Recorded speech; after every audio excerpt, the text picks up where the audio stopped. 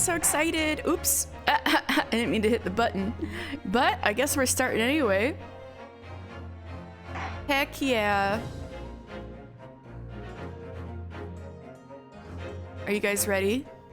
We're gonna head into episode 2, The Adventure of the Unbreakable Speckled Band. Let's go! Episode 2, The Adventure of the Unbreakable Speckled Band. In a corner of that small, dark room, Sholmes and I waited with bated breath. Sholmes! In time, there came from the ventilator a hiss and a soft, almost growl-like sound. Suddenly, Sholmes sprang into action, lashing furiously with his cane at a point in the darkness. "You see it, Wilson?" he yelled, his tense voice reverberating through the air. I raised my dark lantern's shutter, and the room slowly came into view. Sholmes was staring intently at one particular corner when he started whispering to me. The victim's most perplexing final words. The speckled band. I believe this is the terrible coil to which you referred, Wilson. In front of us was an enormous adder, its fangs bared as it threatened to strike. It truly was the most terrible speckled band I had ever seen. I'm smiling so hard right now. I love this. Yay! Right on time, Ned. Hello. Oh, I'm so. Oh, Steenship Burya. I should have. Oh, there he is. So then, let us unravel this mystery and discover what events led to this curious murder. On the boat to England. Excuse me. The cabin door was bolted from the inside when the man was killed. No marks to suggest the bolt was tampered with in any way. So, this would appear to be a locked room mystery. In his final moments, the victim scored a message on the floor. The goggles. Certainly with the ink from this upset bottle. A Russian word. So the victim was a Russian man then. And the letters are well formed, suggesting he was compos mentis at the time. This is a most extraordinary script. And evidently not penned by the same hand as this message. In fact, I deduce it was written by someone of a different nationality. Suddenly a gun?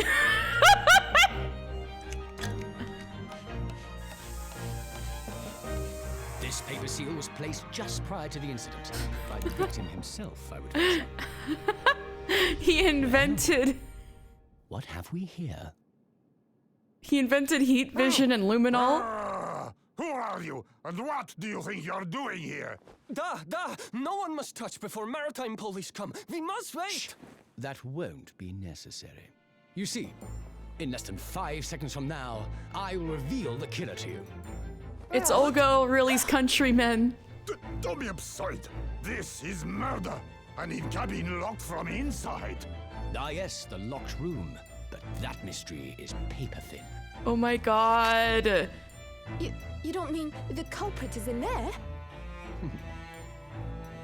Who are you, and where have you come from? I'm a great British consultant detective, the only one in the world. Sherlock Sholmes. I presume you must have heard of me. Oh my god. I love this. It reminds me so much of The Great Mouse Detective. The way he talks too is like Basil in The Great Mouse Detective. My head is throbbing. What's going on? Something's not right here. I should start sounding serious. I'm like still laughing. I gotta get a hold of myself. All right. Something's not right here. There's trouble in the air.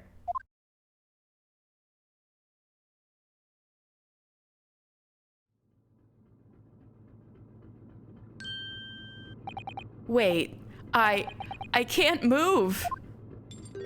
Oh shit. Ah, what the? Why am I in handcuffs? So, you wake up now, hmm? We had to drag you out of the wardrobe. I do not believe how you could not wake up. You are a true cold-blooded man. You found me then. We found you. And now you pay. Criminal! How long are you hiding in that tiny wardrobe, hmm? Sorry. Now you have been found. It is time to admit your crimes. Unless you want to find out how cold the ocean is, hmm? No, I'll tell you everything. You got... Is Ryunosuke just gonna get accused of murder every single time? There's only one thing I'd like to know from you. Isn't that... Susato!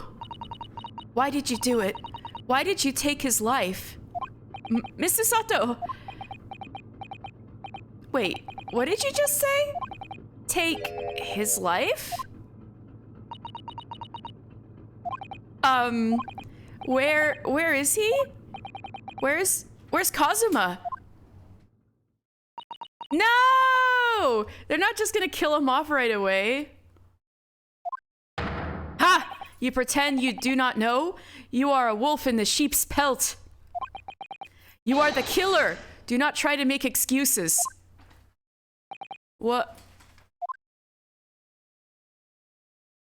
Kazuma-sama's body was discovered not long ago. No way! He's still alive! Isn't he? Here, in this very cabin that was bolted shut from the inside. His body? They're not gonna Mia Fey him, are they?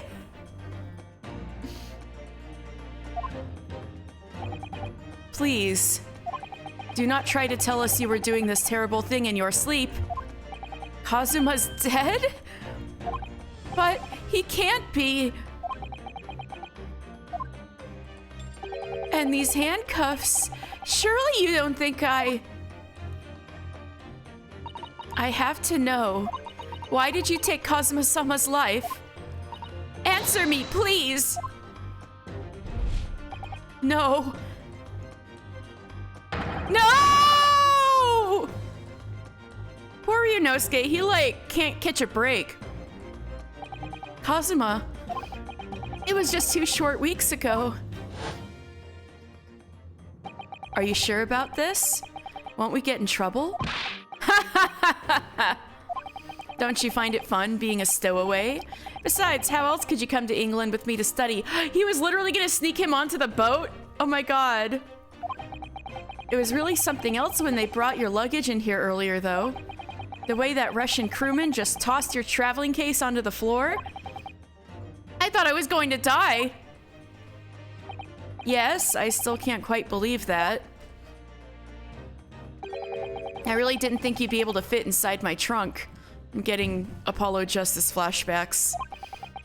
You must be even less of a man than you look. Kazuma, that's not nice. Hey! Honestly, I thought I'd broken every bone in my body. Well, it's about 50 days until we dock in Great Britain. But if you confine yourself to my cabin here, I don't expect anyone will discover you. I hope not. I get the feeling those Russians wouldn't be very forgiving of a stowaway. They're a sturdy bunch, that's for sure. What I want to know is, why do we even need to keep it a secret from the young lady? From our faithful judicial assistant Mikotoba, you mean? From your close friend, more to the point. Surely we could confide in her, couldn't we? I don't believe she'd give me away. No, but if she knew what we'd done, that would make her guilty by association. It's best that only you and I know about this. I suppose so. And now he's mega super caught. Anyway, it's about time that the steward is supposed to come and clean the cabin. So into the trunk with you! Oh, I know it's cramped, but you'd better get in there, I think. It won't be for long. Oh, so he got used to staying in the wardrobe. Anyway, compared to hiding inside my traveling case, it'll be a breeze. Yes, but what if the steward decides to open the wardrobe for some reason? Then I'll be in for it. Stop worrying.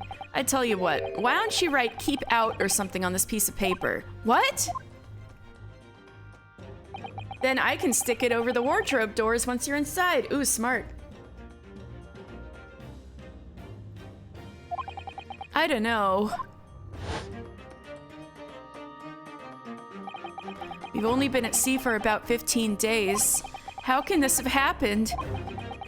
We were supposed to be going on this adventure to England together. We leave you at next port. Stay quiet until then. Don't make more trouble for yourself. Murderer. No, I'm not a murderer. Duh. You said before, you said you admit everything about your crimes. No, that's not right. I mean, yes, I did stow away on the ship, but... Ryunosuke is literally in the closet. I literally was making those jokes in my head, but didn't say it out loud. And it was like, ooh, you and Kazuma are all alone in there, huh? Ooh, it's a secret. Like Ryunosuke is literally in the closet. Murdering my best friend? No one else could have done it. Admit the truth. When my friend Rowan gets here, I'm totally gonna tell them about that. Chisen, hello, how are you?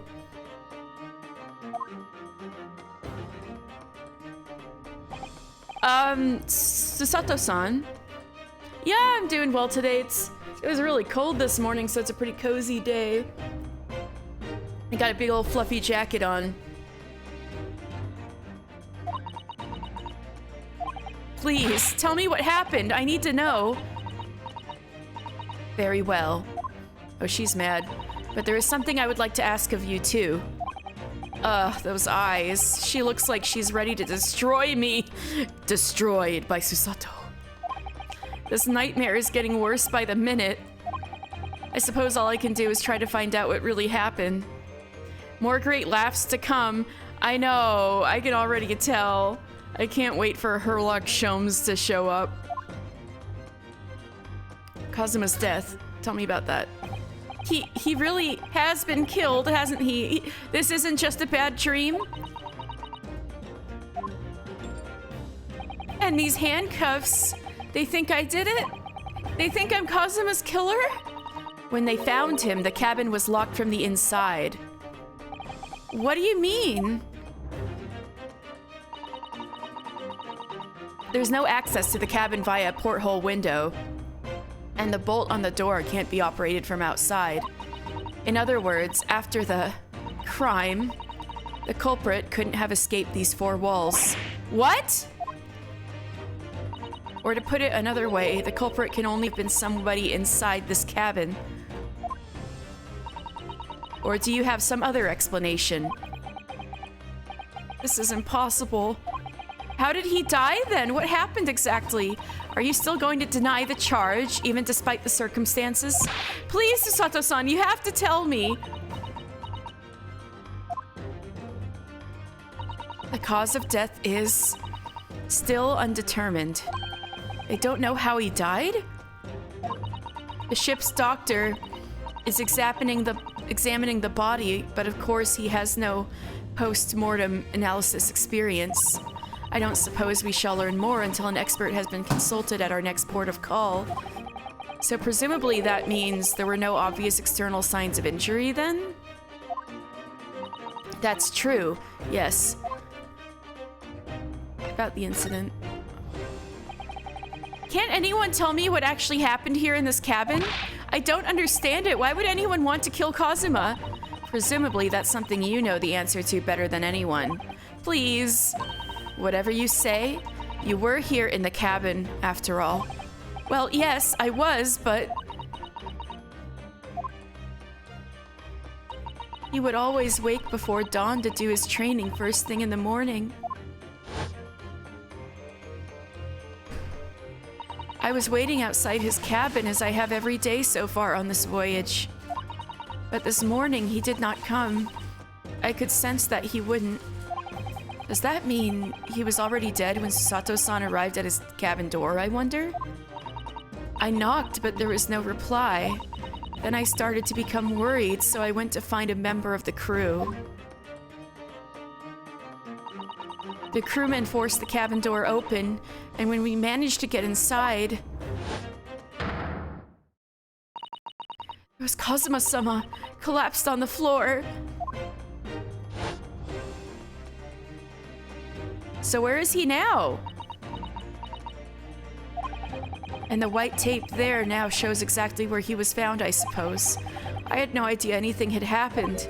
I must have been asleep in the wardrobe somehow. I wish it wasn't the case, but that's just very hard to believe. This is all very hard to believe for me too, trust me. Now I've told you everything that I know, so it's my turn to ask you a question.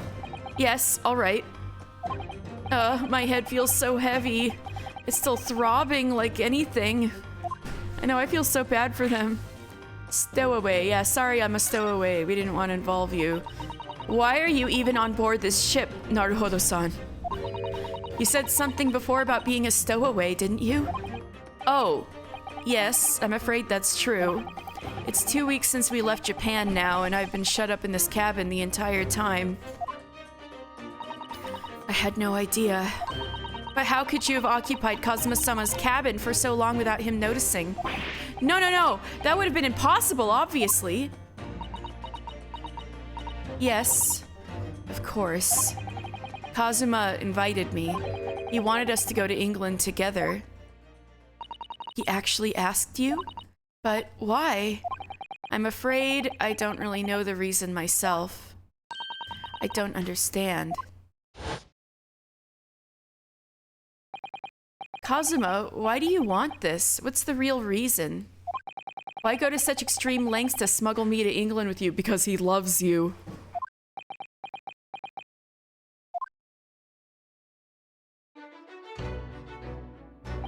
It's an idea that's been on my mind ever since the end of that incredible trial. Yes, he loves you!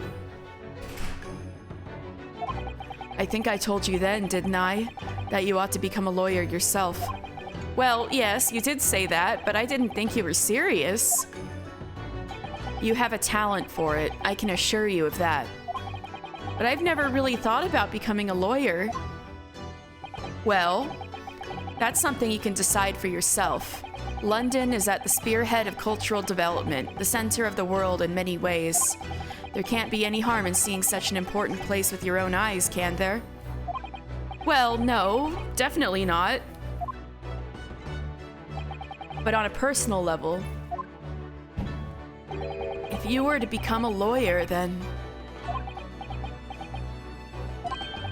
what? Nothing.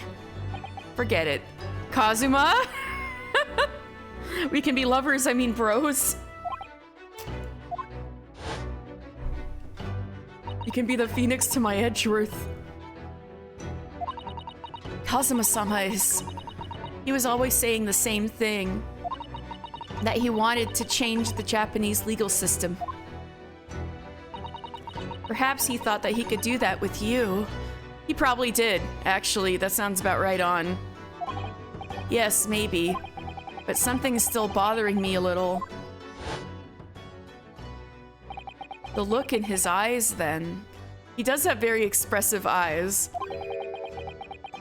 It was darker than I'd ever seen it before. Susato-san.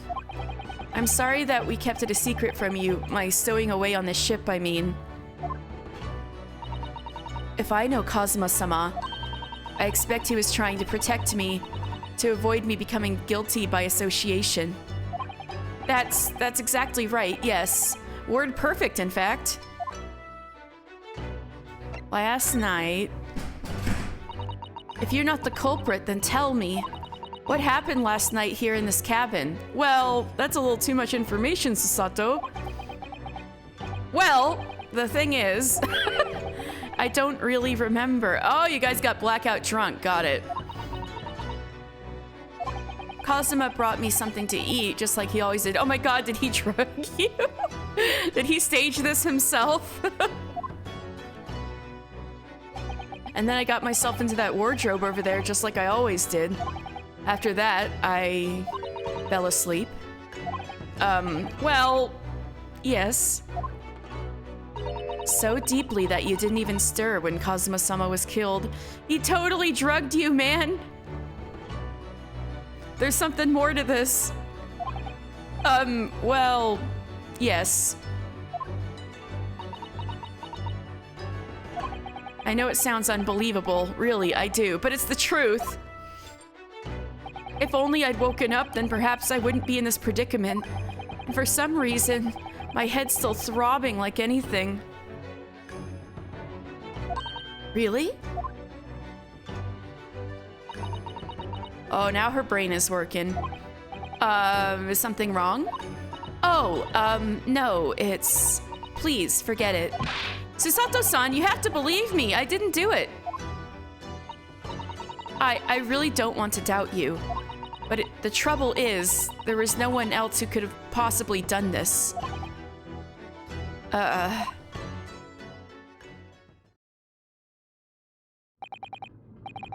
Kazuma, I don't understand. Why? Why did this have to happen? I can't take this. Don't try to go anywhere. You're the perpetrator of this crime. You can't leave. I can't allow that to happen. I'm sorry. Kazuma was killed right under my nose here, and I didn't do anything to stop it. And now I'm supposed to just sit around, my hands tied, literally, while whoever did this walks free? No, I can't allow that to happen. Well, what do you propose to do then? I'm going to investigate. I'm gonna find out exactly what happened here. But I can't really use my arms, so could you help me, Sato? I'm going to work out who took Kazuma's life and how and why they did it. So I'm sorry, but you're going to have to excuse me. Hiya! Oh, she kicked his ass. What the? That was a Susato takedown. Fuck yeah, Susato! I knew she was cool. Susato what? What martial art form is that? It's mine, the Susato takedown. I'm going to need you to prove it. Sorry, prove it? Yes, your innocence. I need evidence. But how am I supposed to? Have you forgotten already what you achieved just a few weeks ago? You successfully defended yourself in a court of law. Ah, I see. She's expecting me to present some conclusive evidence. I have to get Susato-san to believe me. I'll show her some evidence right now that proves I'm not guilty of this awful crime. Oh, akeruna, as in don't open this. Right. Kazuma would stick this over the doors of the wardrobe for me. It says keep out in Japanese, though I'm not sure the Russian crew can actually read it. I know, they should have had him... They should have had Kazuma write it instead. Kazuma was like, hey, Ryunosuke, you write this. Yes! Tell me, when I was discovered in the wardrobe before, was this piece of paper stuck over the doors? Oh, yes, it was. I remember clearly. I thought so. Kazuma always put it in place whenever I went to sleep in there, just in case the cabin steward or another crew member decided to look inside. So naturally, he did the same last night as well. Ah! Yes, of course! The gentleman who discovered you peeled that sign from the wardrobe doors before he opened them. But if I were truly the culprit, I couldn't have climbed back inside the wardrobe and stuck this on the outside of the doors on my own. Yes, that is quite true. In other words, it's impossible that I killed Kazuma.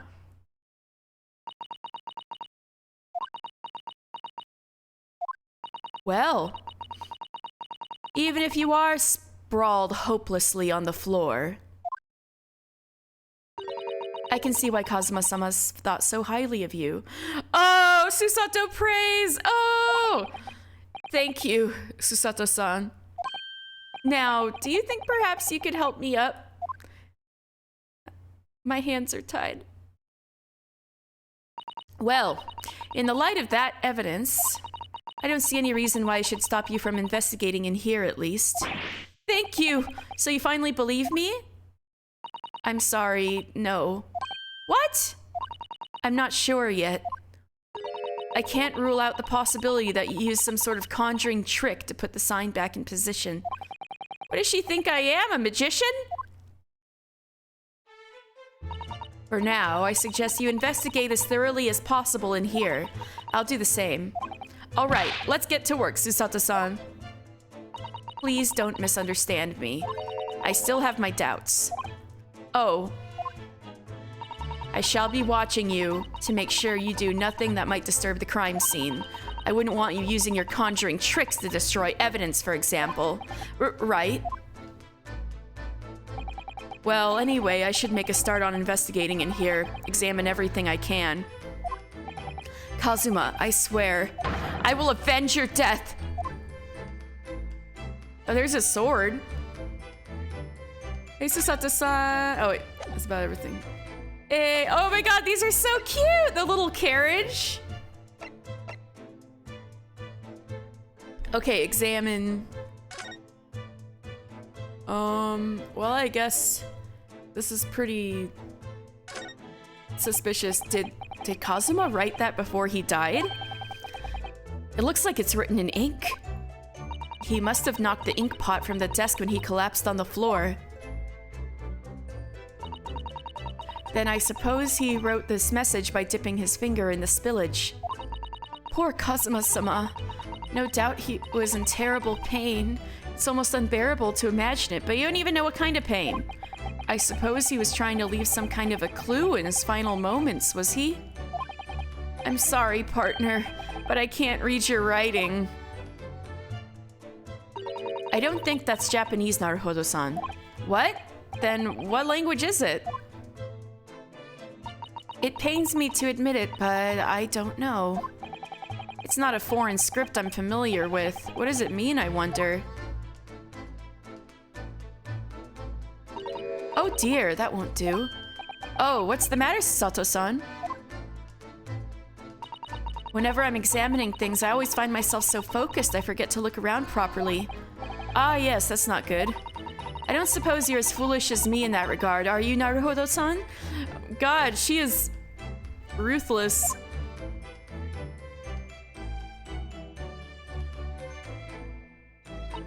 I'm sure you're careful to look around using left button and right button, aren't you? Now let's investigate all corners of this cabin. Yes, let's do that. I suppose my field of vision has been rather small until now. Our immersion! Oh no! Back into the closet you go, Ryunosuke. It's been some 2 weeks since we set sail from Japan. Have you really been living in that wardrobe this entire time, Naruhodo-san? Yes, they really did name the protagonist of this game Naruhodo Ryunosuke. Hello, Bebop. Did you ever play Phoenix Wright Ace Attorney? So, Phoenix Wright's name in Japanese is Naruhodo Ryuichi. So this is really like, just another variation on the old joke.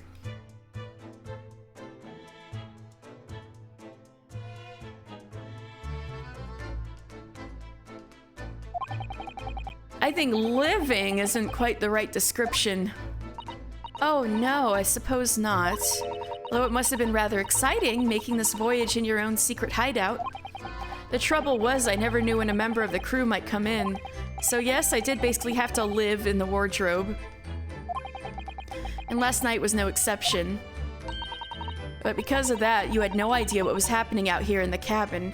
He's been living in the closet. No, sadly not.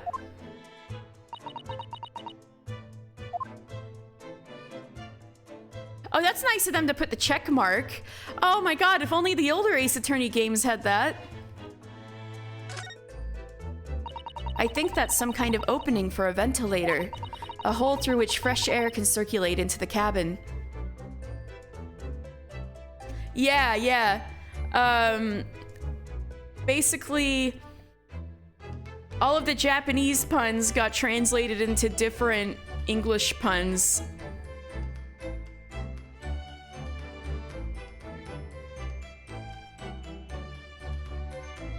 All right. Isn't that a little odd? What do you mean? Well, this ventilator, if that's what it was, if that's what it is, looks like it must connect to the next door cabin. Yes, it would appear to. You're right. But if its purpose is to allow fresh air into the room, surely it could be connected. It should be connected to the outside. That's true. Perhaps it's so that rain and spray don't find their way in when seas are rough, or something like that? I suppose. Maybe that's it.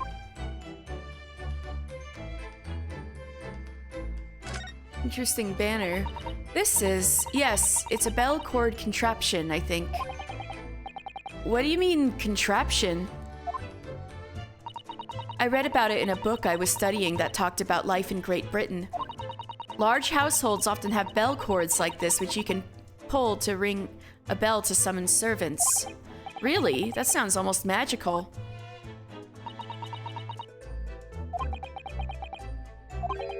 Shall we give it a little try? Yes! In the interests of cultural research, obviously. Oh, she wants to pull it so bad! Oh, this game's name puns are chock full of Holmes references. I love it. Oh my god! Ah! I mean, I haven't read the original novels yet, but still, I'm excited.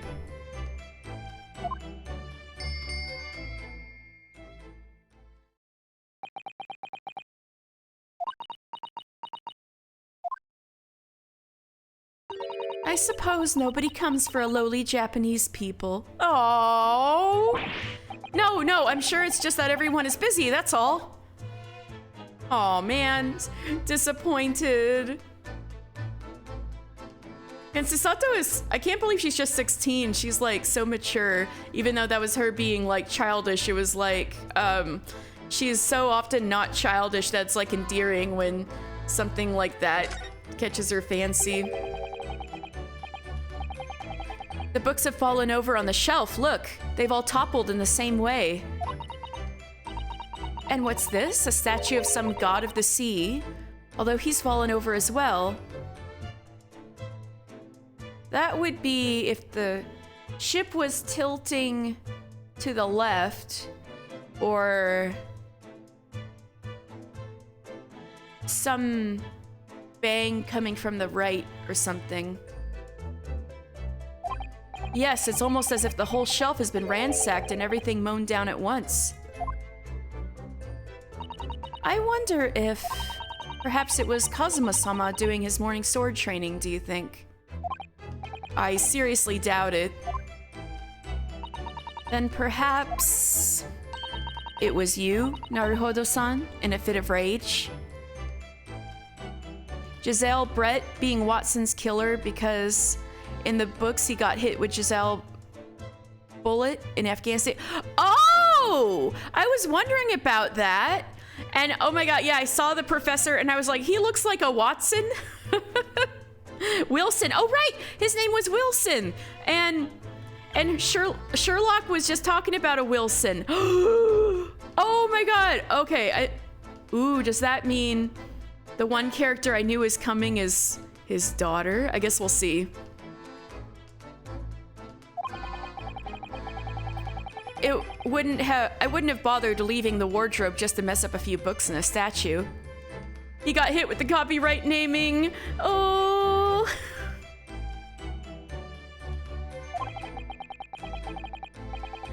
Could the way these things have been thrown out have anything to do with the case, I wonder? Looks like it got tilted to me. Well, I'll just set everything straight again. I don't like to see a mess. Well, take a mental photograph, I guess. Isn't that messing with evidence, Susato? What, there's not anything hiding in there, is there?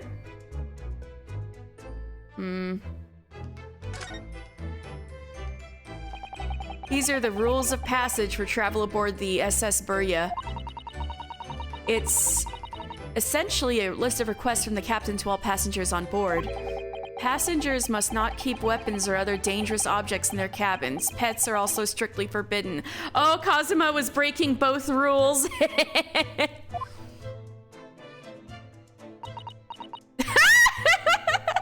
What? Why are you staring at me? Oh, sorry. I was just thinking. Are you more of a dangerous object or a pet? He's definitely the pet, and the sword is the dangerous object. I can't decide. Well, one thing's for sure. Either way, I wasn't supposed to be in here.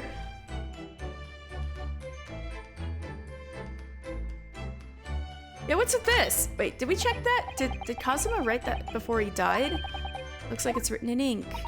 He must have knocked the ink pot from the desk when he collapsed on the floor. Yeah.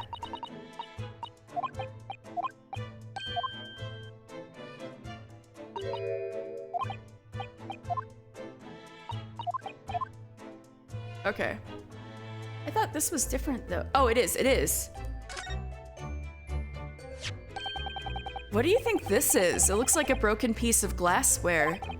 Whatever the thing is, it appears to have broken clean in two. From a sword, maybe?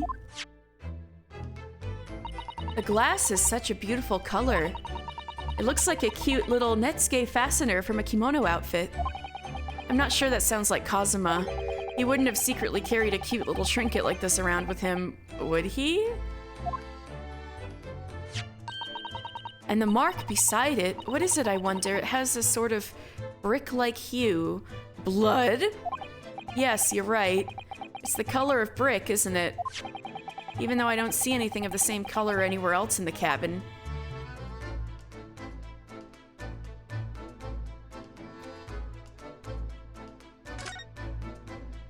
That's a very large traveling case, isn't it?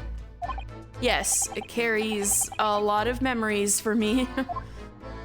Memories? What do you mean? Well, that's actually how I stowed away on this vessel. I was brought on board inside that case. Ah, yes. I see it says "this way up" in Japanese. Which in hindsight, I should have realized the foreign crewmen wouldn't be able to read. I was turned over and over and over, and then I was tossed on the floor in here. Oh dear. Being a stowaway isn't as romantic as it sounds. Well, it was less painful than a Susato takedown.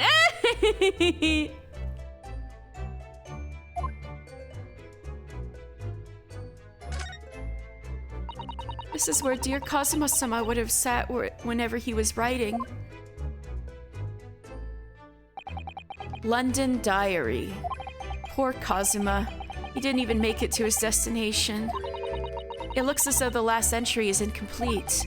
Which means, what, he was in the middle of writing it when the incident happened? Let's see what it says. It could be a valuable clue. Hiya! Is that necessary? That's out of the question. What? Kazuma-sama may have departed from this world, but you must not read his private thoughts. It could be relevant. But what if it's something important? Something relevant to the case?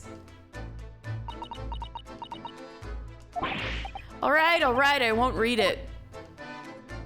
Aw, man. Poor Kazuma-sama.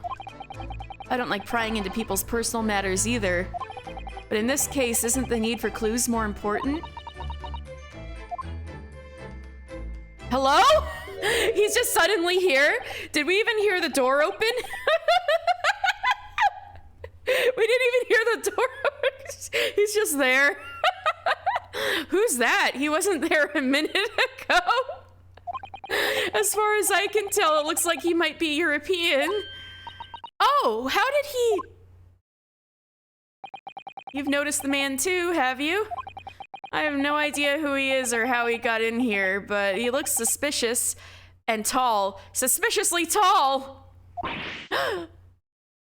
Naruhodo-san, don't tell me. Do you really not know who that is? Well, no. I don't have any foreign friends or acquaintances at all. He doesn't look like a member of the crew. There's something very unusual about him. And is he investigating Cosmo's desk or is he just playing on it? I can't tell. Well, in that case, we simply must talk with him.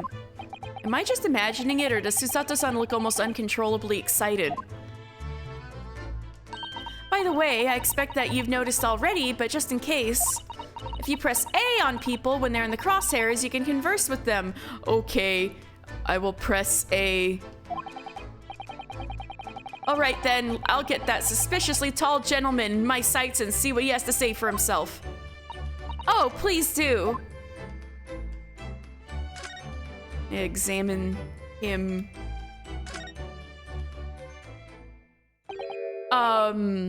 Excuse me. Excuse me, do you have a moment? Shh, this is a critical point in my investigation.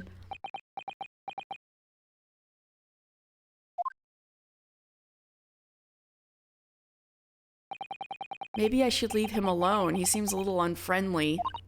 Yes, perhaps that would be for the best. Aw, man. Oh, ah! Greetings! I hope we haven't kept you long. Ah! His freaking goggles. What exactly were you doing on Kazuma's desk just now?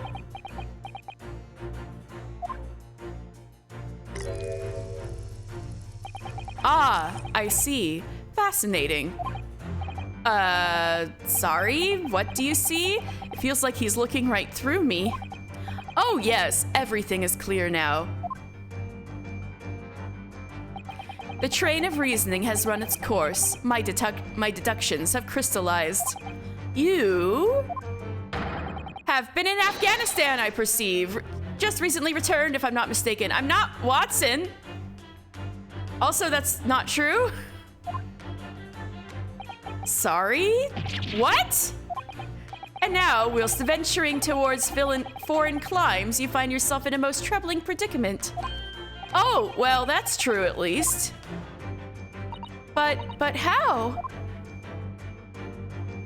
How the deuce did I know that, perhaps? It was really a most elementary deduction, hardly worth explaining. Have you perhaps managed to deduce anything else? But of course, a great many things. There is no mystery, my dear madam. For example, you have fled your native land of Russia, being as you are a merciless revolutionary. You leave 16 victims of assassination in your wake, and now travel to England to blow up the Crystal Tower. Wait, how do you know I was doing Crystal Tower in 2 weeks in my Final Fantasy XIV stream? And when the beribboned occupant of this cabin discovered your identity, you ended his life too. Beribboned? Yes, I believe that summarizes the facts beautifully. No need to hide the truth now. Nothing deceives these eyes. Just to be clear, you are talking about me, are you? Certainly I am. Do you see another in this cabin who fits the bill? A Russian assassin with 16 victims to his name? I don't see even one person who fits the bill. Oh my god, he's not talking about the sailor who was behind him, is he?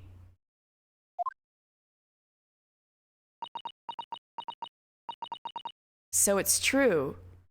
Don't tell me it's the sailor, he did it. And he just like completely solved the entire murder about the sailor who was standing behind them. So it's true. It was you who did this to Kazuma-sama. What?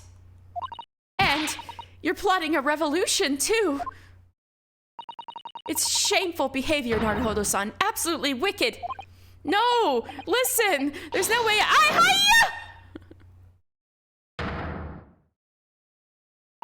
Now explain yourself. Tell me everything. This is ridiculous.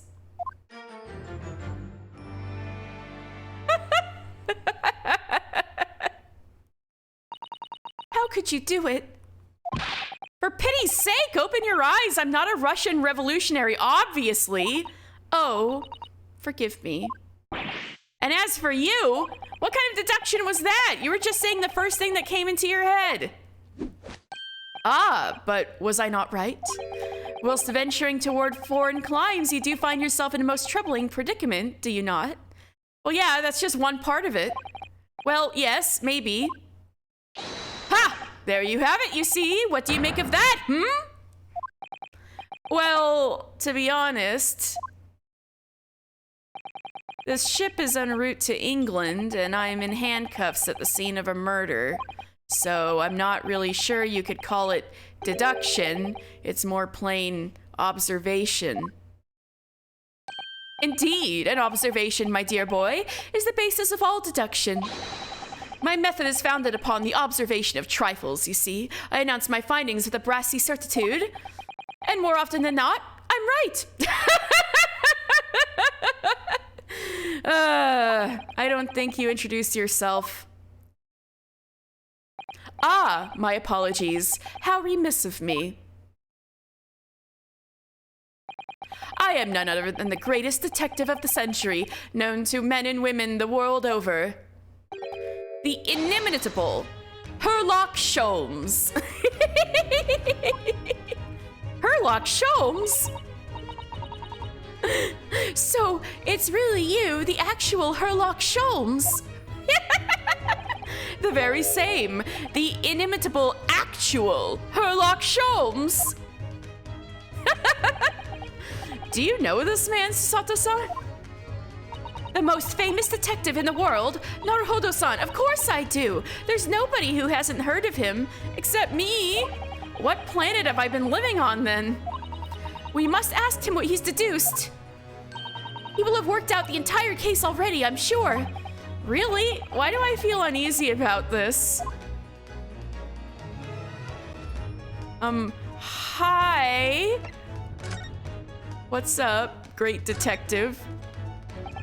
So you're a great detective, are you? Like I'm gonna be a great ace attorney. Sorry, what was your name again? Indeed, I am none other than the one and only Sherlock Sholmes. Oh, I see. You're German? Hairlock, was it? No, I have no hair. I mean, I have hair. Please call me Sholmes. You can read all about my exploits in this exciting London publication. Oh yes, Rant's magazine, full of wonderful short stories and interesting articles from Great Britain. I never miss an issue. I have it sent from England especially. That's right, Susato does read English. Ah yes, here it is, The Adventures of Sherlock Sholmes. So you're the protagonist in a series of short stories then? Indeed I am. And you've read so many of your own stories, you've started to think you really are a detective? Make no mistake, I'm not the poor, deluded fellow you take me for. Your inference is backward. Backward? My trusty biographer records my greatest detecting achievements and chronicles them in the magazine. You have a biographer, do you? Doesn't everyone? Mine goes by the name of Dr. Wilson, presently keeping shop in London. Wait a second. Are you sure he's not dead in Japan? Dr. Wilson? I must say, thanks to that publication, I've been fantastically busy of late. Why, this very moment I am returning from Asia, having solved the mystery of a cursed royal crown. Really? I can't work out whether I should take this man seriously or not. Deduction, you see, is to me a science, logical reasoning in its purest form. A science? Really? Really? The astute observer notices even the most subtle of reactions in this subject. A furtive glance, a twitch of a muscle, a slight inclination of the posture. Fingernails, arm sleeves, furrows in the skin, all these things are data. Right. and the trained logician makes deductions from this data in the blink of an eye. The ultimate conclusion is, without fail, the truth. As I demonstrated only a few short moments ago. How can he look me in the eye and claim that? So you see, I have a turn both for observation and for deduction and fame. That is what makes me the one and only Herlock Sholmes. I love him. Kazuma's death. Have you managed to deduce anything about this particular case yet? Have I managed to deduce anything, my dear fellow? Who do you suppose discovered the culprit in his most cunning hiding place? That's right. It was none other than the great detective before you now, Mr. Herlock Sholmes. Ah, I see. In other words, I'm in these now because of him. When I became anxious about Cosmo-sama this morning, I summoned all of the crew members to force the cabin door open. And I concealed myself among their number, gaining entry to the scene of the crime. Yes, luckily for everyone, the great detective, Herlock Sholmes, was on board. And the handcuffs seemed to be an excellent fit, Mr. Naruhodo.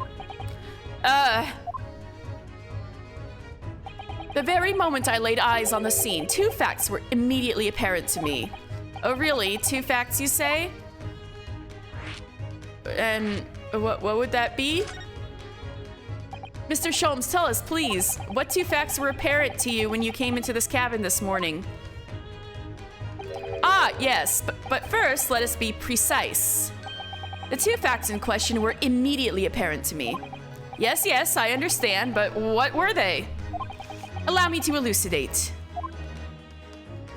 The two facts that I deduced from a mere momentary glance at the scene of the crime were as follows. Number one, the cabin was locked from within, rendering the escape of the culprit out of the question. Number two, the victim was Russian and killed following a dispute with Hold on, Mr. Sholmes, what made you think the victim was Russian? Observe the dying message left by the victim on the floor. I don't know how to say that. I don't know how to say that in Russian. That is the Russian word for wardrobe. Do you really think Kazuma-sama could have left a dying message in Russian? In their final moments, many find their native tongue filling their head. For this young man, Russian. Kazuma was Russian, was he? Initially, I considered Garderobe may have been the name of the killer, a certain Robert Gard, perhaps. But in the interest of thoroughness, I decided it would be wrong not to look inside the wardrobe there, at least. Where you found Mr. Naruhodo sleeping soundly. Quite so! I found you, the renowned Russian revolutionary killer. Why is it that I'm Russian too?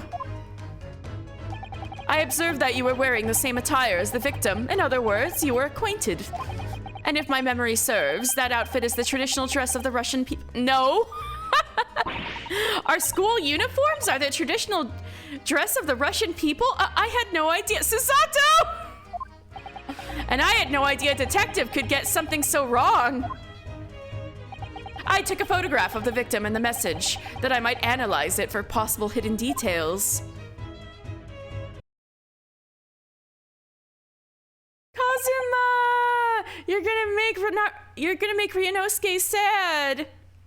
This was taken immediately after the young man was discovered, before the beribboned young man, before the body was removed. Yes, Kazuma had already been taken away when I woke up. This is the first time I've actually seen him like this.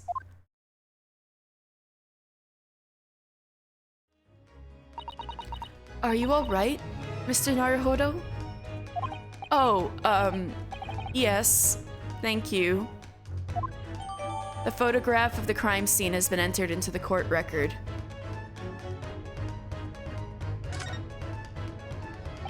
Can I ask you something, Mr. Sholmes? What, pray? You mentioned Russia before as well, didn't you? You know, when you said it was a fearsome revolutionary fleeing from Russia and all of that? Ah, yes, the train of reasoning that led me to the truth. Would you mind explaining that train of reasoning to me, do you think? I can't read it! I don't know how to read Russian. Certainly, if it interests you. How many times? I'm not Russian, and I don't speak Russian.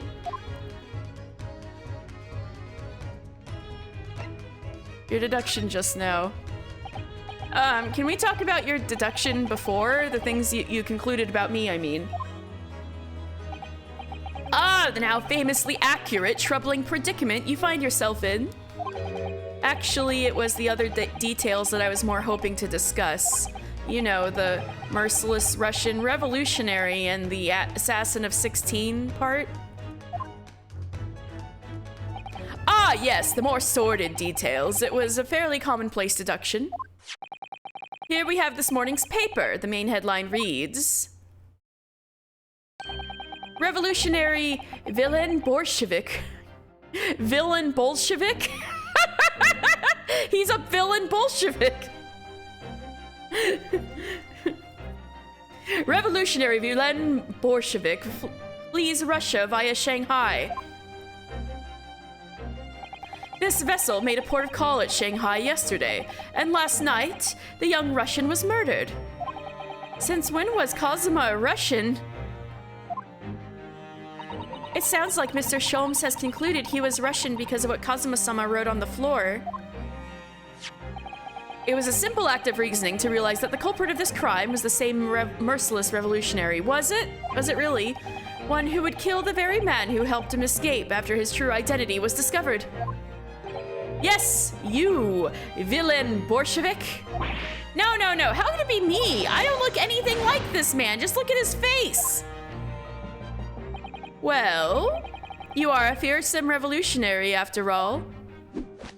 Therefore, you have no doubt learned to revolutionize your appearance as well. Please. And I might add, your name does not appear on the ship's passenger list. Need I say more? Well, that's because I'm a stowaway. What about the other details? The 16 victims of assassination and blowing up the Crystal Tower. Ah, yes, the journalist clearly interviewed the man and printed all the most particulars in the article. The deeds of the man has perpetrated thus far and those he is plotting. Yes, everything about this revolutionary Bolshevik was included. There can be no mistake. Do revolutionaries usually agree to interviews with newspaper reporters, I wonder? And what about the part where you said I was just returning from Afghanistan? Also quite clearly stated here in the article. Bolshevik is recently returned after a period of subversive activities in a war-torn region of Afghanistan. Where even is it anyway? This Afghanistan place. Poor Rinosuke. Here, take the paper for yourself as a little memento of this great deduction. Oh, thank you. I've absorbed all that is of interest to me within its pages, but I see no rubbish bin nearby. The article about the revolutionary has entered into the court record. And you may find the article on the back page of interest as well. On the back, cast your eye over it sometime if the interest takes you, though you may need someone to interpret. It's all written in Russian. I couldn't hope to read it. But I suppose it wouldn't hurt just to glance at the article. Maybe there might be a picture or two. Alright, well, let's look at it then.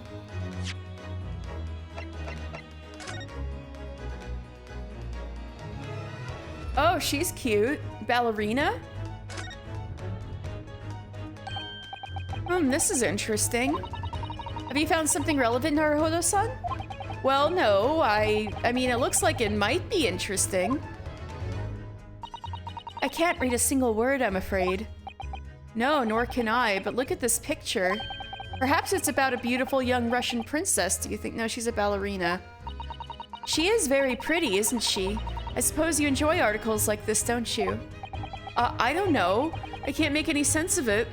Oh god, what if that's Giselle Brett and she's actually Russian? And Wilson got taken down by a Russian spy who was a ballerina. Ah, I'm glad you've noticed this article. He just butts in. Ah! Allow me to give you a short summary of its contents. Oh, thank you. He pops up everywhere, this Mr. Sholmes. It's about the disappearance of a young lady last night. Just last night. Renowned prima ballerina of the Novovich Ballet disappears from Shanghai. Hydrate. Thank you, Owlin. I appreciate it. All right, big sip.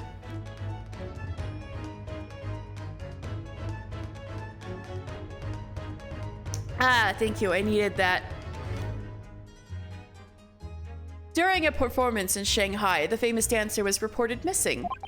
She is, of course, the talented young Nikolina Pavlova. Pavlova. Why are Russian names so hard to remember? It would appear the woman was in costume when she was found to be missing from her dressing room. Wearing the diamond tiara you see pictured, which is worth some 20,000 rubles. Oh, how much is 20,000 rubles? I have no idea, but I'm quite sure it must be an unbelievable sum of money. Are you enjoying the game so far? So much. It's so good. And now we have this ridiculous Sherlock Sholmes in the picture, and I love it. Not Sherlock Holmes. They couldn't get the rights. Sherlock Sholmes. Susato-san's eyes are shining like diamonds themselves. The tiara is the property of the Novovich Ballet. It would seem that the director is beside herself with worry. Yes, I'm not surprised. The company is most anxious to recover both Miss Pavlova and the valuable tiara. They have requested international assistance at all ports within sailings to Great Britain. Could this be another case of a Russian fleeing his or her country? It does seem to be the Russian thing to do. Oh no, that's become too relevant. I'm not even going to dignify that with a response, Mr. Naruhodo. Article about the ballerina has been entered in the court record. Well, maybe he can help me with... Oh, he already did help me with this article, but I might as well take a look, right? I'm afraid I can't read a word of Russian. No, me neither. I have no idea what any of this says. The pair of you floundering is a sorry sight. Allow me to offer some assistance. The article on the front page of this newspaper is concerned with a fearsome Russian revolutionary. It reads, "Revolutionary villain Bolshevik flees Russia via Shanghai." Yes, you told us that before. It reveals also that those who see the man's beard with their own eyes never live to tell the tale. Oh my goodness, he is fearsome. This photographer must be dead. Well, presumably the newspaper photographer was all right, wasn't he? The solution is obvious, of course. If he despises his beard to that degree, he need only shave it off. I'm not quite sure that's the problem, Mr. Sholmes.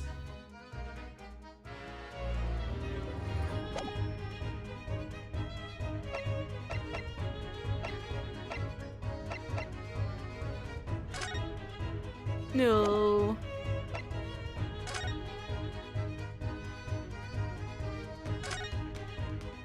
Ah, these must be remnants of the glue you used to stick the paper seal on the wardrobe. Not that Kazuma used. That's right, it was pulverized rice. Oh, that's smart. Pulverized rice. Yes, I pulverized some of the rice from my evening meal, even though it broke my heart. Oh, poor guy. Broke your heart? What do you mean? Remember, I'm a stowaway on the ship. All I had to eat were Kazuma's leftovers. Even a couple of grains of rice would have meant the difference between life and death. Oh my, it must have been awful for you, Naruhodo-san. But I have some glue with me, as it happens. You're welcome to use it this evening. Oh, thank you very much. Wait, but his presence on the ship has been totally given away. Y'all. Oh.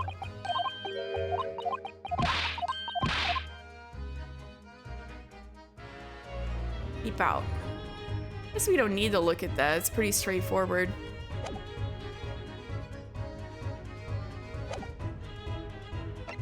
what you were just investigating. Before we started talking, you were examining Kazuma's desk, weren't you? Kazuma? Ah, yes, the victim. Did you notice anything useful? Anything at all? Observe for a moment the desktop of the victim. We see that the victim was engaged in penning some text. London Diary. Kazuma was keeping notes of the trip. Ah, but I don't think you should read his private writings. It could upset people. Tragic! And something you ought perhaps elucidate before the act of reading. You mean you've read it already? It is my business to know what other people do not. Yes, believe it or not, I know a smattering of Japanese. Oh, I see. Well, you're about to know what a Susato takedown is. She's not gonna take him down. Susato-san, aren't you going to throw the detective with one of your trademark takedowns? I'm sorry, Naruhodo-san. What on earth do you mean? Poor Ryunosuke, he can't catch a break. Life is so unfair. Anyway, to return to the matter at hand, namely this diary belonging to the victim. It would appear the final sentence is incomplete, as if the author were cut short. Tell me, what is the nature of the writing? Pray be precise as to the details. Oh, but I thought you knew Japanese? A smattering, dear boy, a smattering! Sayonara, bonsai, mikado, nado nado. I trust you're suitably impressed. Mikado being emperor.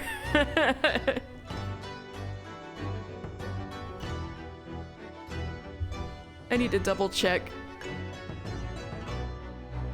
Make sure I'm not out of practice. Okay, I knew Nado Nado was etc., but I was like, what if I'm remembering right? And I checked, and it is etc. I shouldn't have doubted myself.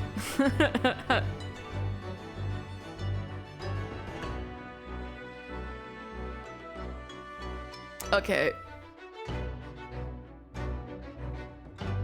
Very impressed, Mr. Sholmes. Yeah, exactly.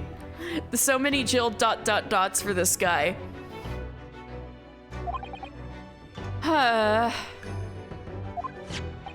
But this diary is littered with complicated-looking characters, of which I can read precisely none.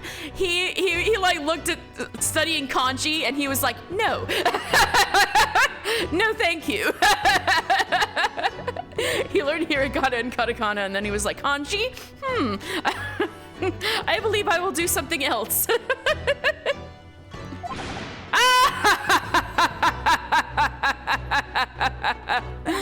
So what was all that showing off about before then? If you would be so kind as to show me, I would be happy to read it to you, Mr. Sholmes. So you're fine with reading his private writings now, Susato? Now that Sholmes is involved? I'm much obliged, my dear madam. The final entry here in Kazuma-sama's diary consists of just 2 short sentences. The first reads, 1:23 a.m. I can hear a faint whistling sound. A whistling sound? These are very deep waters. Pray, go on. The second sentence reads, 1:35 a.m. What looks like some sort of speckled band is dangling from the ventilator grill. Speckled band! They said the thing! A speckled band? What on earth does that mean? I have no idea. I've never heard of that expression before, but the ventilator grate does have something to do with everything. The ventilator grill, you say? The man was presumably referring to the lattice there on the wall, which connects to the adjoining cabin. Yes, the adjoining cabin. Kazuma's diary has been entered into the court record.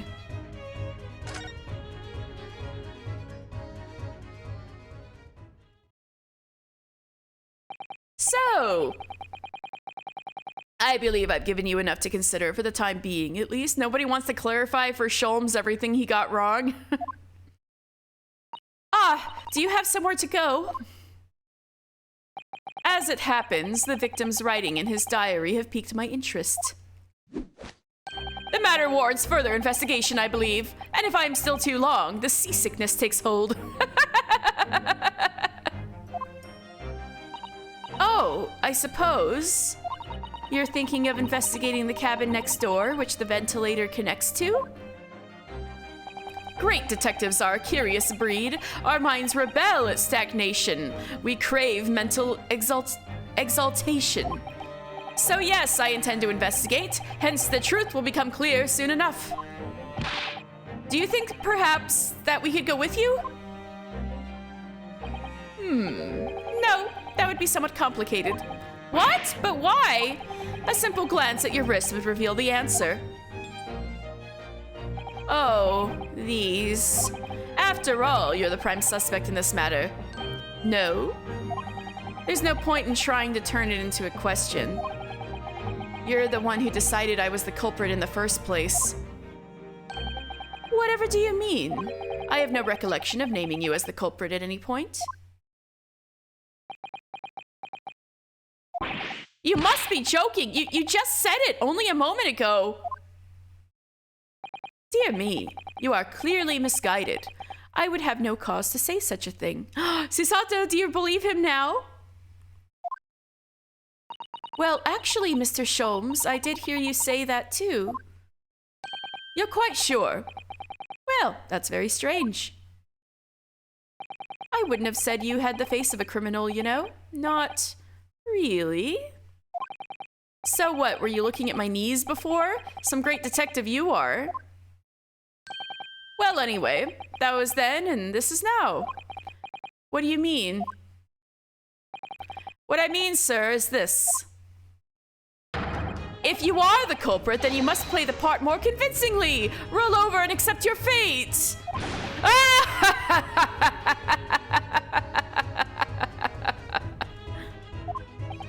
Now he's just being plain rude.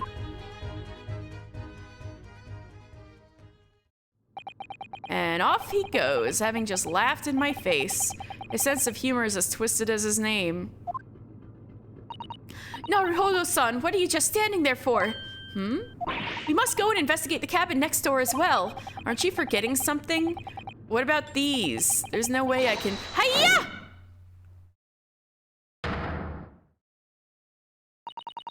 After Kazuma-sama spent his dying moments struggling to leave us a clue, you're willing to give up? I thought she was gonna like karate chop the shackles in half and I was gonna be like, whoa. You're just going to roll over and accept your fate? As if you gave me any choice in the rolling over part. He's gonna get a concussion at this rate, Sato. I think we still have some investigation to finish off in here first, don't we? Let's carry on examining what we can in this cabin while we wait for a chance to slip next door. Good idea. The situation doesn't look good for me, but there are still things I can do to help myself. And I owe it to Kazuma to do everything I can to find a way out of this and bring the real culprit to justice. Yeah, let's talk about the actual, Russian revolutionary in the room that Sholmes was presumably talking about. This is my theory, I'm sticking with it. Excuse me? What? Let's see.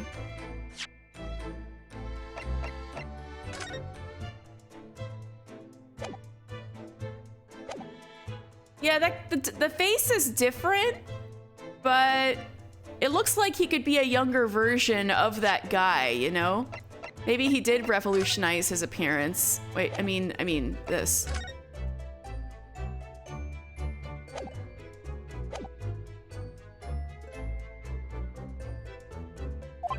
I was wondering if I could ask you a favor.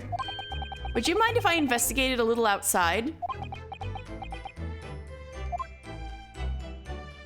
Grandmother told me Japanese people do not make jokes, but is not true, I see. Sorry.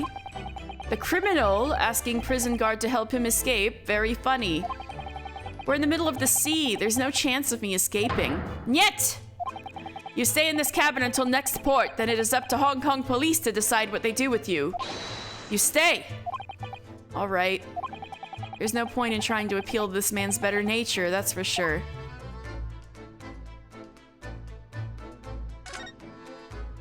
When I went for help and the crewman forced the door open, this bolt had been firmly closed.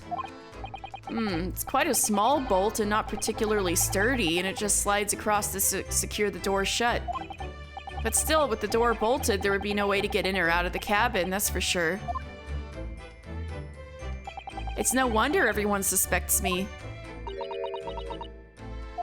When she glares at me like that, I feel tense up and all up and down my spine. I remember reading once in a detective novel. The culprit used a needle and thread to draw a bolt across from outside the room in a situation like this. Yes, that's a clever trick, isn't it? I'm an avid reader of detective stories myself. Oh, her little book is so cute. But the door of this cabin and its frame are made of metal, and they seal together perfectly. There would be no possibility of using that needle and thread trick here, I'm afraid. Glare. When she glares at me like that, I feel pins and needles all up and down my spine. Maybe this is like a ninja house and there's a hole behind the scroll. Seigi, the Japanese word for justice. The brush strokes are straight and true, just like Kazuma. I don't know about the straight part. Yes, his calligraphy always was a reflection of his heart. Yet you, can you really look at those characters without feeling shame, knowing who drew them so thoughtfully? Of course I can. I mean, I'm innocent, so why shouldn't I be able to? Even though you stowed away on this ship? Now you're going to bring that up, are you? I can't win. The sword! That's Kazuma-sama's precious sword. He never went anywhere without it. Yes, he was always saying that a Japanese man's katana is his sword, is his soul. Hello, Sam! How are you today? I believe he had to work very hard to convince the government to allow him to bring it on this trip.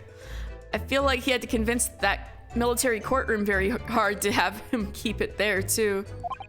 I suppose that shows just how important it was to him. And how he's gone. And now he's gone, but I'm not ready to let his spirit go just yet. Doing good, yay! Glad to hear.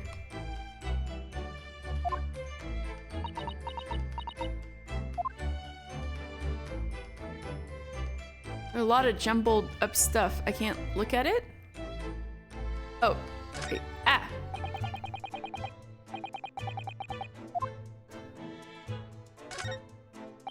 That's my dinner from last night. A roast chicken. It was really tasty. Yes, it was very delicious, wasn't it? But did you eat it on the floor here? I'm not a dog, Susato-san. I ate at the table, of course. Which begs the question of when and how the plate ended up on the floor. Kazuma-sama didn't like chicken at all, did he? No, that's right, so he didn't touch it. Which meant all the more for me. Oh no, does that mean... Poor Kazuma-sama spent his last night in this earth with an empty belly? It's just too horrible. Now I suddenly have a guilty conscience and an achy stomach. Hello? Oh, look over there. The crewman, do you mean... He wasn't there before, was he? He looks a little familiar. That's what I thought. Why don't we try talking to him? Oh, Jackbox. Cool. Jackbox is fun. So, like, when? Oh, wait. You're gonna do that on Saturday instead, right? Probably because I'm likely to get yelled at again. But I suppose I could try. Yeah! I haven't done Jackbox in a long time. I'll go.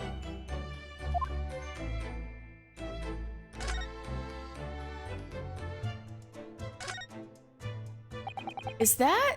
Yeah, he looks a little familiar, doesn't he? Is something wrong, Naruhodo-san? Oh, no, it's just that crewman standing by the door. I can't help feeling like I've seen him somewhere before. Oh, yes, you're right. He does look familiar. Excuse me, sir. I knew it! I knew it! I knew it! It is him! He is gonna be like our dweeby Detective Gumshoe. Yes, what can I do for you? I knew it! I knew it! I knew it was him. I knew at first glance. I recognize that face, but it can't be. Nope, that is most assuredly him. It is! Oh, I didn't know you were here, Inspector Hosonaga. You're gonna get the sleeve bloody. You don't have a napkin this time. Hello again. What are you doing here? I think that should be my line. I was so stunned when I saw you, my heart stopped. Nearly stopped, I hope. I received some special orders to go undercover as a member of this crew and board this ship. Again? You certainly seem to enjoy undercover work, Inspector. If there's anything I can do to help you, please ask. I never expected to see this man on board, but perhaps his presence can help me out with this hopeless situation. Is Naruhodo an actual name? I know it's a word. Okay. Okay, no. It's a pun name. It's like seriously a pun name. So I don't know if you've heard of like the Phoenix Wright Ace Attorney series. All the original names in Japanese are, a lot of them are wordplay and puns. Maybe not all of them are puns, but a lot of them are. And so Phoenix Wright was Naruhodo Ryuichi, and Naruhodo Ryunosuke is his ancestor, the one we're playing right now. So Naruhodo, it's spelled in like legit kanji you would use for a name, but it's totally a pun on I see, you know? Like when everyone in anime, when they're like, I see, it's like Naruhodo, right? It's absolutely supposed to be a pun, yeah.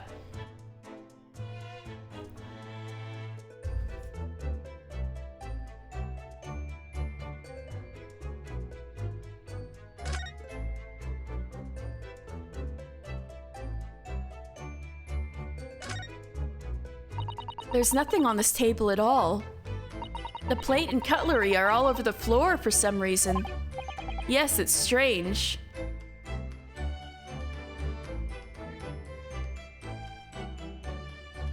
All is red. Oh.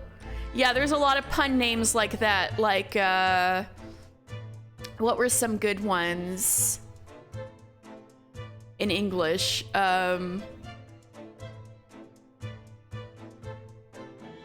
I don't know why I'm blinking all of a sudden.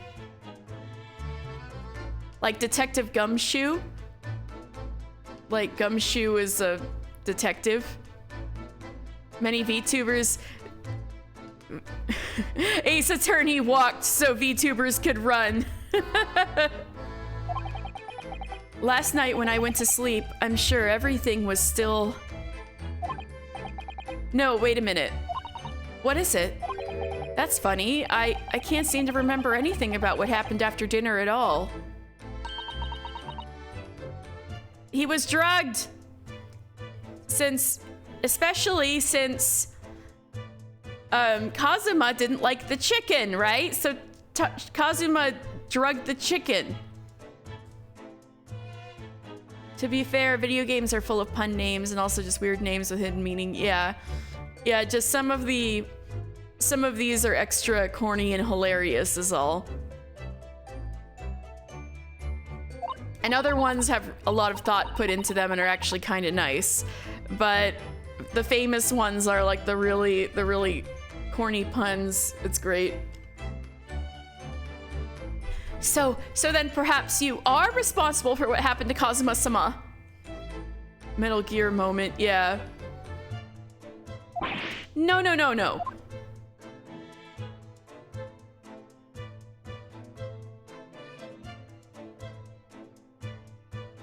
I think that's about it for this side of the room, isn't it?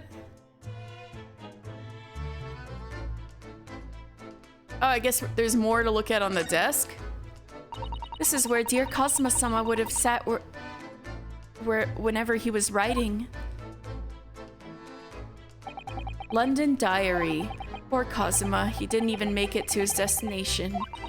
The last entry that he made is such a mystery. 1:23 a.m. I can hear a faint whistling sound. 1:35 a.m. what looks like some sort of speckled band is dangling from the ventilator grill. What on earth could it all mean? A speckled band from the ventilator.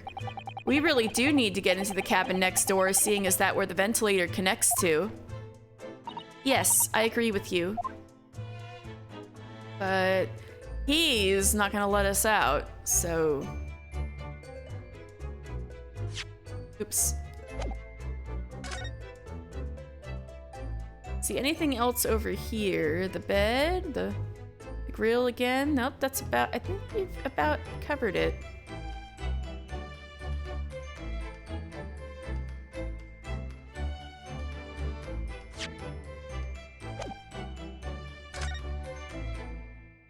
I guess we can examine the diary? Or try again to get out of here? Yeah, I'm gonna examine evidence.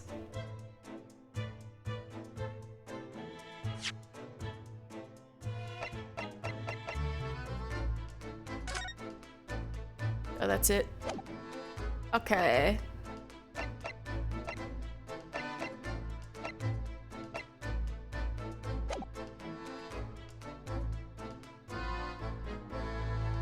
I just mean what the character is. Yes. Ace Attorney walked so VTubers could run. I think that's about it. Can you please let us out, sir? When I went for help... Oh, maybe I can just move. This bolt had been firmly closed and it's quite a small bolt. Yeah.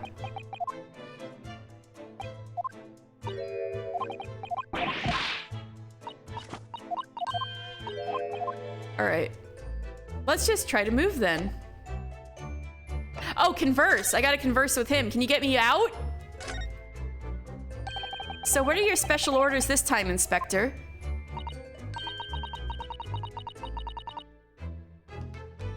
Shion? I'd have to, look at the kanji, but Shion could also be like...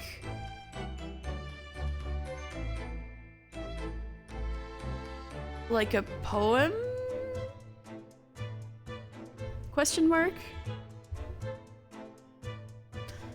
Anyway, yes, and why are you dressed as a member of the crew?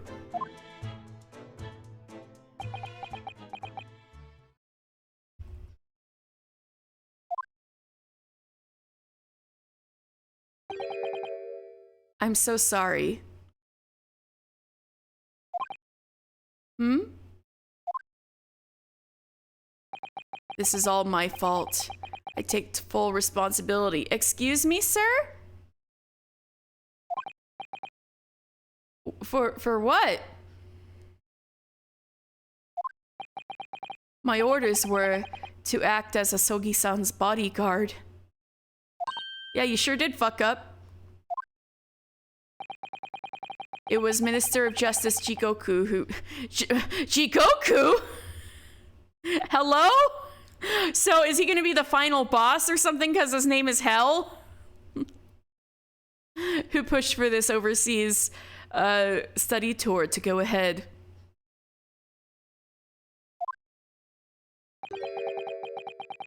And he entrusted me with ensuring that Asogi-san reached Great Britain without being assassinated. Assassinated? How could that have even been a possibility?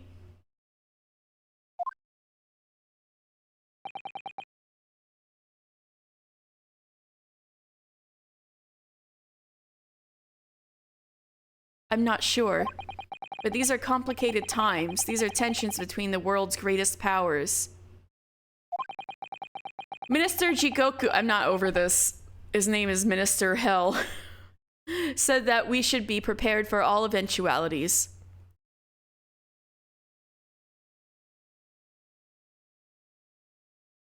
George and Jessica, but with kanji because the... Oh! Okay. That makes sense. I still need to play Umineko.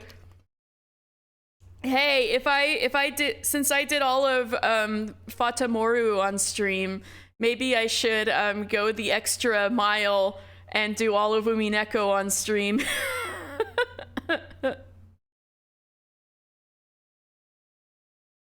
That's incredible. I need to play Mineko. I'd especially like if it was like on console, but most of it's just on PC still, right? Minister Jigoku said we should be prepared for all eventualities. This is incredible. I don't believe it. Kazuma-sama was assassinated?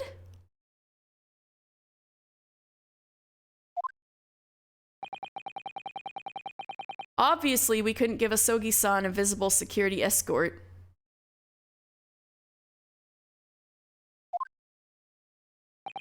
Which is why I'm undercover now, posing as one of the crew. I see. And if I didn't take my eyes off him the entire time we've been on board, from morning until night, every day. But you never found out that you never found out that Ryunosuke was on board, right? It's on Switch, but Japanese only. I need a hacked Switch. They just need to translate it officially. Why don't they? I mean, it's been officially translated on PC, right? Maybe eventually. Or maybe I can figure it out sometime, or maybe I should just do it on PC. After I upgrade my PC, because my current laptop is an old grandpa.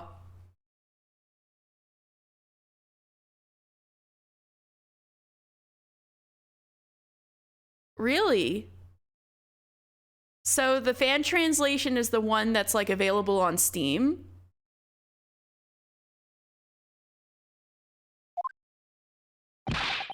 But I never imagined it would happen here, inside his own cabin, not here on the first-class deck.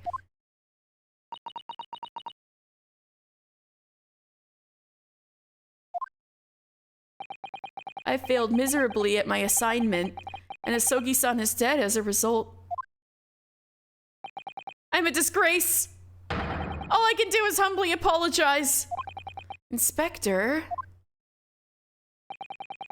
So if there's anything at all that I can do to help now, just say the word. Then please help us get into the adjacent room. We're doing what we can to investigate Kazuma's death ourselves. I thought you might be. You didn't do it, did you? You're not the killer? Of course not! We'd really like to investigate the cabin next door. Oh my god, look at her. She's got the little Maya pose. Yes. So we need to be allowed out of this cabin. I'm sorry. What? You've been deemed a risk to the ship's safety. If you moved to even touch the handle of the cabin door, that stormy-looking seaman there would surely snap your neck in two. Damn! There'd be a second murder on this ship. I suppose I'm not just a stowaway now. They think I'm a murderer as well. Would it be possible to give me something to work with, do you think? I'm going to need something persuasive. What do you mean? If I had a solid reason why the next door cabin should be investigated, for example, I'd do everything I could to persuade the captain to allow it. Really, I'd lay my life on the line if I had to. Oh, Sanaga-san, you don't have to go that far. But I don't see how... Yeah, the diary, bro! There may be a way. What? Really? Think of how you tried to persuade me of your innocence, Naruhodo-san, by presenting me with a piece of evidence that you already had in your possession. Evidence? It's just the same as when you were in court. You must have done it many times during your trial. Simply select the present panel, you know, because this is reality and not a video game, and choose some evidence that Inspector Osanaga could use. So, evidence that would give us a viable reason to investigate the next door cabin, is it? Alright, yes, I think I might know what we can use. Let's see if I can present the detective with the evidence he needs to persuade the captain.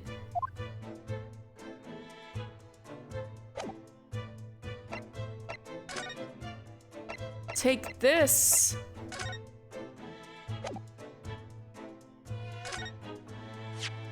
What's that? It's Kazuma's diary. Just before he died, Kazuma-sama wrote something rather strange in his diary. Strange? In what way?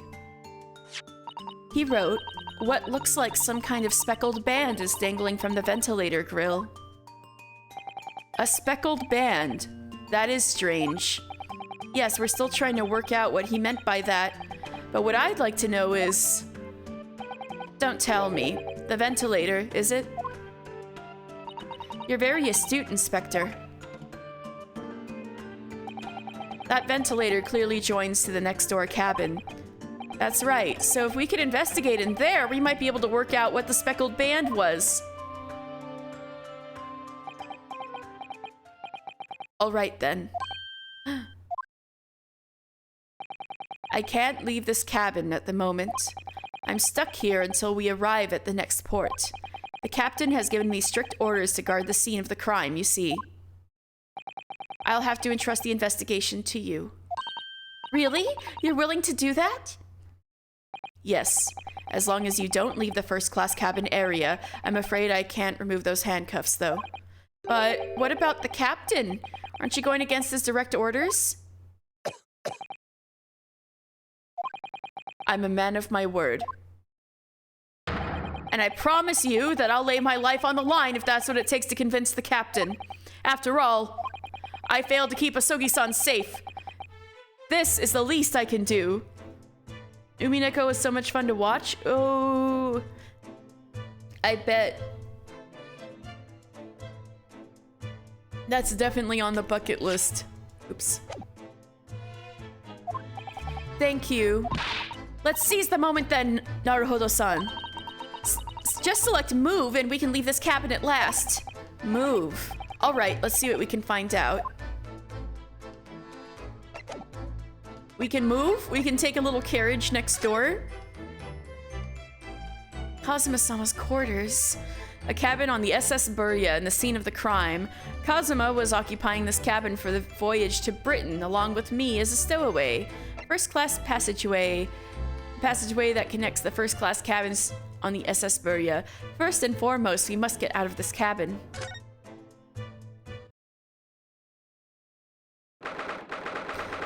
January 9th, 7:48 a.m., SS Burya. First-class cabin passageway. Woo, I'm finally out of that cabin. I have to admit, this isn't quite what I was expecting. It's less spacious out here than I thought it would be, and this is the most luxurious accommodation yet. Ships were like that. Yes, indeed. Kazuma-sama was being sent on the study tour by the government. That is why he was being put up in a first-class cabin. Even still, this is about twice as large as my accommodation and steerage. Really? That must be awful. Oh, look over there. That's another crewman keeping watch, and he looks enormous, even if he is sitting down. The door next to him leads to the second-class accommodation. I suppose he's making sure that no one comes in here who shouldn't. I suppose. Like people in handcuffs? Naruhodo-san, you look like a little boy visiting a toy shop for the first time. I would have thought you'd be used to the ship by now. We've been at sea for 2 weeks already. Yeah, but he was stuck in that one room in basically the closet. Well, yes, I know, but the thing is, I was inside Kazuma's trunk when I first came aboard. And ever since then, I've been shut up inside that little wardrobe.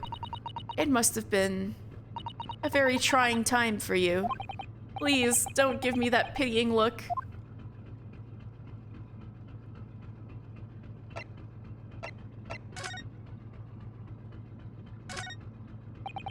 This looks like a plan of the SS Burya. It shows each deck, look. The Burya is a large-scale steamship with a triple-skinned hull. What a marvel of engineering. Well, it's been playing on my mind for a while now, actually, but how is that such a huge lump of metal just doesn't sink to the bottom of the ocean? Oh! That's really quite simple, Naruhodo-san. It is? Well, consider the Japanese archipelago. The islands of Japan? Yes, they're not metal, but they are enormous lumps of earth, many, many times larger than this ship. And they don't sink, do they? They've been floating happily on the sea since the gods created them. Susato, that's not how geography works. Well, I suppose so.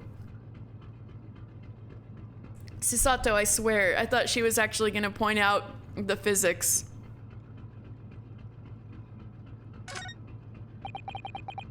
That's a huge book on top of the table there. And there's a pen next to it. Yes, that looks like the ship's log. Shall we have a little look through it?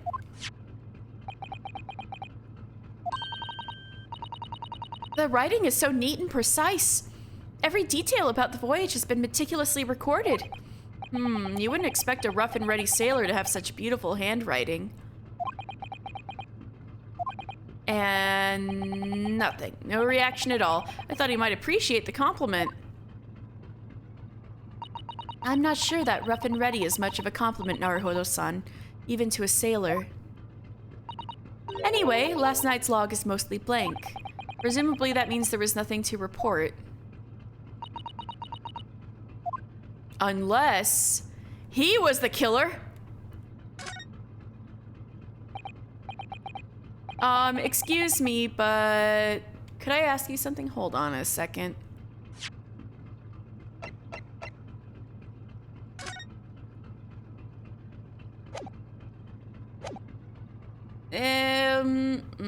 No, his face is too wide.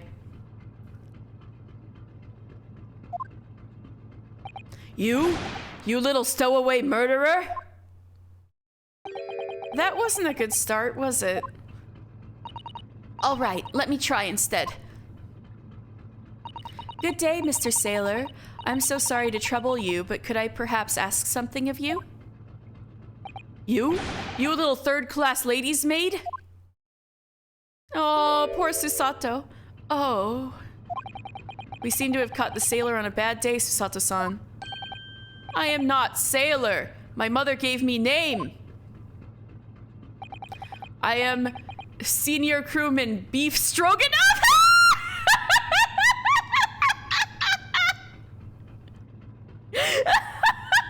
See, Sam, if you're still here, this is what I mean.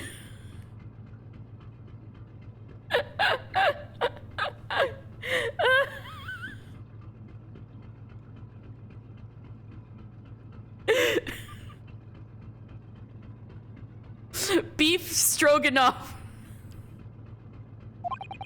Woo, the best thing is just to avoid eye contact, I think.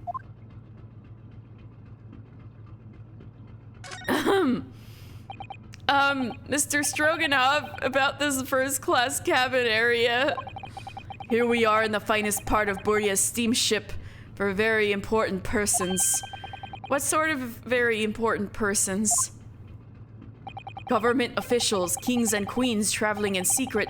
Many important persons. That is why I am always guarding this place. Gosh, that's amazing. But somehow I let stupid stowaway inside. I want to pick you up and throw you in ocean, but Stroganoff is not animal. Thank you? If I may, I was wondering, is the cabin next to Mr. Asogi's currently occupied? Da! I think that's what that says, right? Susato-san, did you understand that? It sounded like da. Oh, so I did get that right. I think it's probably Russian for yes, or no. I think it's yes. Genius. It is not permitted to visit other cabins without invitation. Well, it sounds like there is somebody in the next door cabin at least. Yes, it's tantalizing. It's just the Herlock, right?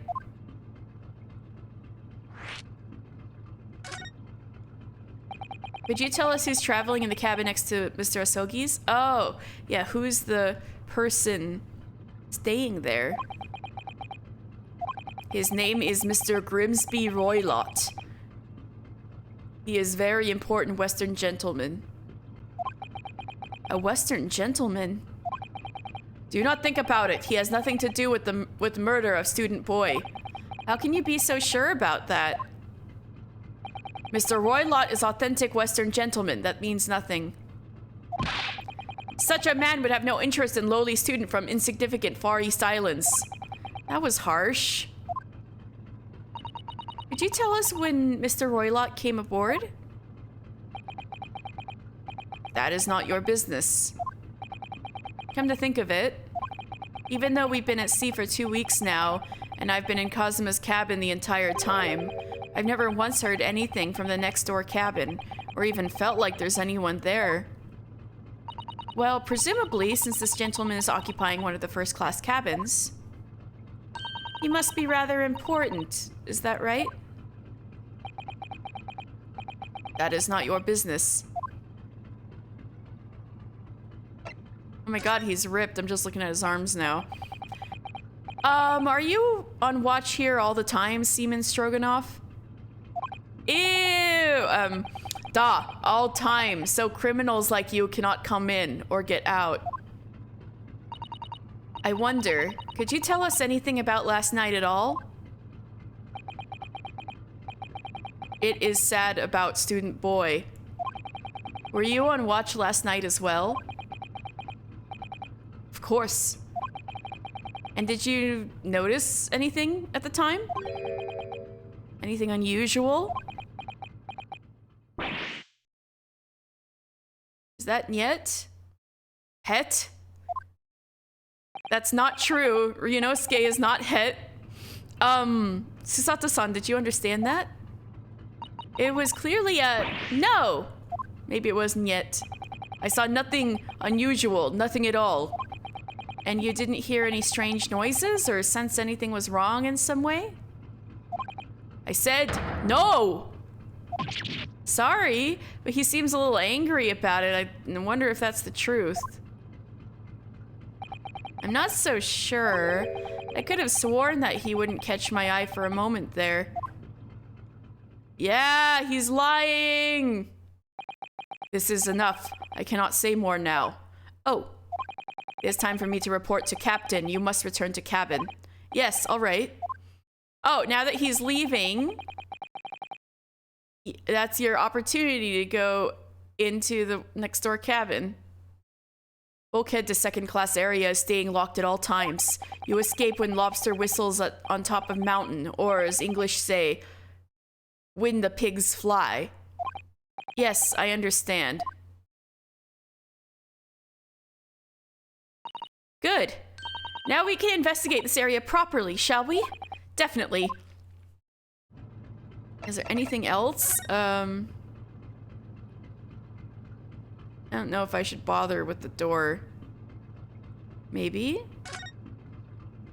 That's the way to the second class area of the ship. Is something wrong? I was thinking about making a run for it, just for a moment. Things aren't exactly going well for me.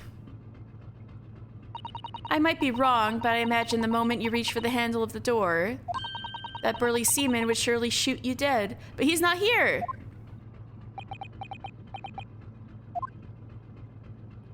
Oh dear, I'm sorry.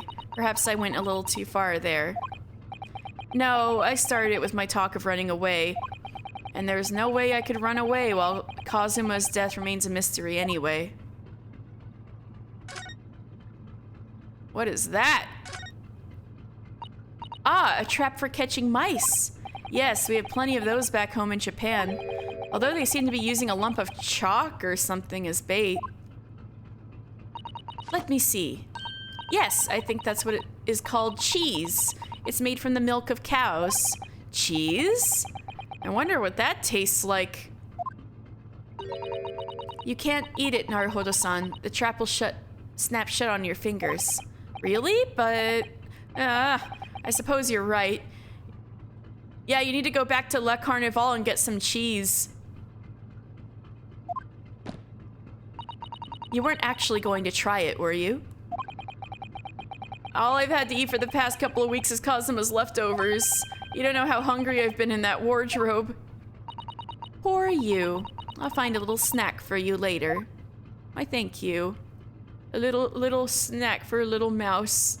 Naruhodo. Ski, hello, how are you doing? What do you think this is? It's a very pleasing shape, isn't it? That's the emergency alarm. It's probably best not to touch it. Oh, an alarm. It says, press only in times of emergency. It looks as though it set alarm bells ringing all over the ship and brings the vessel to a complete stop. Oh, this I have to see. What are you doing, Naruhodo-san? You mustn't touch it. But this is an emergency situation. Just look at these handcuffs. You know full well that's not what the alarm is for. Ooh. It's serious business when she puts her hands on her hips. If you were to bring this vessel to a standstill for no good reason, you'd be in an even worse situation. I wish everything would just stop. The ship included. I know how you feel, Rinosuke. If you have to do something foolish, at least make it something that doesn't affect everyone else. True. Let's go! This is it. This is the cabin next to ours. The one the ventilator connects to. Yes, the ventilator from which Kazuma-sama wrote that he saw a speckled band emerging. Maybe whoever's in this cabin can help solve that particular mystery. Let's ask! Yeah, Herlock Sholmes is in there.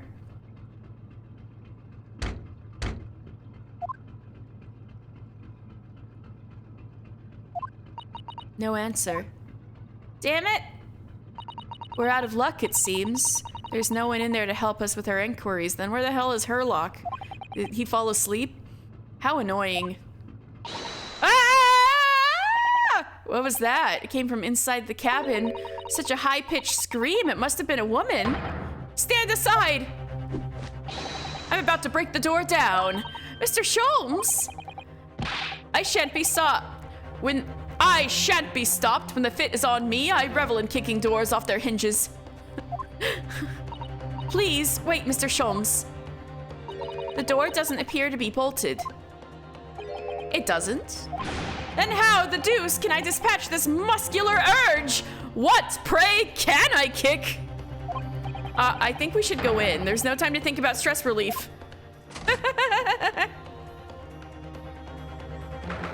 9th January, SS Buria, first class, cabin, number 2. Oh shit. He doesn't look like the same guy. Who are you? A Western gentleman? This man looks Russian to me. We heard a woman scream. A woman? Don't be absurd. As you can see, there's nobody but me in this cabin. True, this old man does appear to be the only person here, but in that case, just who screamed? Get out! All of you, now! Please excuse the intrusion, but you're Mr. Grimsby Roylott, I believe. Yes, that's me. And you are? I am the one and only, the actual Herlock Sholmes. You've heard of me, no doubt. No. I am a great detective among great detectives who adorns the covers of popular magazines, no less. So I assure you, you may trust me completely. The man uses that magazine like a business card. A detective? I do not trust detectives. We distinctly heard a scream emanating from within these walls. But there wouldn't appear to be a lady concealing herself within the wardrobe this time. What about that giant carpet bag? So as I be so bold as for you to open that small traveling case, not the giant carpet bag over that way? Well, don't be stupid. She could also be under the bed. How could anyone fit in a small trunk like that? Well, it's quite fashionable these days, is it not? Traveling inside one's trunk. Yeah, but that's smaller than the one Ryunosuke was in. Don't look at me. Oh, fuck. He was right. Oh my, did you see that, Mr. Naruhodo? Yes, the case just shook. Leave, now! Otherwise, I'll call the steward. So this is Kazuma's neighbor, Mr. Grimsby Roylott. There's no doubt about it. The strange Russian man is hiding something. I couldn't agree more. Was she reading his mind? Let's see if we can find some clues before that burly sailor returns. Yeah, so we're just gonna ignore you, bro. You can brandish your scissors all you like. What do you think you're doing? Ah! This is my cabin. Get out! Oh my god, look at Herlock over there in the wardrobe. Ah! Could we just have a quick look inside your traveling case, perhaps? No! What a pity. I think we're out of luck. I think you're right. There doesn't appear to be anything more we can do. I agree, but there may be someone else who can help. Perhaps that great detective could get somewhere with this Mr. Roylott. You! Hey, you! Do you have a moment, please, Mr. Sholmes? You need only address me as Sholmes. That's what I just did, isn't it? Well, Mr. Sholmes, what were you doing in there? Why, I was resting, of course. Resting? Indeed, I was contemplating our sea voyage from the confines of the wardrobe whilst waiting. Waiting for the inevitable time that you would need to call my great powers of detection into service. Oh. And it would seem that the hour upon us is upon us now. The time has come. Am I mistaken? Well, no, actually, you're spot on for once.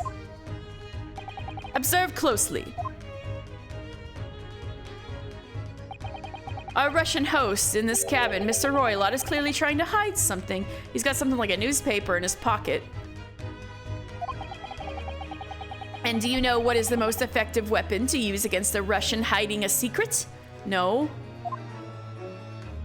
Beef Stroganoff? Why, the truth, of course. Though it should be pointed out that such methods are not exclusively for the Russians. Right. Can you imagine how the Russian will react when the secret he guards so closely is exposed? Would you like to witness it? Oh yes, please! Well then, what you are about to see may well astound you. For I'm about to apply my great detective's greatly admired great deduction to the case. Oh boy, let's go. Could this man be a more hackneyed portrayal of a dubious Russian, I ask you? What? From time to time, it occurs to me. Is the fellow dubious on account of his Russianness or Russian on account of his dubiousness? I really don't think either of those things should be occurring to you or anyone. That's right. And Mr. Sholmes, I know this man's beard and dark glasses are hard to ignore, especially on first meeting, but I once read it is a capital mistake to theorize before you have all the evidence. It biases the judgment. Shh! I must have complete silence!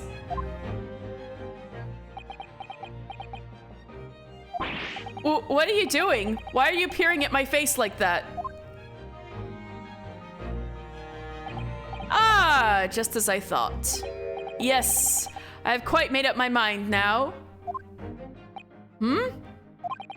There can be no other explanation that accommodates all the facts.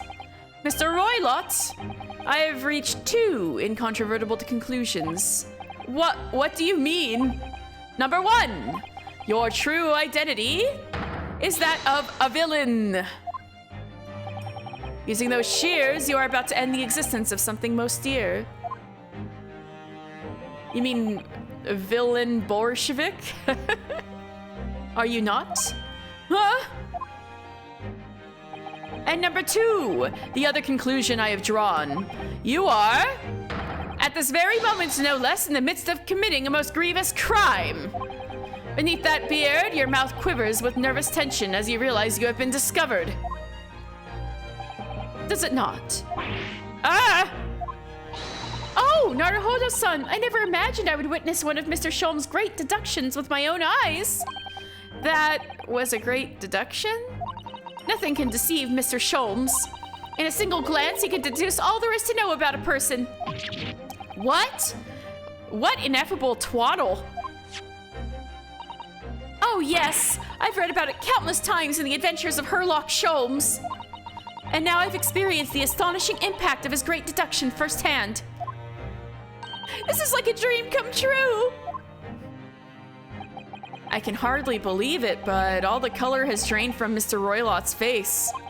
It looks like somehow most of Mr. Sholm's conclusions were right. How could you? How could I possibly know such things, you wish to say? Very well then. I shall elucidate. I shall explain how it was that I arrived at this pair of conclusions. So, do I cordially invite you upon a journey of logical discovery? Let us board the train of reasoning. Put plainly, let us work through my deductions together. Hell yeah, let's go. The great deduction. The game is afoot. Topic 1. Old man's identity. Hell yeah, this is awesome. So, the dubious-looking Russian, Mr. Roylott, obviously what catches the eye in the first place. I love the deduction thing flashing in the corner.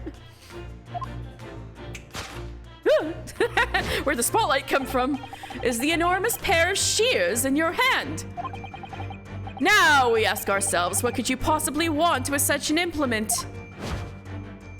The answer, of course, is staring us in the face. You are on the verge of using the shears to cut away the copious beard you sport. He's like, huh? Now, moving on. The question then begged is this. Why would you desire to rid yourself of this magnificent beard, Mr. Roylott? The deduction sequences are so good. This is so funny so far. This kind of reminds me of like those times when Professor Layton lays out all the shit at like the almost the end of the game but funny, but like a funny version. Once again, the answer is plain. We have clear evidence to shed light on the matter. Regard, if you will, this morning's newspaper, in particular the fascinating front page article. Which, it would appear, you have read also, Mr. Roylott. I'm sure it needs no further clarification. The evidence that reveals your true identity is the article about the revolutionary. Huh? In translation, the headline reads, Revolutionary Villain Bolshevik flees Russia via Shanghai. As you cannot fail to observe, the subject of the article possesses an extremely copious beard. Having noted the article yourself, you decided to remove your incriminating facial hair before it gave you away. In short, your true identity is beyond doubt. You are the fearsome Russian revolutionary himself, Villain Bolshevik. I think that is not true. He doesn't look like him at all, even with the beard and the glasses and the hat. Not that I've heard of you myself, you understand. Conclusion, a revolutionary on the run. Well, maybe he is a revolutionary on the run, but not that specific guy. Wrongdoing. Now, as for my second conclusion, you are, at this very moment, on the brink of committing a most grievous crime. I fucking love his, like, dramatic pose here. This is so...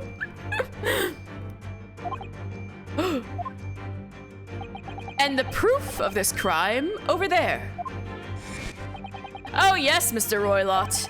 Taken unawares, people have a propensity to let their eyes stray, you see. Ah! And I assure you, the eyes speak so much more eloquently and honestly than the mouth. That was good, Herlock. Good move. The answer we seek lies where the furtive glance falls. The proof of your crime sits before our very eyes. Yes, that traveling case. It is time, I think, that the case be opened and its contents laid bare. No, I refuse. What could you possibly be concealing inside, we ask? By my estimation, a young lady, perhaps, one slight enough to fit therein. Don't be absurd! And what, pray, would be the identity of this young lady in the traveling case? Dear me, we are not very well suited to a life of crime, are we? Your careless...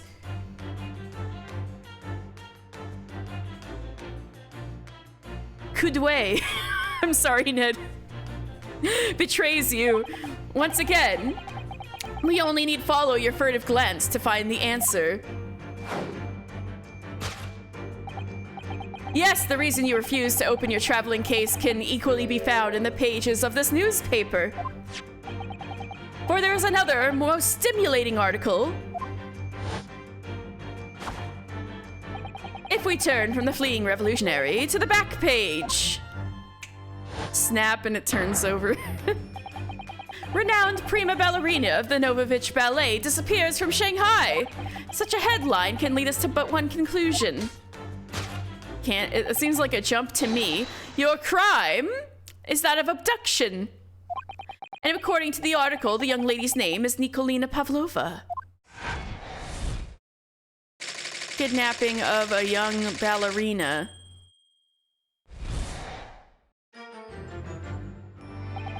Thus concludes Herlock Sholmes' great deduction of this Russian enigma, Elemensky.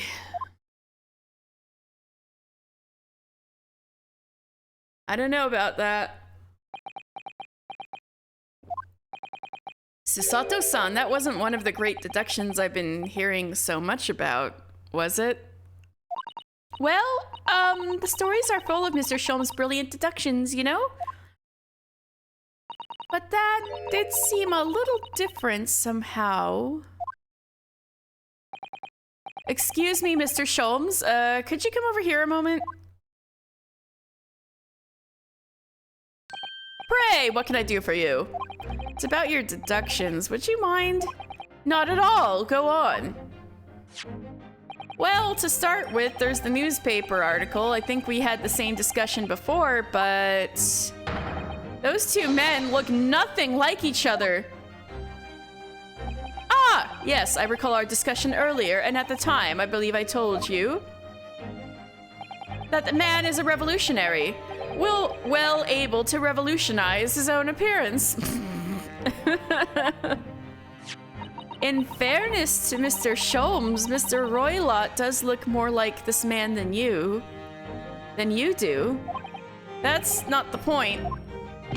And another thing, the part about him abducting the ballerina, indeed, a truly startling revelation. That's like a giant leap. There's nothing to do with each other. At first glance, the case would appear too small to accommodate a young woman. Not just at first glance, it is too small, clearly. You'd be lucky to fit a 5-year-old child into that case, even if you pushed really hard. I don't suppose the missing ballerina is a 5-year-old child, is she? You mean you don't know? No, the young lady is 15. No, I didn't know. How could I? Well, if she's 15, then 10 years worth of her would be poking out from the case. Some years ago, I read something pertinent, I believe. A troop of men consuming vinegar daily in order to promote a certain litheness of their bodies. What? Vinegar? For such a sour bunch. It would surely be simplicity itself to contort oneself into the confines of that small case. Ballerinas are very flexible. Oh dear, you might be thinking of contortionists in the circus, Mr. Sholmes. This whole thing is turning into a circus. Mr. Naruhodo, something's occurred to me about Mr. Sholmes' deductions just now. I think his powers of observation are, well, magical. His eyes cut to the heart of a matter almost instantly. It's just where he directs his attention and his logic that seem a little off. Your idea of a little may be a little off itself, Mr. Sato. It's just one or two key words in his deductions that seem to let him down. So I was wondering if we might perhaps tactfully switch them for alternatives. What do you think? Switch some key words in his deductions? This is starting to feel a little Danganronpa-like. Yes, but very tactfully. I feel sure if we could do that, we'd unlock the true genius of Mr. Sholmes' great deduction. Precisely the thought that was going through my own mind. This man is a lot of work. At times, I wonder how anyone puts up with me. This guy. It's not that funny. And you, my good fellow. Sorry. Take a moment to look at your wrists. My wrists? Ah! Where did it go? Where did it go? Ah! Where are your handcuffs? Huh? How did... I felt they may hinder your ability to follow me in our dance of deduction. I don't believe it. Oh, he needed to free his hands so he could, like, do a pointer finger? Mr. Sholmes, you are a marvel. You would have highly objected to him not wearing his handcuffs an hour ago, Sato. And don't worry, I shall restore the shackles to your wrists when we are finished. You just need to dramatically gesticulate until then. I'm not worried. In fact, I'd rather stay like this. So, let us begin. Herlock Sholmes is proud to present his Logic and Reasoning Spectacular. Let's go. Course correction. Hold it, Mr. Sholmes. This is so cute.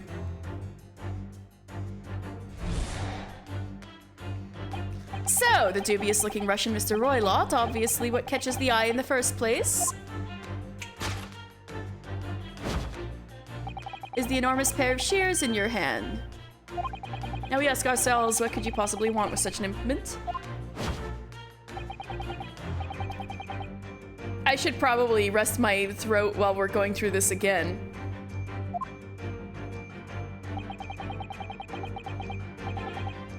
Yeah, this part.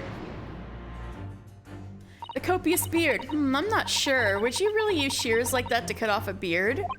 I doubt that's something I'll ever have to worry about. It doesn't quite sit right with me, though.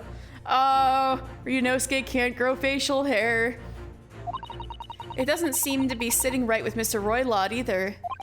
Which means, I suppose, that the deduction is wrong.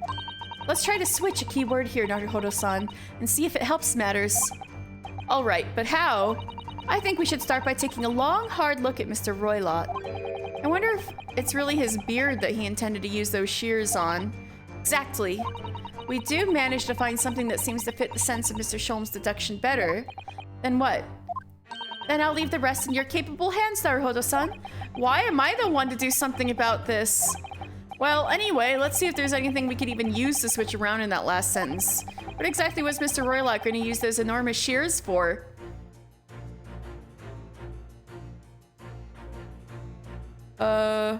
What? Hello? Excuse me? Oh no, is he the ballerina? Golden locks. What the? What's this? It looks like a cascade of stunning golden locks. No. The color is not the point. The point is, what's it doing on the back of Mr. Roylott's head? And how is it growing out from underneath his thick black hair? Well, yes, that's true. It's stunningly beautiful and stunningly surprising. Something's definitely not right here. What is the old man really about to cut? The golden locks. Oh, I gotta present it. Oh, can I examine others? I can examine other stuff though, right? It's a very thick hat, isn't it? Ah, that's the secret, you see, Naruhodo-san. Don't you know? Secret? What? Well, before we left Japan, I took some time to study various foreign countries. Russia is a land of unimaginable cold. And the thick hat is the secret to keeping warm. Without one, I read that your brain would freeze. That was just one of many fascinating snippets of information, and oh mother, not Russia. I think maybe you picked the wrong book there.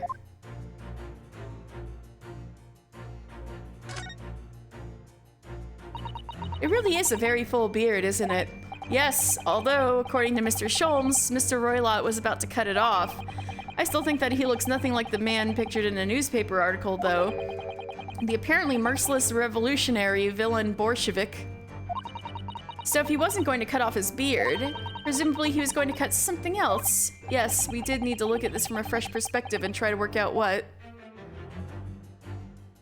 Okay, yeah, let's go with the golden locks. Yes! You're on the verge of choosing to cut away the golden locks. You were on the verge of using the shears to cut away the golden locks you sport. Oh my god! Look at Ryunosuke's little smirk. It's so cute. Indeed, you have identified the precise detail I was intending to expose. Such lush golden hair does certainly not befit an old man. You're not a man at all, you're a woman. And judging from the length and sheen of your hair, one still very much in her youth. Oh no. If only I had managed to cut off my hair, no one would have suspected. You are the ballerina. The question then begged is, why would you desire to rid yourself of these magnificent locks? Once again, the answer is plain. We have clear evidence to shed light on the matter.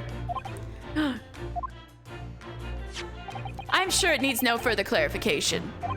The evidence that reveals your true identity is the article about the revolutionary. Well, that was a shock. I had no idea that old man was really a young woman in disguise, did you? What? Why are you staring at me like that? Yes, it was a surprise, Naruhodo-san. You're enjoying this, aren't you? Sorry? You look like you're in your element as you dance around the room, deducing facts with Mr. Sholmes. Oh, this is the first of many, isn't it? They just need to be a traveling duo doing this for entertainment. I'm just doing what we agreed. I'm not having fun or anything. This is strictly business, not strictly Yes, I understand. Say no more. Well, anyway, let's focus on this next part of Mr. Sholmes' deduction, shall we? The evidence that he's picked out doesn't fit the facts at all now. No, that's true, given that Mr. Roylott is actually a woman. Exactly, he, or rather she, can't possibly be this merciless revolutionary. I suppose it's because that deduction as a whole has taken a different direction now. Yes. Let's switch the evidence for something else, something that fits the facts as we now understand them. For some reason, this woman needed to try to hide her true identity. I feel as though I've either read or heard about a young woman in a situation like that recently. All right, I'll do my best. So the article about the ballerina. The article about the ballerina. The evidence that reveals your true identity is, of course, the article about the ballerina. That's right, you've hit the nail on the head. Renowned prima ballerina of the Novovich Ballet disappears from Shanghai. It would appear we are finally able to address you by your true name. Yes, because your true identity is that of the Novovich Ballet's prima ballerina, Miss Nikolina Pavlova. Ah! I hope ow! Are you okay? That was dangerous.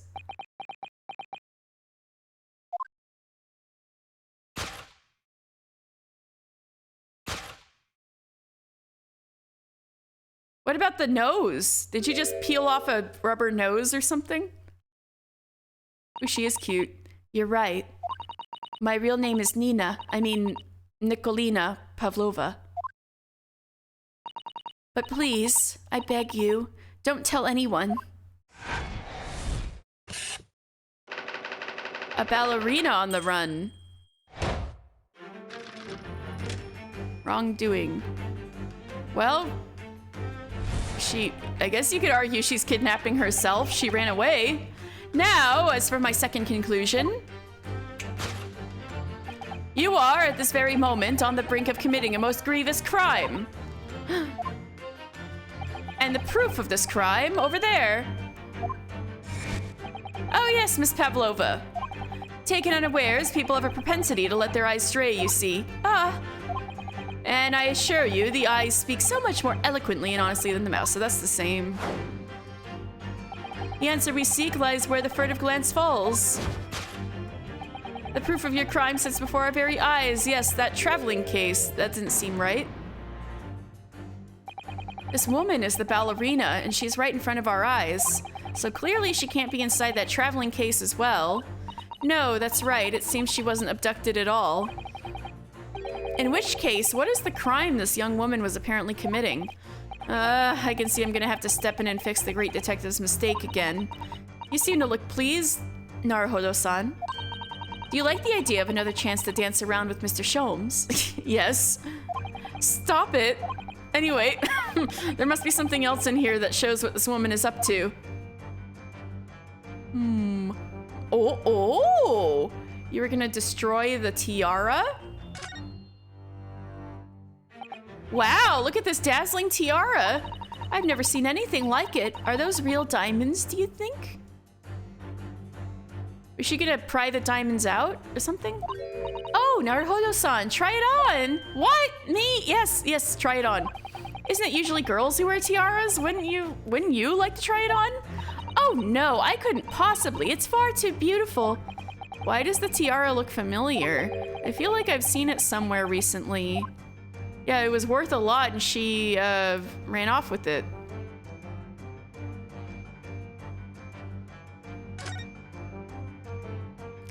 The waste paper basket?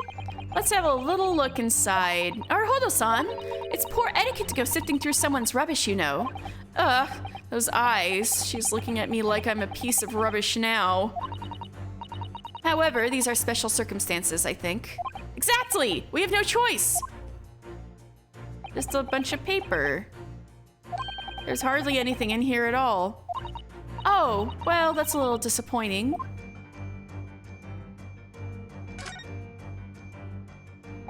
It's a very small case, isn't it? You can see instantly that no person could possibly fit inside there.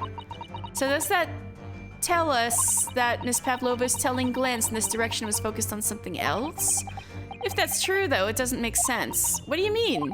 Well, if there's nothing incriminating inside this case, why did she refuse to let us look inside? Yes, I wonder why. Perhaps she has a perfectly harmless reason, though. Alright, I'm ready.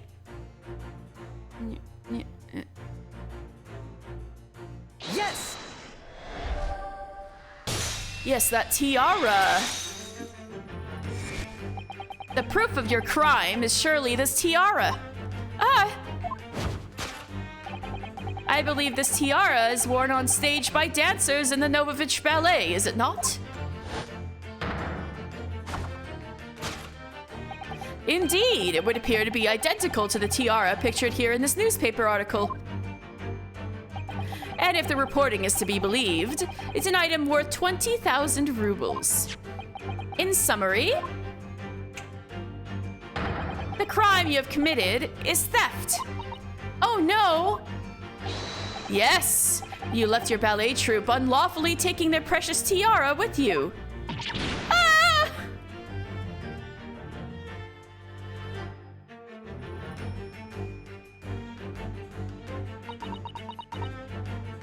I have no one, no family, no friends. I am all alone, and I need money.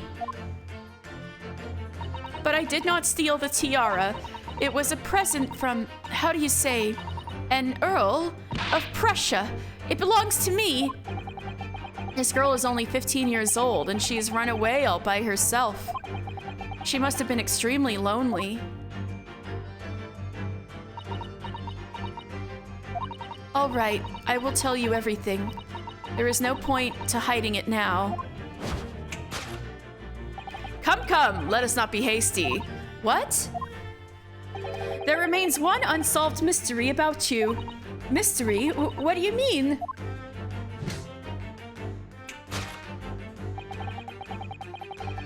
You have staunchly refused to open this traveling case of yours in our presence.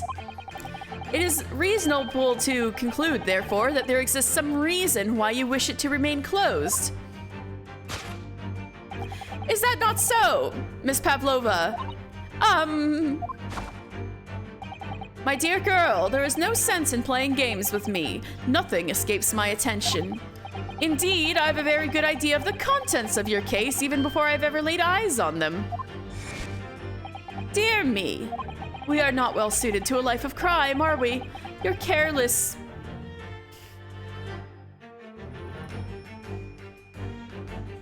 Coude betrays you. Once again, we only need follow your furtive glance to find the answer. Yes, the reason why you refuse to open your case is written on the books on the shelf. He's completely changed tack with his deduction now. I think Mr. Sholmes is adapting his logic to the changing circumstances, don't you? Maybe, but why has he suddenly brought the bookshelf into all of this? It's just a wild guess, surely. Oh, do you think so? Well, it doesn't seem likely that the reason why this young woman doesn't want to open her case would have been written in a book that doesn't even belong to her. Yes, that's true, but still. Miss Pavlova certainly did cast her eyes in that direction. I noticed it myself. And there has to be another reason why she won't open her case. And it must be somewhere in the same area if that's where her gaze was involuntarily drawn. I agree. That's the only answer. Whatever she has hidden inside that case should be revealed by following her gaze in the direction of the bookcase. Oh, what's that? This is a charming little picture, isn't it? What is it? Someone climbing a steep mountainside? Or descending one, it seems to me. When you've been on the flat sea for a while, maybe you start seeing hills and mountains and everything.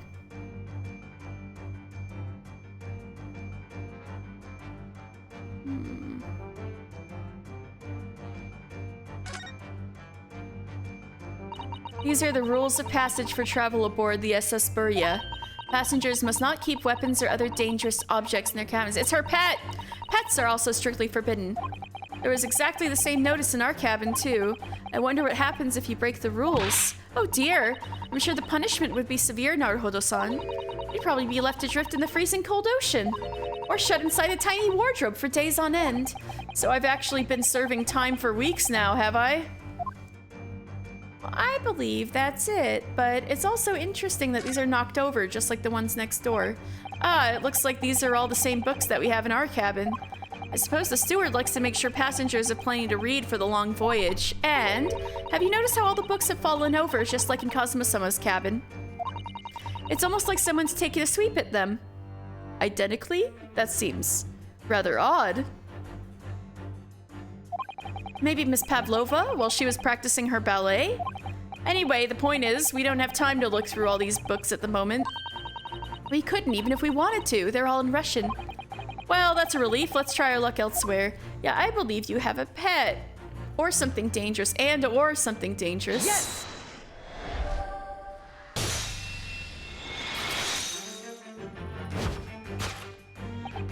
Yes, the reason why you refuse to open your case is written in the rules of passage.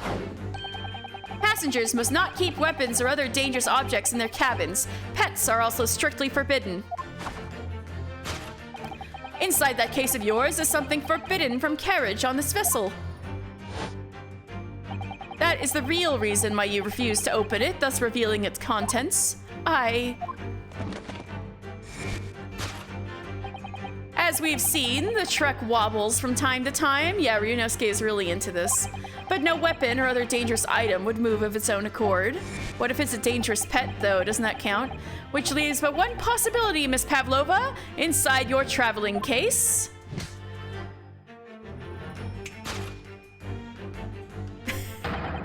Is the last item listed as a forbidden in the I've ruined the timing. Is the last item listed as forbidden in the vessel's rules of passage. A pet! They're saying at the same time. I have seen that gif where they like do the moves together. Ah!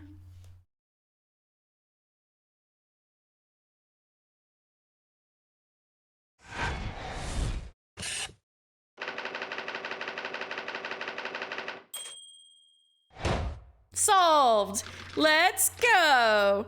Deduction complete. Elementary. Aw, yeah.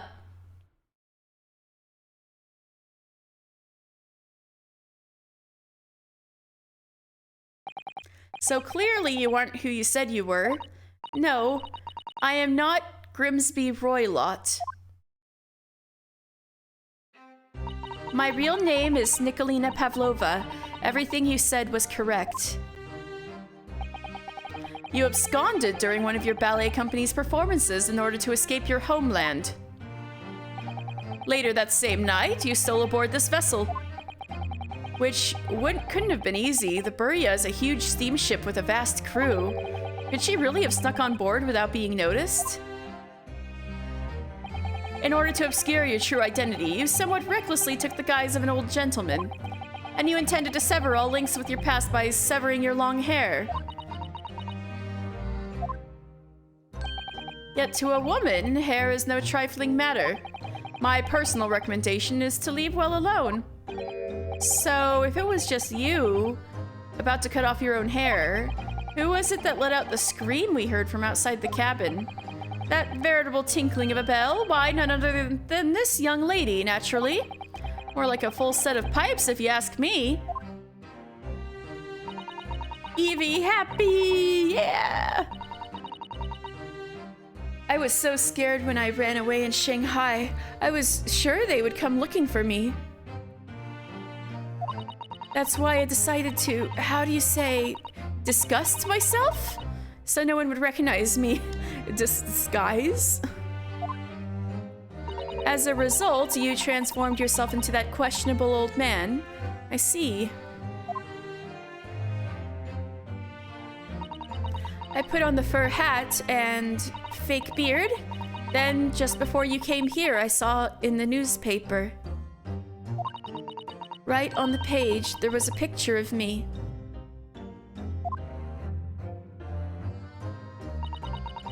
I was so frightened. I couldn't stop from screaming. I knew that if I didn't change my appearance completely, they would find me. So I decided to cut all my hair as fastly as possible. I picked up the scissors in my hand and... At that precise moment, we walked in through the annoyingly unlocked cabin door. Things happen like that sometimes, don't they? So she made the decision to cut her hair because she saw the article just then. Things do happen. Things do indeed happen like that from time to time. Are these two even talking about the same thing? There's just one more thing I'd like to know. What exactly do you have inside your traveling case? Is it a snake? You were right. It is my dear friend inside, my only friend in the whole world. Please, don't tell anyone. If the captain finds out, if you say to any of the crew, your secret is safe with us, I assure you, but in return, you must tell us in as much detail as you can muster about the events of last night. Yes. All right.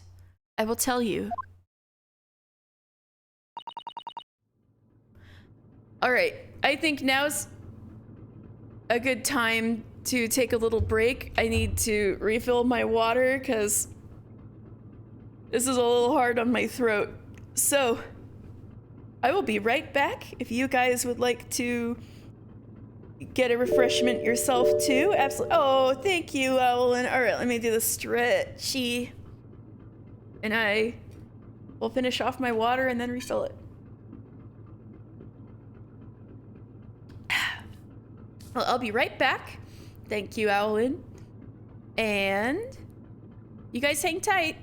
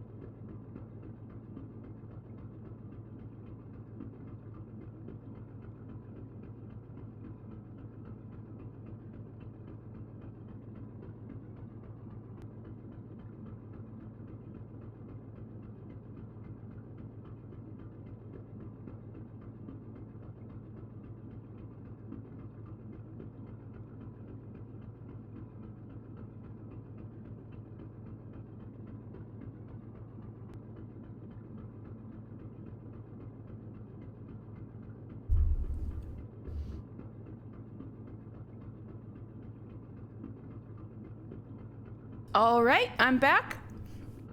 I hope you guys had a good break too. Let's get back to the matter at hand. What happened last night? Well, Mr. Naruhodo? Wasn't it something, Mr. Sholm's great deduction? It was certainly something, yes. I'm just not entirely sure what. But at least Miss Pavlova has agreed to tell us what she knows. That's incredible. Indeed, it is incredible. You scared her. Ah, and one more thing. Oh, yes? What? Observe your wrists. My... He's too good. Ah, your hands are cuffed again. What? But how? True to my word, I've restored your shackles. When and why? There is still a shadow of gout? Oh no. There is still a shadow of guilt cast over you, Mr. Naruhodo. I'm sorry to say, it can't be helped at the moment. Can't it? Really? Anyway, let's just listen to what Miss Pavlova has to say. I can't go on not knowing. I have to find out what the speckled band that Cosmo-sama wrote about in his diary really was. Okay. What happened last night? Did you know that someone was killed in the cabin next door to this one last night? One of the crewmen told me this morning when I was eating breakfast. The man who died, he was a friend of mine. Oh! That's why we're trying to find out what happened. Did you notice anything unusual last night? Perhaps you heard a strange noise, for example. Perhaps people talking. Perhaps the ship was absorbed in a wild tempest. Perhaps its steam engine exploded. Perhaps everyone on board would have noticed if that had happened. Miss Pavlova, is there anything you can tell us? I don't know. I'm sorry, but all I could think about last night was what I had done and whether they would find me. I didn't notice anything that was happening around me. Oh, I see. Running away. You've run away from your ballet company, haven't you? The Novovich Ballet? Yes. I'm traveling to Great Britain, and from there, I want to go to America. I will never dance again. I want to forget everything about the ballet. I will start a new life. You wish to forget? A challenging proposition. When you have that striking tiara as a reminder. But the tiara is mine. I need it to live.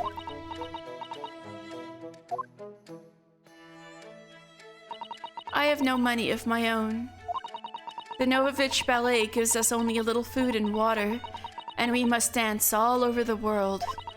I had to run away. I had no choice. If I stayed, it would have killed me.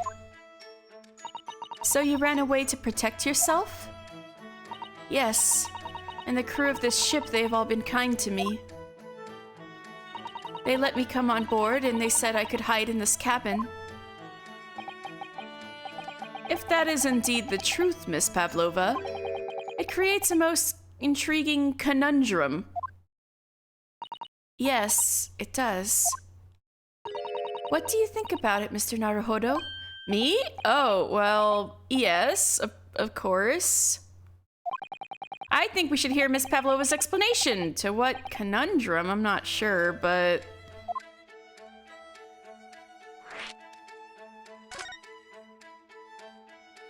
Miss Pavlova, allow me to pose you a riddle.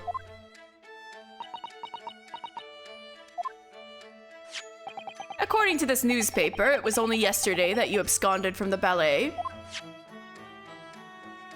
Now, that being the case, it must have been last night that you boarded this vessel.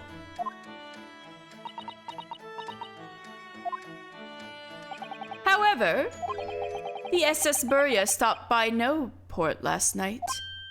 Ah, that's it, of course. I thought the timing of this was a little odd, yeah. So how is it, pray, that you come to be aboard?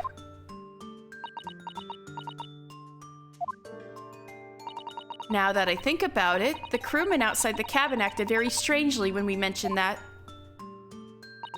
It was just after we asked him about when the occupant of this cabin came aboard. That is not your business. Yes, you're right. He did seem to be hiding something.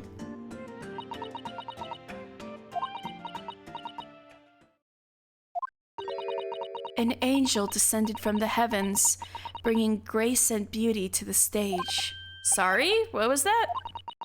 It is how the Russian newspaper described one of my performances. And that is how I came here, too. I descended from the heavens. Because I am an angel. Considering English isn't your mother tongue, your description is very vivid. Mr. Sholmes once said, I can never resist a touch of the dramatic. It seems Miss Pavlova is the same. A genius descended from the heavens, bringing grace and beauty to detection. Words once said about myself. A quote from a wonderfully extravagant advertisement for the adventures of Herlock Sholmes, in fact. Yes, Mr. Showy. Anyway, it doesn't look like Miss Pavlova is going to tell us what really happened. What about your friend? Is it a little snake? So the friend you mentioned is inside your traveling case, is that right? I don't think animals are allowed on board according to the rules of passage. Oh, please, don't tell any of the crew. If they found my precious, then the burly Russians would bestir themselves in unison to throw you and your case overboard, no doubt. Ah! So reassuring, Mr. Sholmes. But what sort of pet is your friend? A little puppy? It is, isn't it? Maybe an adorable little rabbit? Ha! You credit Russia as a land with small rabbits, do you? Oh, don't they have small rabbits there then? You may well ask. I have no idea!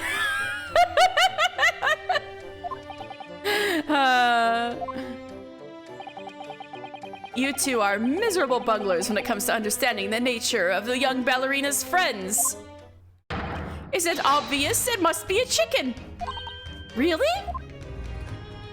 Consider the benefits. A rousing wake-up call, daily fresh eggs.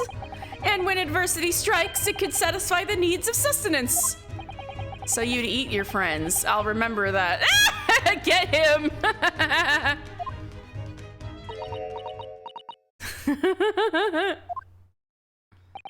Well, it would appear that this friend's identity is a closely guarded secret not to be revealed.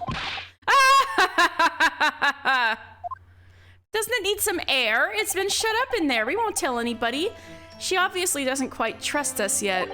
There's something I should like to show her, I think. Maybe she might be able to shed some light on it. Oh yeah! The, speckled band. Oh wait, I have to go to present specifically.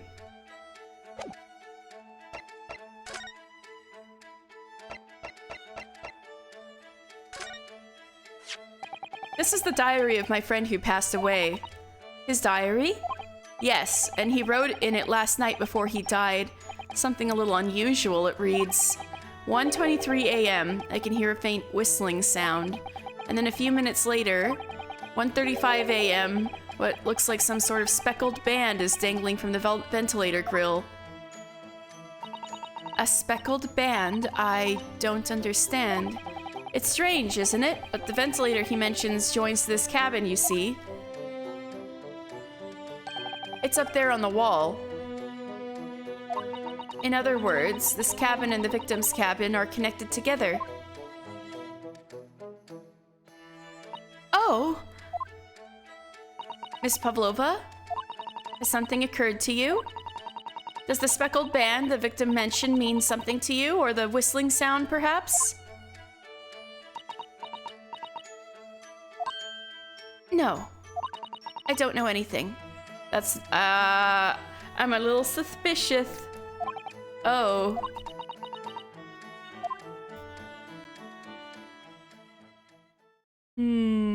Are we gonna get anywhere? Uh-oh. Excuse me, Mr. Roylott. Yes, what? That was fast. Wow, she's fast. Oh, quick changing for the ballet, of course. Captain would like to speak with you. You must come to Captain's quarters at once, please. All right, I will come now.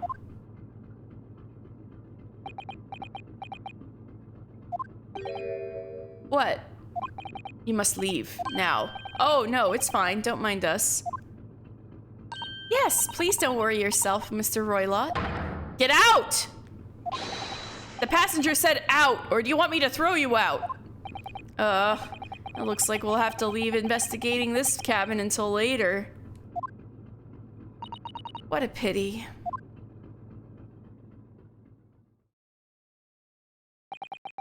And so we lost our chance.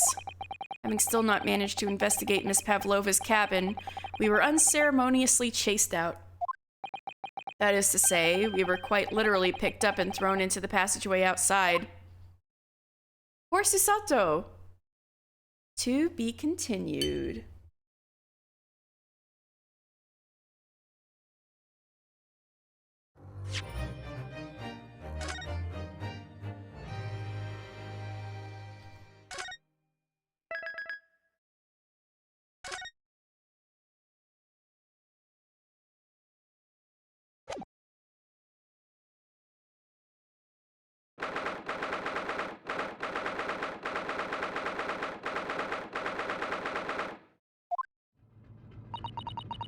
I wish we hadn't been thrown out like that.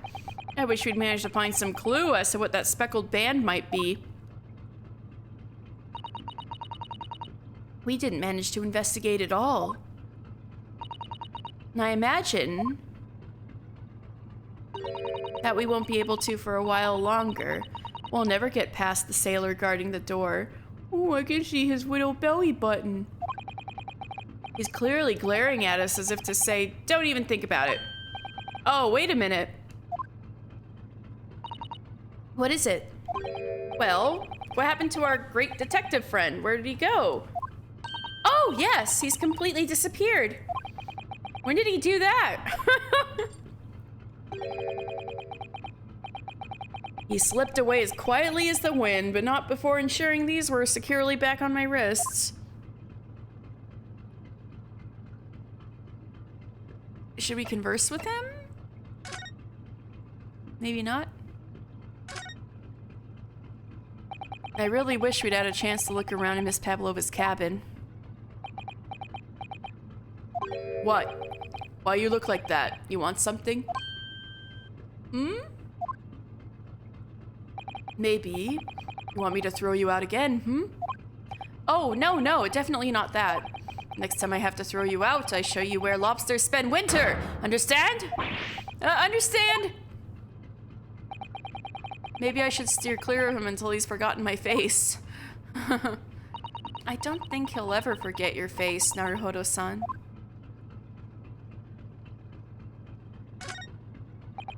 First class cabin number 1. Yes, that's our cabin. Not our cabin.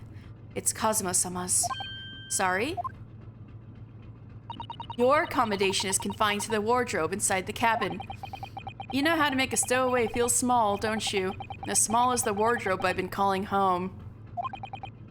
Anyway, I wonder if Inspector Hosonaga has managed to uncover any new clues.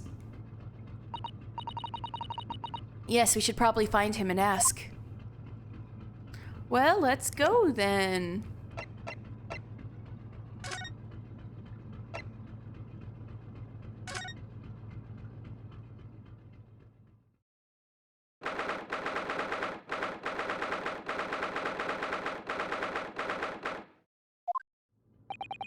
Looks like they're still investigating in here.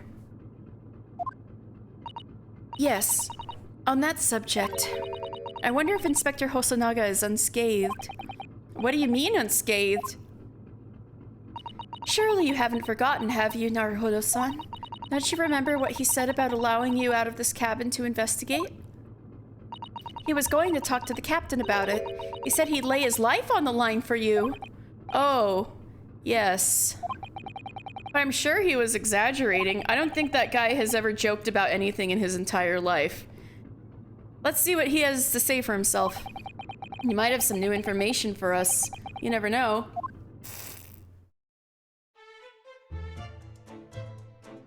Well, where is he? Oh, there he is. You okay, bro? Oh no! He got beat up! Ah, you're back. Inspector! What happened to you? Your faces! Please, don't worry about it. They're just scratches. Made by a bear, maybe? When I told the captain that I'd given you permission to investigate, he told me he'd pummel me with his fists and then toss me overboard. What? But the pummeling was over in a flash, and he must have decided against throwing me overboard. So it was nothing, really. It looks like he wasn't joking when he said he'd lay his life on the line if he had to. Yeah, bro, he's never joked about anything in his life. You better say, I'm sorry. Well, thanks to your efforts, we now know a little about the neighboring cabin. Yes, so I understand. Oh! I bumped into a man claiming to be a great detective a little while ago. I think his name was something like Herlock Sholmes. I don't think he was German, though. Ah, that explains it. Shall we compare notes, then? We can tell you what we found out. Yes, let's do it. This poor guy. Oh my god, his face. I'm so sad. What? Nikolina Pavlova? She's in the cabin next door? Oh, do you know who she is? Please, what self-respecting ballet fan wouldn't know that graceful angel? I didn't know you were a ballet fan. Now you look even worse. Oops, I think I upset him there. Well, that tells us the neighboring cabin is unrelated to the case, at least. Oh, how? Because angels don't go around committing crimes, do they? Oops, now I've definitely upset him.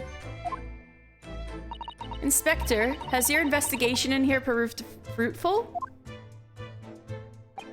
If I'm honest, there's very little more I can do. Our duty is to make sure the scene isn't disturbed, ready to hand over to the Hong Kong police. So I'm just keeping watch here, trying not to take my eyes off the job. Oh, I see. Ah, there is one thing. I do have a small piece of new information for you. Oh, what? Yes, do tell us, Inspector, please.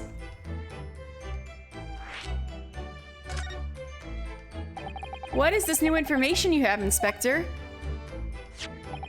It's this. The Burya medical officer has finished his examination of the body. I managed to obtain the report. Oh. Kazuma's post-mortem report? Kazuma-sama. So, what was the cause of death? Damage to the cervical vertebrae is what's written in the report. So he's really dead then? No! I thought that he was faking it. His neck was broken. Yes, it would seem so. No! I was really hoping he wasn't actually dead. There were no obvious wounds or other signs of injury. So at first, I think they were considering poison. But it turns out they found no trace of poison in his system at all. Well, what weapon was used then?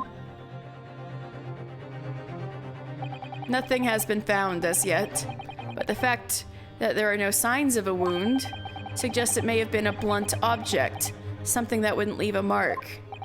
Oh, I see. All the body's nerves run through the spine to the brain. A strong enough impact to the neck could induce death.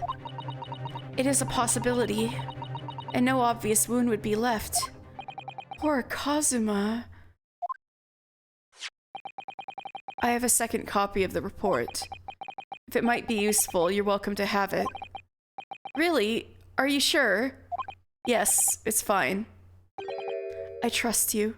Don't look at me like that!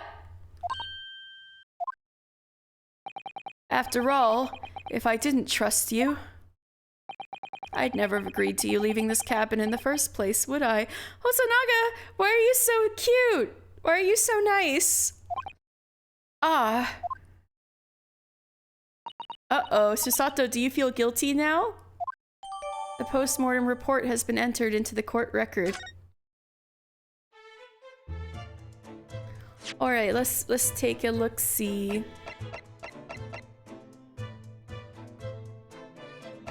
He's really dead then? Fuck.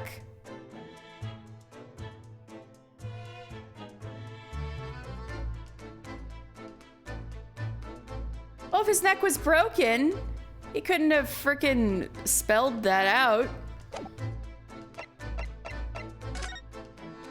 Male, Far Eastern, time of death, sometimes between 1 a.m. and a little past 2 a.m. Cause of death. Damage to the cervical vertebrae, resulting in instant death. No! So he really is dead! God damn it! The victim's neck was almost certainly broken as a result of a strong blow to the area. No obvious external injuries or traces of poison.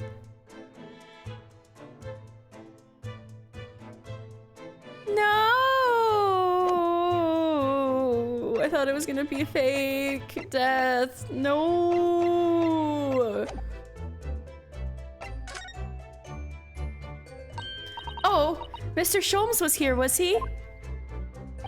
Yes, he seemed to be enjoying himself a little too much as he crept about on the floor investigating.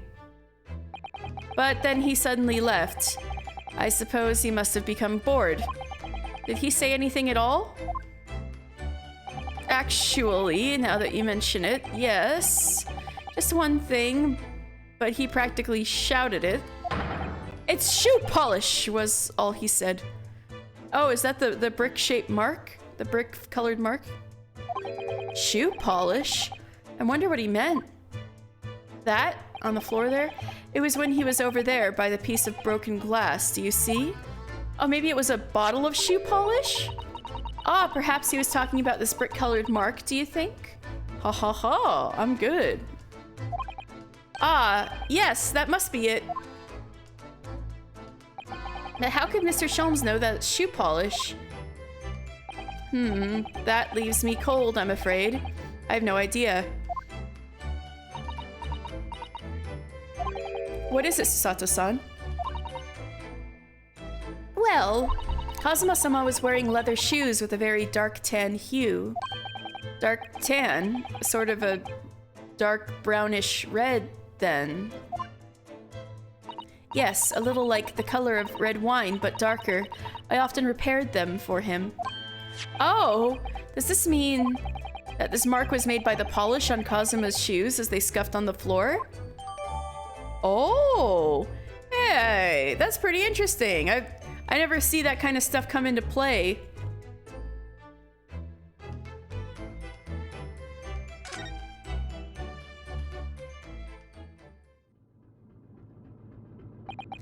That's really all I can tell you at this stage. I should return to my post. My fellow crewmen's eyes are boring into the back of my head. Yes, that might be for the best. Thank you. Poor Inspector. You look exhausted. Oh, no. Well... I feel terrible that I failed to protect Asogi-san. It was my responsibility.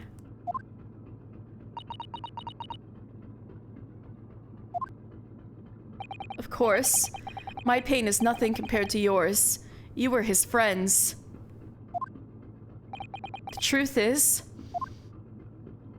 I seem to have had a heavy head ever since I woke this morning. A heavy head? That's interesting, because you feel the same way, don't you? My head's still throbbing too. Were they both drugged? Maybe it was in the air. Because there's a ventilator, right? But it's not actually attached to the outside, right?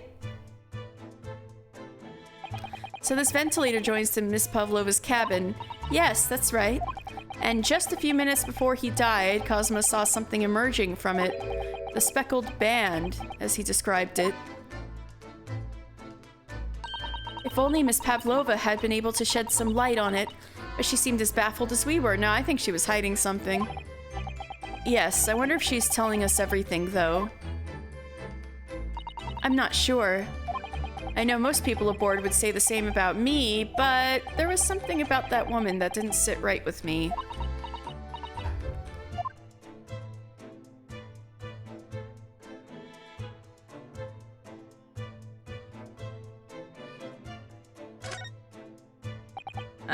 You! Where did you go? Oh, sorry, I just went to the next door cabin to investigate. Why? Who gave you permission for this? Well, Seaman Hosonaga did. That new Japanese, was it? Later, I will roll him into ball and throw him in cold room. Poor guy, he's been through enough. Woo, he's gone back to guarding the door. I hope Inspector Hosonaga doesn't find himself in too much trouble on our account.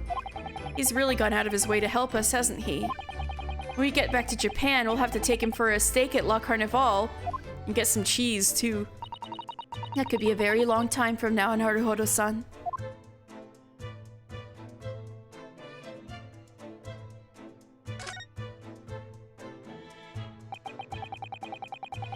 All the books provided for passengers occupying this cabin neatly arranged on the shelf. They were all over the place when we first looked around, if you remember. Oh yes, and you tidied them up, didn't you? You have to look after the ship's property. Unruly behavior in the cabins leads to damage. But it really wasn't me who knocked them over. Well, anyway, I feel much better now that they're neatly lined up. I can't relax when things are untidy. What about all this on the floor, then? That's Kazuma-sama's precious sword. He never went anywhere without it. Yes, he was always saying that Japanese man's katana is his soul. That seems the same so far. I believe he had to work very hard. Yeah, this is the same. I'm not ready to let his spirit go yet.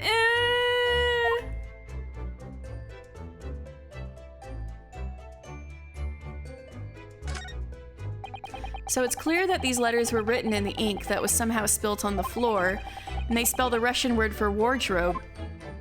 It does seem to be an unambiguous pointer to you, Naruhodo-san, as you were sleeping in there. But to be terribly unambiguous, it should have just spelt out my name, don't you think? Well, either way, one fact remains. It's hard to imagine that Kazuma-sama would have written his last words, or word, in Russian. Which begs the question of who did write it.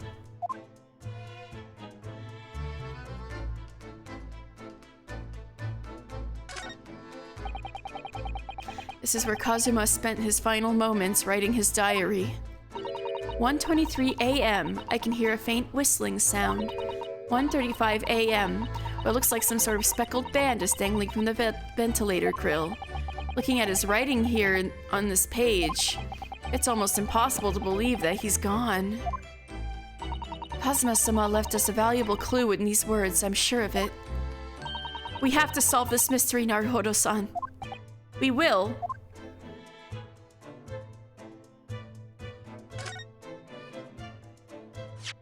It really is such a beautiful color, this glass. It looks like whatever it was is broken clean in two, but the other half is nowhere to be seen. And then there's the brick-colored mark, which is shoe polish, according to that great detective you seem to know all about. I suppose it must be from Kazuma-sama's shoes. Maybe. What I'd like to know is, how can the detective be so sure that it's shoe polish and not something else? Because he's a great detective, of course. That's hardly a reason, is it?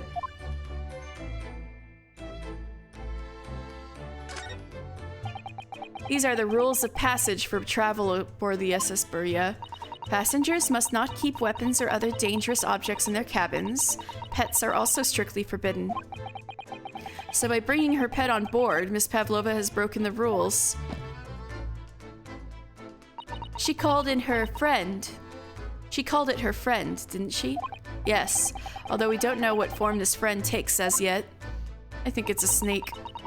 I'm almost certain that whatever it is, it's inside the traveling case in her cabin. A friend. There's more to this than it seems, I think.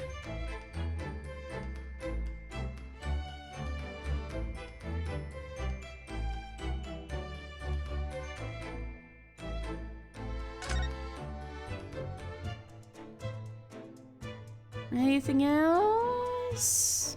Kinda looks like we got stuff covered.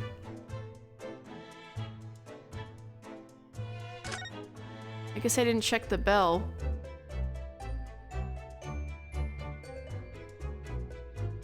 Yep, dope. Alright, let's talk to Hosonaga then.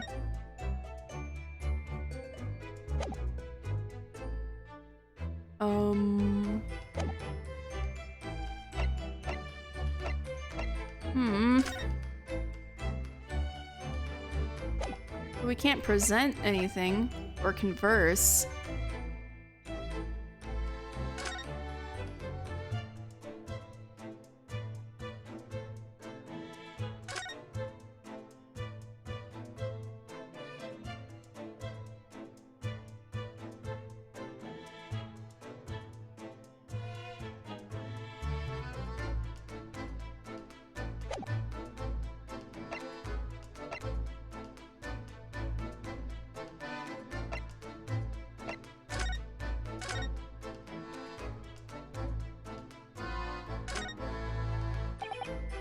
You.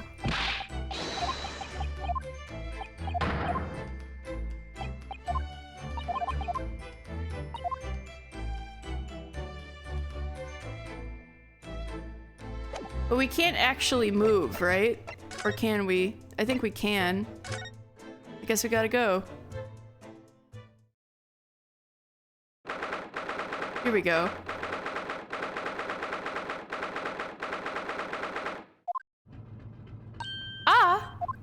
Look, Naruhodo-san!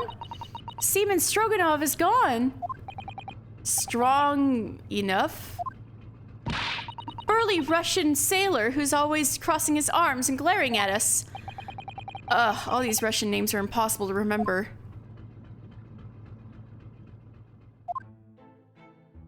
Tra-la-la. Did you hear that? It sounded like someone singing. Oh la la, lira lira lay, I did it the great detective way. Of course it's him. This caroling, I know that lark-like voice. Well, never mind that now. This is a gold opportunity for us. Yes, you're right. We must seize it. Let's get inside Miss Pavlova's cabin while we can and investigate. Definitely. Before that stringy knot crewman comes back. It's Stroganov, not Stringy Knot.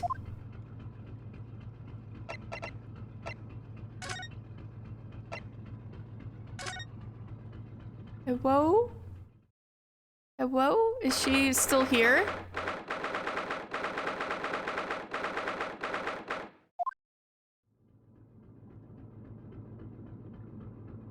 Miss Pavlova isn't back yet. Oh, this is our chance! Wait.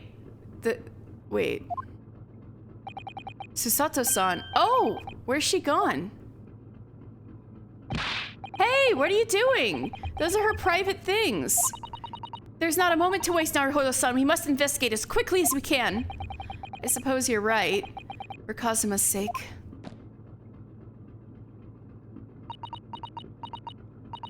Not just for Kazuma-sama. What do you mean? It can't be long now until we arrive at port in Hong Kong. I don't want you to be in those handcuffs when we get there. Really? We must solve this case, Naruhodo-san, by ourselves if we have to. Oh, she trusts me now. Yes, we will.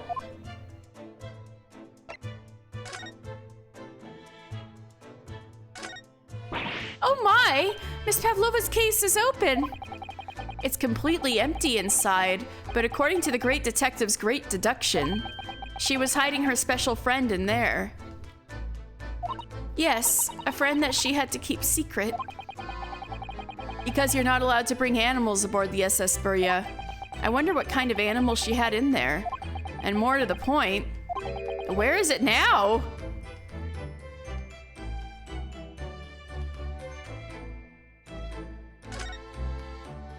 Naruhodo-san, are you there? Sorry, I'm right here, yes. Why? Oh, good. I thought you might have climbed into the wardrobe when I wasn't looking. There's no place like home. Oh, ruthless, aren't you? Believe me, I don't have some strange compulsion to jump inside every wardrobe I see, you know.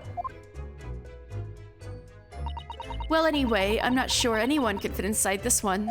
It's full of beautiful outfits. I suppose they're all stage costumes.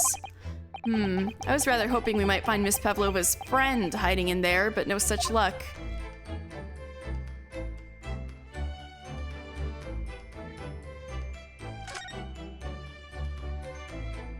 All the books have toppled over together, look. Every single one. Do you think that's a god of the sea, perhaps? He's toppled too, though. It's exactly the same as the bookcase next door, in Kazuma's cabin. Perhaps Miss Pavlova was practicing a difficult ballet pose and fell against the bookcase. I don't know. Would she really be practicing ballet on the same night she ran away from her ballet company? All right then. It must have been you. You lost your temper and knocked them all over in a fit of rage? Not everything bad that happens on this ship is because of me, you know. Well, anyway, I'll set them all straight again in here, too. I don't like seeing things in disarray. Yeah, but, like, she'll know you were here then.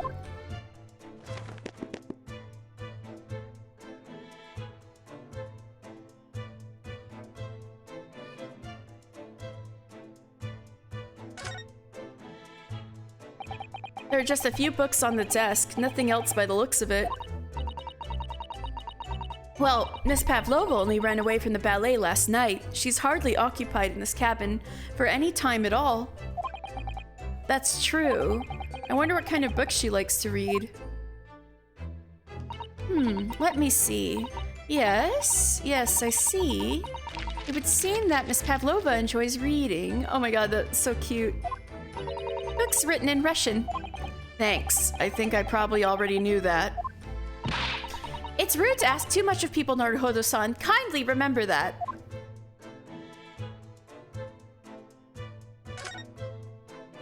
I suppose every cabin has a waste paper basket. Shall we have a little look and see what's been thrown away? Oh, but ours didn't.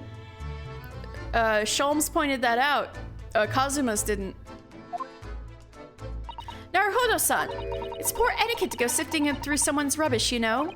Ugh, those eyes. She's looking at me like I'm a piece of rubbish now. However, these are special circumstances, so that's the same. Is there anything new in there? There's hardly anything in here at all. Alright, so that's the same.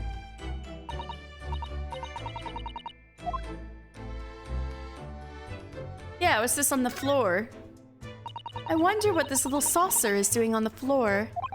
Yes, it doesn't look like it's been dropped. More like it was put there deliberately. Ah! Do you think there could be a leak in the roof just above here? What? A leak? Is this ship quite safe? I'm sure that even if there's a little leak on the roof, it doesn't mean the whole ship is going to sink. No, you're right. Of course you're right. She's really trying to persuade herself, isn't she? I think that's for the pet. Wherever the pet is, maybe it's under the table. I've investigated thoroughly, but I can't find anything out of place. Oh. That wasn't a thing I could look at. Oh, teacup. It would seem this teapot is empty. So the natural conclusion is that the Russians are a very thirsty people. Or because Miss Pavlova only came into this cabin last night, she hasn't had the chance to make any tea yet. I mean, it could be either. It's definitely that they're excessively thirsty. I'd lay 1,000 to 1 on it. You're rather obstinate, aren't you, Naruhodo-san?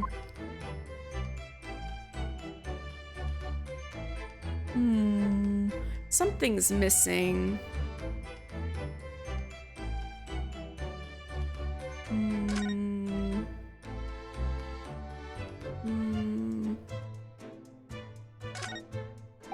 Ah, yes, they're displaying this cabin too. Look, the SS Buria's rules of passage.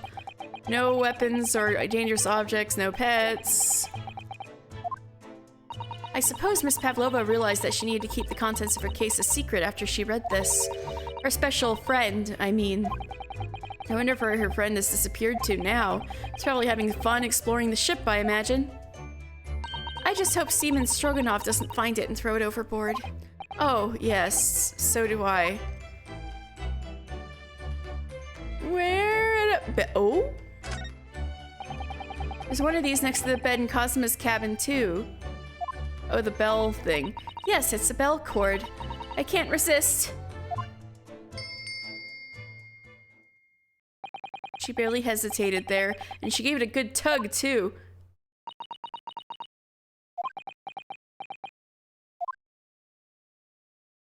No, I didn't actually expect anyone to come. That would have been bad. We don't want them to! We're trying to investigate in secret! Yeah, exactly. So this ventilator connects to Kazuma's cabin next door.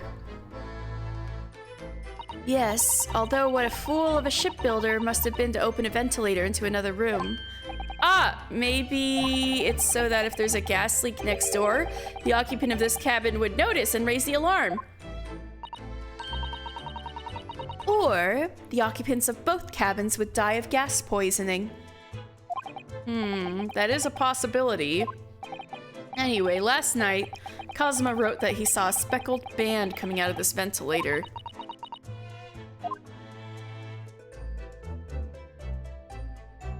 Is that really all to investigate? Come on, there's gotta be something. Maybe the little friend is hiding in plain sight. I mean, why would she bring it with her? She wants it to remain secret, especially because she's going to see the captain.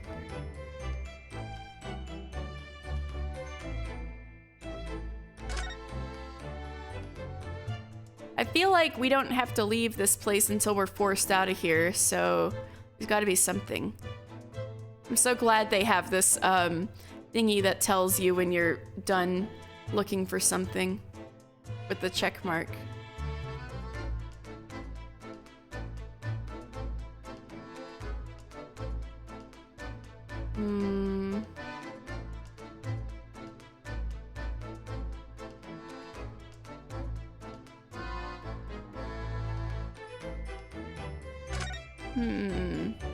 I really can't investigate the carpet bag, huh? I guess I haven't looked at the door. This cabin door has the same simple sort of bolted latch that our cabin door has.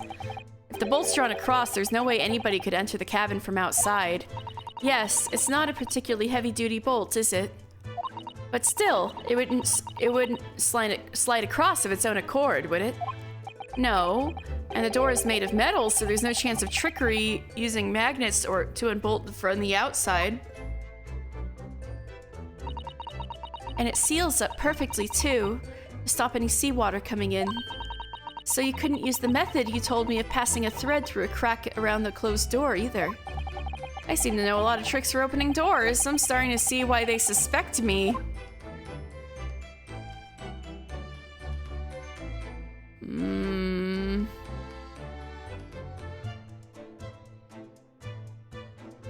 that truly it?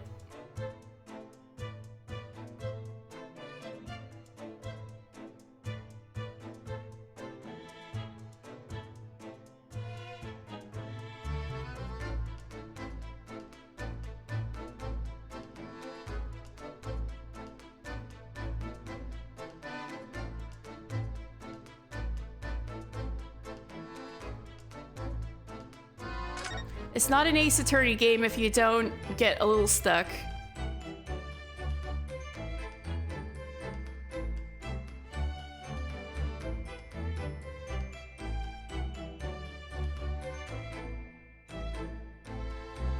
Seriously?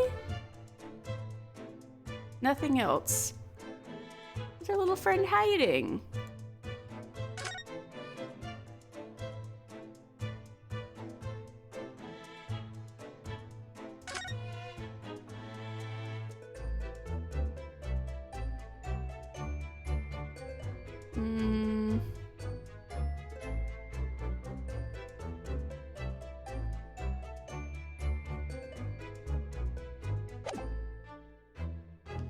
Maybe I'm supposed to look at something in the court record?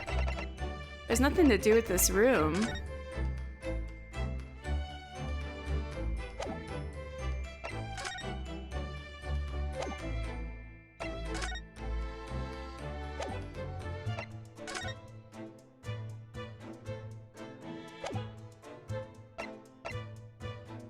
And nothing else to examine really, except this, but I already looked at the sticky parts, and this part just says keep out. You drew the characters for this paper seal, didn't you, Naruhodo-san? They're such bold, vivid strokes you made. Did you check the vent? Yes. I'll check it again, but yes, I did.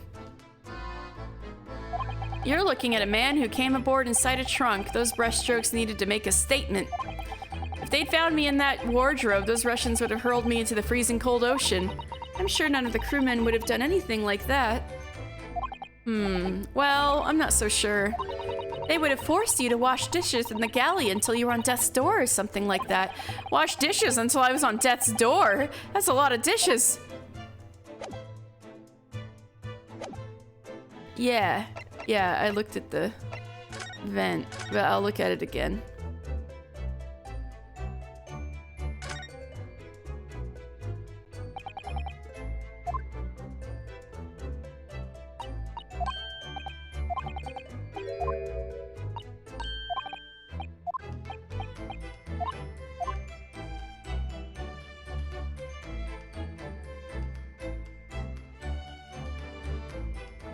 Sherlock Sholmes, help me!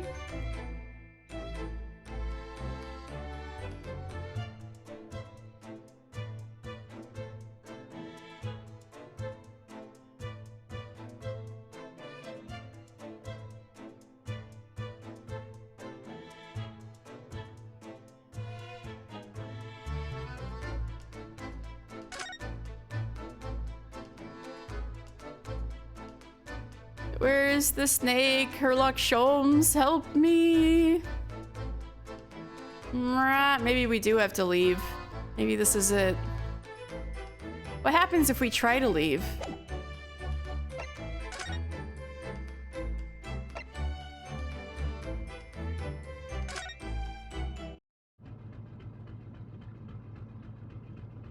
Well, that's not new either. Oh shit, there he is. Oh, it's Mr. Sholmes, look. Wow, you never know where he's gonna turn up next, do you? He seems to be stealing a look at something as he sings to himself. Right, the tra-la-la, tra-la-la, lira-lira-lay. I did it the great detective way. He's still singing. Do you think he hasn't noticed us? Or he's simply in extremely high spirits? Yes, there were times, I'm sure you knew, when the yard bit off more than it could chew. And through it all, when there was doubt, it's lucky Herlock was about. Excuse me. I solved it all and I stood tall. I did it the great detective way. Mr. Sholmes! Ah! What is it? You want to fight? Honestly, interrupting a fellow when he's singing and just when I was about to reach the climactic finish. Sorry, I thought you were never going to stop, so I figured now is as good a time as any. I very nearly dropped you to the floor with one of my many famous right hooks. All right, I get the picture. Now could you put those fists away? I want to see Sherlock and Susato get into a sparring match, and I want to watch Susato kick his ass. Mr. Sholmes, you seem to be examining something before we interrupted you. Ah, yes, that. I was immersed in the study of the ship's log as penned by the stockily built crewman who's usually on guard here. Oh, yes, the ship's log. And did you find out anything useful from it? Well, after 2 a.m. this morning, the majority of the entries are blank. Which means that there was nothing to report. Nothing of note happened, so...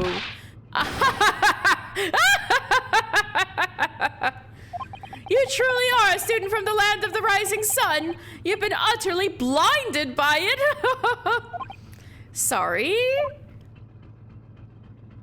Your logic, my boy, is inverted. Whatever do you mean, Mr. Sholmes? Observe the other pages and all shall become clear. It would seem the same crewman oft stands sentry in this first-class passageway, and he has an almost religious practice of recording nothing to report every half hour. Oh, he writes that in every 30 minutes? Nothing to report? Precisely. Put simply, the seaman writes nothing to report when there is just that. And yet, the ship's log from last night is largely blank. He didn't even write nothing to report. So you mean... Yes, there were circumstances afoot last night which led to the seaman being absent from his post. What kind of circumstances? What happened? Murder. That remains a mystery for now, but we can be sure something significant took place. So significant that it caused the seaman to forget his regular habit of scribing nothing to report in the log. These are important details. I would stake my life on it. You must log the ship's log in your mental file. The ship's log has been entered into the court record. Now that deduction was worthy of great detective. Yeah, that was more like it. Ah, you're starting to understand what my way is, I see. What makes Sholmes Sholmes. Brilliance.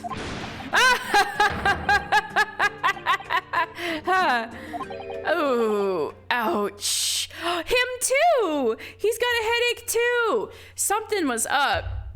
Must have been in the air. What is it? Are you hurt? Oh, don't worry yourself. I seem to be afflicted with a throbbing headache this morning for some reason, nothing more. On the other hand, all of the people who have been complaining of headaches are men. Interesting.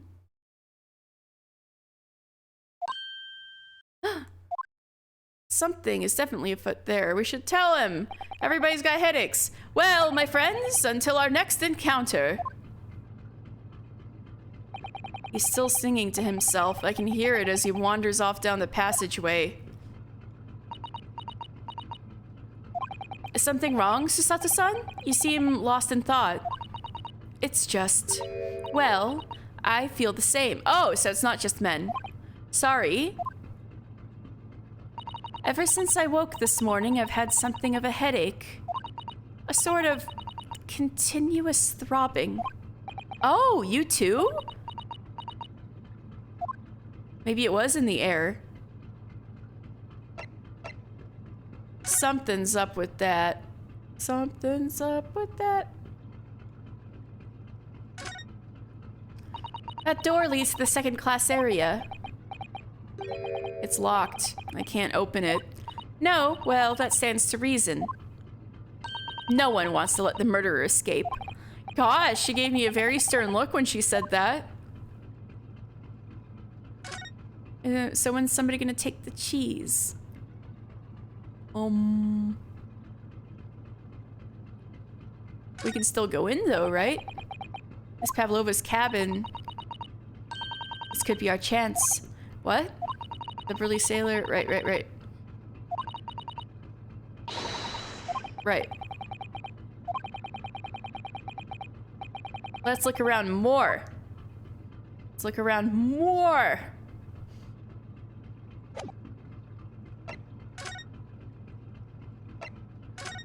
Maybe the Herlock thing needed to... Ding-a-ling-a-ling-a-ling. See, that was the requirement. All I had to do was go in there. Ah, what's that? Uh-oh, that sounds like an alarm. Run! Shut down the engines immediately. Vessel sighted at quarter-mile 4. Full stop. Hard to starboard. All hands brace for impact. The fuck? Get out of here. What the? I think we're about to crash into another ship. What? I can't stand. Susato-san, hold on to me. And that's gonna knock over everything, isn't it? Ah! It's gonna knock over all the books. Susato-san, are you all right? Are you injured at all? I think I'm fine. Thank you, Naruhodo-san. Yep, what did I say? It was the boat tilting.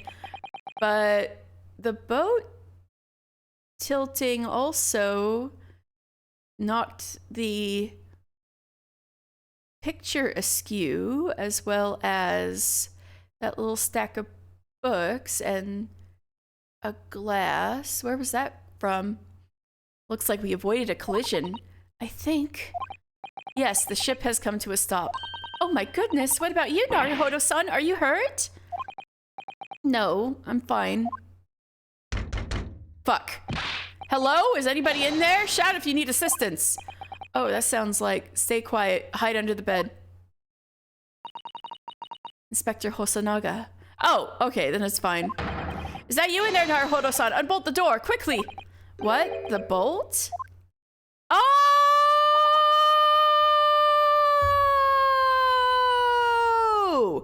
The bolt tilted, which made it into a locked room case. Fuck! Why didn't I think of that? Look at that. The door's bolted. Did you do that, Susato-san? No, I didn't touch it. Well, that's strange. How did the belt tilted? And look at all the books. They're just like they were before again. Naruhodo-san, aren't you going to open the door and let the inspector in? I'd better tidy this place up first. Poor inspector, he's just waiting there with bated breath. Our violent emergency stop had solved one mystery, at least in a very vivid way. But I knew what awaited us on the other side of the cabin door would not be pleasant. I hurried around tidying up the cabin with a new sense of foreboding in my heart. Ah!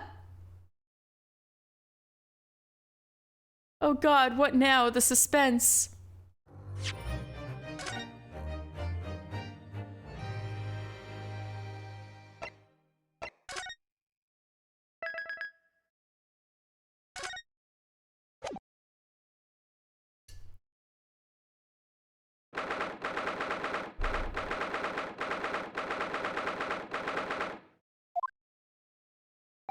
Somehow, the door to the cabin we were in ended up bolted after we made an emergency stop.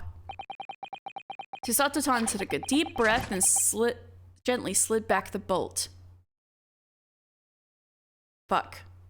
Damn it. Shit. You! What are you doing in Miss Pavlova's quarters? Ah, you both look unhurt. Good.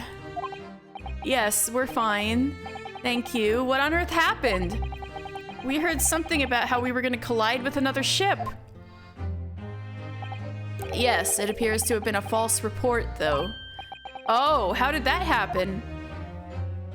There's a dense fog outside, so it's extremely difficult to see. Someone must have thought he saw a ship ahead. The This person obviously triggered the alarm, and that's why we made an emergency stop. Is chaos. Passengers are screaming. Crew are running everywhere.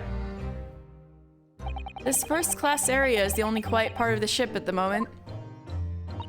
Oh, I see. Someone triggered the alarm? Does that mean that someone pressed that button outside? Ah, you wicked intruder, dressed all in black. You are the devil. Oh, her hat's gone. Sorry, me? I haven't called a lot of things before, but devil is the first. You opened my traveling case. How could you? Oh, that wasn't... Somebody else was in here. What? No, we didn't touch it. That's right, Miss Pavlova. It was already open when we came into your cabin. Inspector. Yes? Arrest this man. I know he did it. He is a criminal. Is it not enough that he has killed a man? Da! And he is stowaway as well. If Vixen promises not to steal chicken, do you believe? Take him away. He is a trespasser as well as everything else. Stowing away, trespassing, killing. She is right. You are devil. It doesn't look good, does it?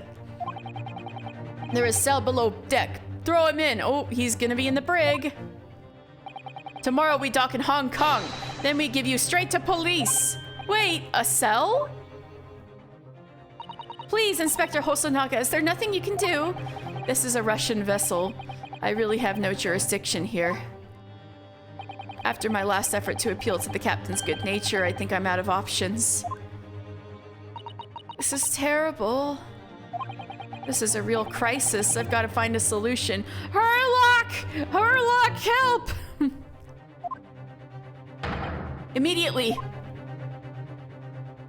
A solution. Fuck.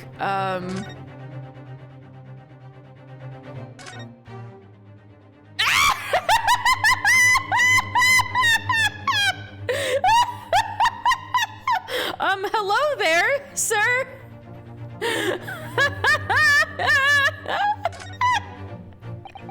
What the?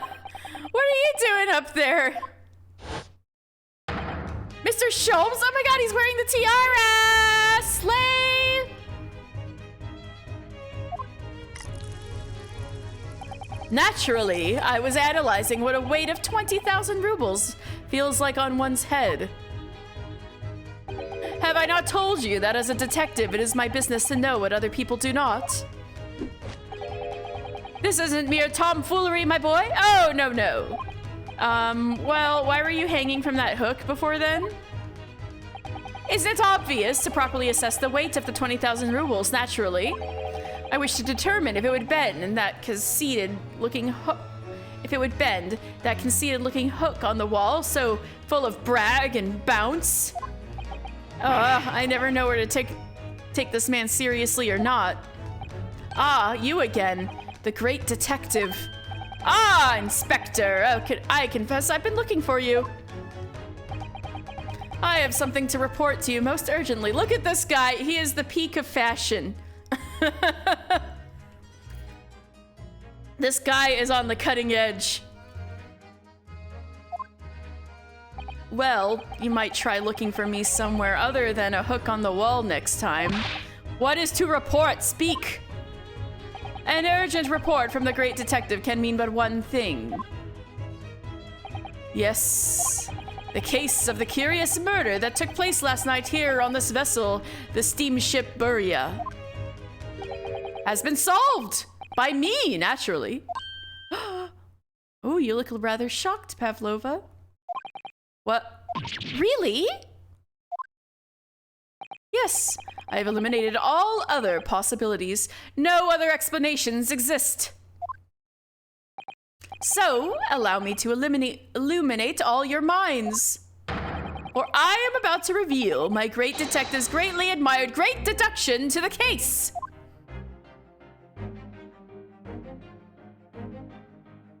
Ha! You have solved it? Even Hedgehog understands this case.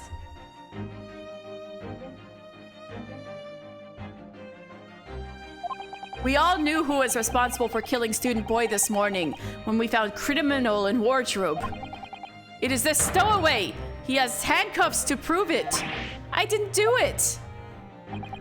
The trouble is, there doesn't appear to be anyone else who could have killed the victim. Because, as everyone knows, the cabin door was bolted shut from the inside. Gravity, bitch! That means the culprit must be someone who is inside the cabin. Not necessarily! Yes, it's what's called a locked room mystery in detective stories. Da! Locked room! That is point! The room was locked. Well, I can't deny that. There's no way the bolt could have been drawn across from outside the cabin. You are all quite mistaken. The cabin next door is not a so-called locked room at all. What? Sholmes has it. He's got it. Oh yes, there is another entrance. That's not what I meant, sir. An entrance used last night by the culprit in order to gain access to the cabin despite the bolted door. What other entrance? We never discovered one? Why, it gapes open-mouthed as you even as we speak. The ventilator man. The ventilator? You think this is funny? I cannot even put my arm through that hole. That's because your arms are as thick as tree trunks. You're not suggesting the culprit entered and left the victim's cabin through that tiny opening. It's not possible. Ah, but it is. And last night, the victim even witnessed the intruder in the act of passing through the ventilator. Mr. Sholmes, do you mean... Are you referring to the words Kazuma-sama wrote in his diary? 1:23 a.m. I can hear a faint whistling sound. 1:35 a.m. What looks like some sort of speckled band is dangling from the ventilator grill. Precisely, my dear madam. But what does it mean? What is this speckled band? The answer to that particular conundrum is in this very cabin. I've been looking for the snake. I couldn't find it. Oh, you got X-ray goggles? Mr. Sholmes, what are you doing? There is a distinct element of danger, but fear not, I am ready. What I am about to expose for y'all to see will shock you to your cores. Behold! Yeah! Ah! What the... I knew it was a snake. I called it. But it's banded. It's not speckled. Why would he say it's speckled? It's so cute though. Look at that baby. Allow me to introduce you all to the band. The speckled bit. It's not speckled though. Snick. Yeah, Snick alert. Snick has entered the building. A snake?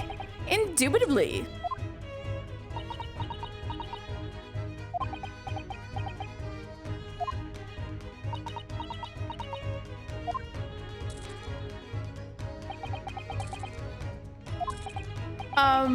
Mr. Sholmes, just one thing.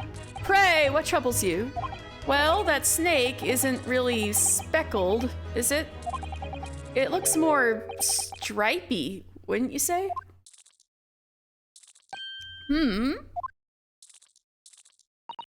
Yes, you're right. I think in this case you'd have to call it the striped band, wouldn't you?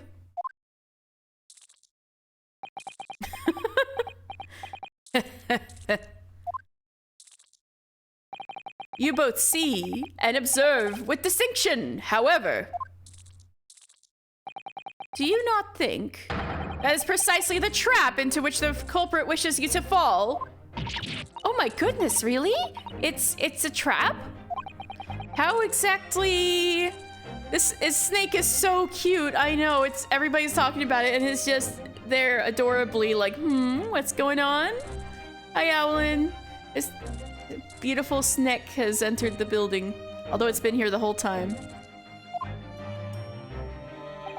I think perhaps it is time I explain the intricacies of my train of thought. Are you ready, Miss Pavlova? I'm sorry for the young man who died, but that is all. His death has nothing to do with me. This whole thing has nothing to do with me. There are two conclusions I've drawn from the facts. Number one, last night your friend infiltrated the victim's cabin. And number two, that same friend was responsible for the victim losing his life. No. She's turned white as a bowl of rice again. Sholmes must be right. He's hit the nail on the head. But it was blunt force trauma. Did the snake fucking drop on him from above accidentally? Oh, you've been listening while working on things around my house? Oh, good. I love that. I always need people talking from something while I'm working on stuff. Oh. This young woman's friend killed Mr. Asogi?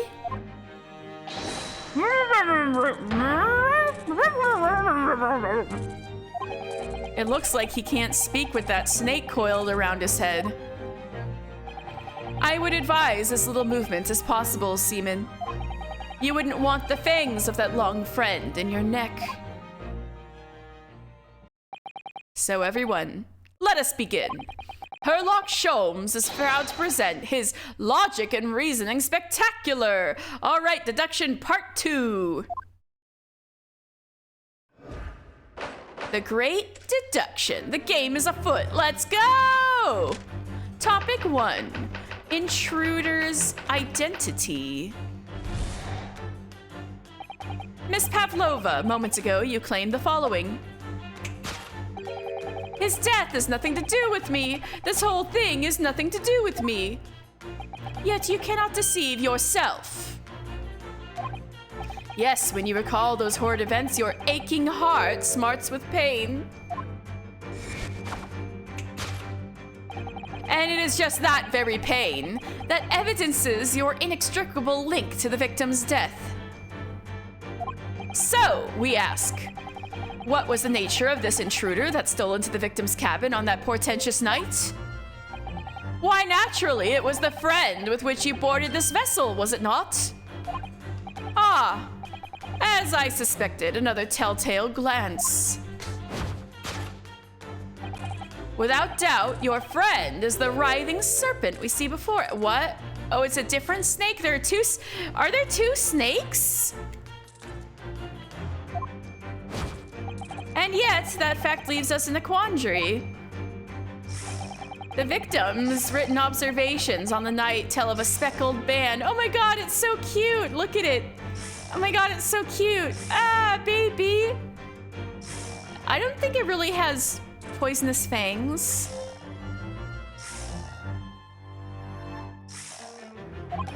Whereas, regrettably, this specimen's markings do not fit that description in any way. What explanation can we then give, pray? What was the sight that fell upon the victim's eyes that night? No, don't look at me. This has nothing to do with any of this. Oh, but it does. You have the answer to this quandary even now, hidden behind your back. Yes, that which you are trying but failing to conceal can only be the snake's sloth skin. Oh wait, is that a little cozy? Is that a little sweater for the snakey to wear? Evidently, after the subtle and horrible crime, this most deadly friend of yours shed its original skin. No? I don't know what you're talking about. Last night, through the ventilator visible in this cabin, your then speckled friend slithered next door. Using the bell cord on the other side of the bridge, the serpent silently descended into the victim's quarters. In the dim light, it appeared to the young gentleman who was about to lose his life, a speckled band. In summary, the nature of this friend of yours, which last night infiltrated the scene of the crime, is a rare breed of snake whose markings change every time it sloughs its skin. I don't know about that, my guy. A snake so dreadful, we can only imagine it would be found in the deepest depths of India. A beloved speckled snake. How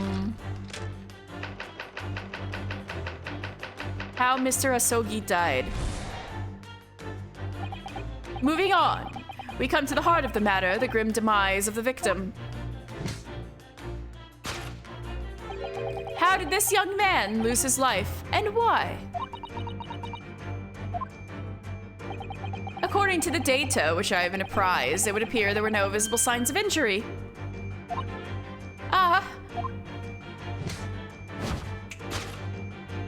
In fact, the circumstances of the victim's death can only be explained by a terrible venom.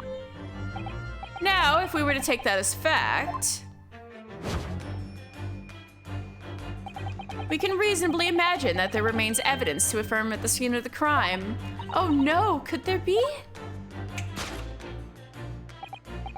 Yes, an examination of the deceased's body will prove the cause of death conclusively. The almost, but not quite, imperceptible puncture wounds left by the venomous fangs will seal the truth. Yes, the vestiges of the snake bite delivered by your terrifying friend. This makes no sense. There is no point feigning ignorance, Miss Pavlova. After the incident, you endeavored to hide everything, didn't you? But now your involuntary glance betrays the hiding place you chose. That's right. You hid the evidence that links you to the victim's death in that traveling case.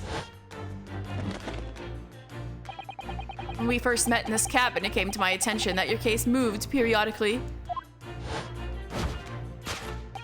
Your serpent assassin was restless inside, no doubt. You don't... It is telling that the victim made note of the low whistling sound that he heard moments before his end. That was your signal, was it not? The sound you had used to train your serpent friend. To train? Indeed, you'd put the serpent through this ventilator and wait. After a period, you'd summon back with a whistle.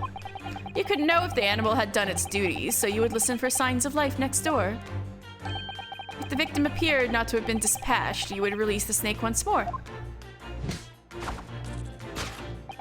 Do you deny the snake has undergone such training? It's not true! Having slithered through the ventilator and down the bell cord, the creature needed only to sink its fangs in once. Its venom would course through the victim's veins, ending his existence forever. Sholmes hasn't read the report, huh? That is the true nature of the speckled band that took the poor young man's life. There can be no doubt, my logic is infallible. I don't know, bro. Thus concludes Herlock Sholmes' great deduction of the speckled band. I don't know about that, bro.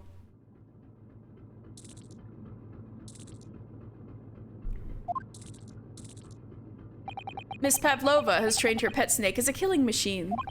There on the floor, you'll observe a saucer of milk. The promise of food is key to training any creature. Also, I don't think she would want the snake to die. You know, it's her friend. Incredible. You solved the mystery. No, you didn't. Amazing. Your great deduction really lives up to its name. Y'all both know he has a broken neck. I see now why Herlock Sholmes has become such a household name. My dear man, it was nothing remarkable. As the Russians say, I could have done it with one left hand.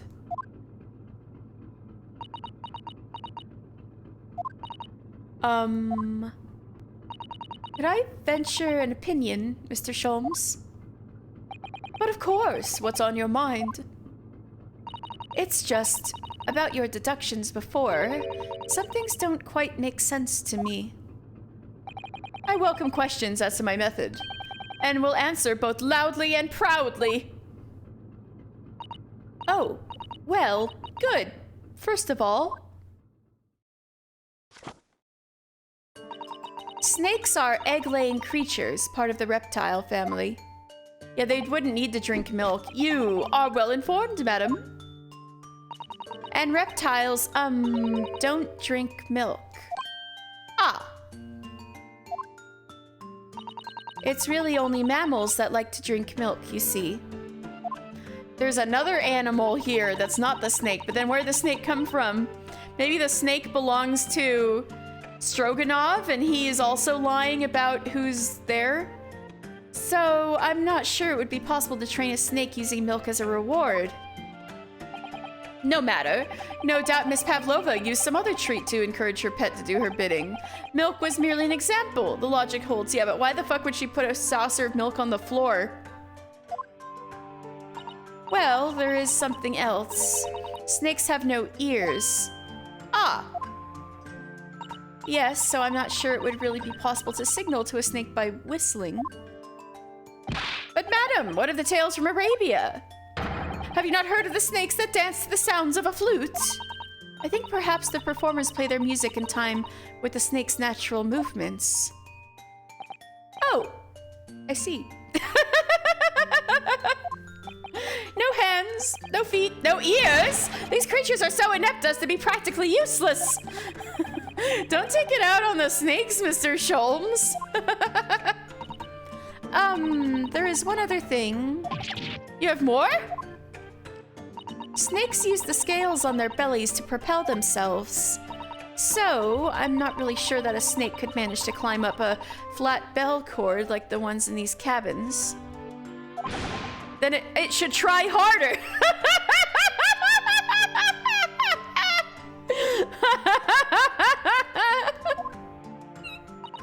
Please, don't be angry with me, Mr. Sholmes. The point is, even if the snake had gone through the ventilator to the next door cabin, it couldn't have come back without help. What I'm trying to say is that there are a number of reasons why it's difficult to imagine the snake could have had a part in this.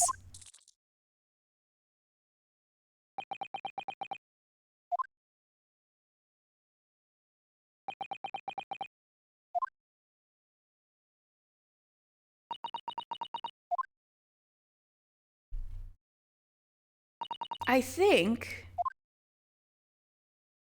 we need to step in and help again, Mr. Naruhodo. Oh no, you don't mean...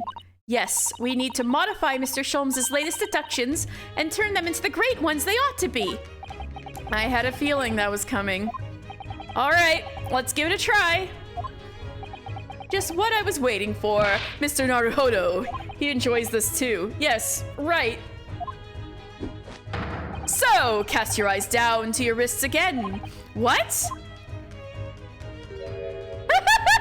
He always has to be free to gesticulate during these. You've done it again! Your handcuffs are gone! Where did they go? Fear not, I shall see they're restored after our work is done. I really wish you'd leave them off. Now, everyone, let us begin. Herlock Sholmes is proud to present his Logic and Reasoning Spectacular.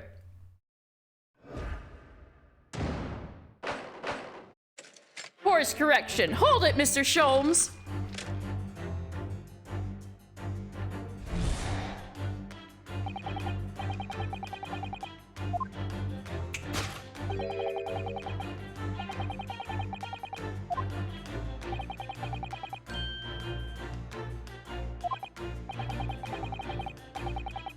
Your aching heart smarts with pain. Yes, right.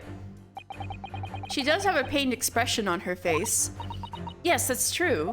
She looks as though Kazuma-sama's death is weighing heavily on her mind.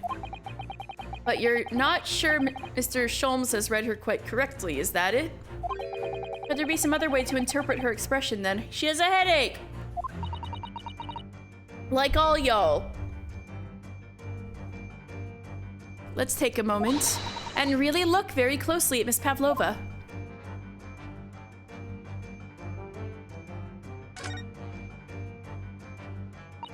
She has such petite ears among that beautiful hair, like little pink shells. Oh, what's that? An earring. There's something attached to her ear. Ah, I expect that's what's called an earring. It's a little piece of jewelry. An earring, is it? It really is tiny. Their first time seeing an earring. Perhaps part of it is missing. Maybe it broke off. Yeah, she had a big old earring before. It did break off. So now all that's left is the clasp part that attaches to the ear. She had that earring earlier, yeah. If that's the case, she doesn't appear to have noticed that it's broken. Oh, oh! Oh, oh! She had a matching set. It's not just one earring.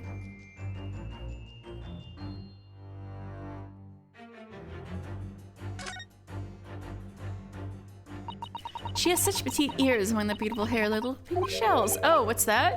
There's something dangling down from her ear. Ah, that's an earring. The crescent moon part looks as though it's made from wood.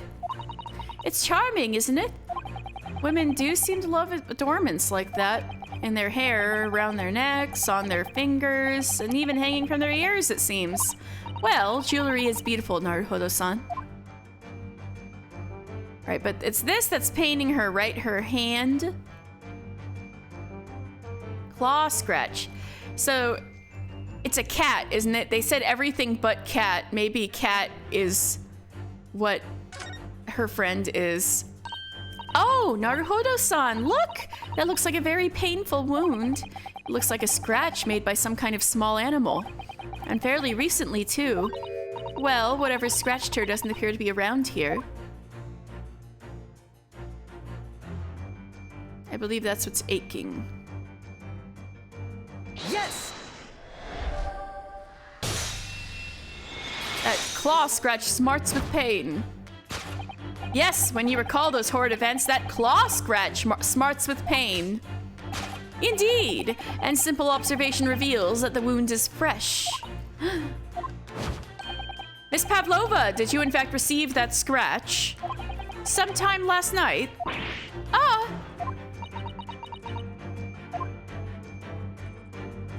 When I think about the young man who died next door, I feel so sad. And when I am sad, the pain from this wound is worse. And it is that very pain that evidences your inextricable link to the victim's death. So we ask, what was that nature of this intruder that stole into the victim's cabin on that pretentious night? Why, naturally, it was this friend from which you boarded the vessel, was it not? Ah, as I suspected, another telltale glance. Maybe the band was the cat's tail? Without doubt, your friend is the writhing serpent. Nope, it's not the snake. It seems likely that the scratch mark on the back of Miss Pavlova's hand was made by this friend of hers, doesn't it? Except, snakes don't have claws, do they? No, they don't. They don't even have hands or feet on which claws might grow. Well then, if that snake isn't her pet, what is? What's the true identity of this friend of hers? We should follow her gaze, Naruhodo-san. That's where we'll find the answer. Kitty? Kitty? Kitty? Oh, kitty! Kitty!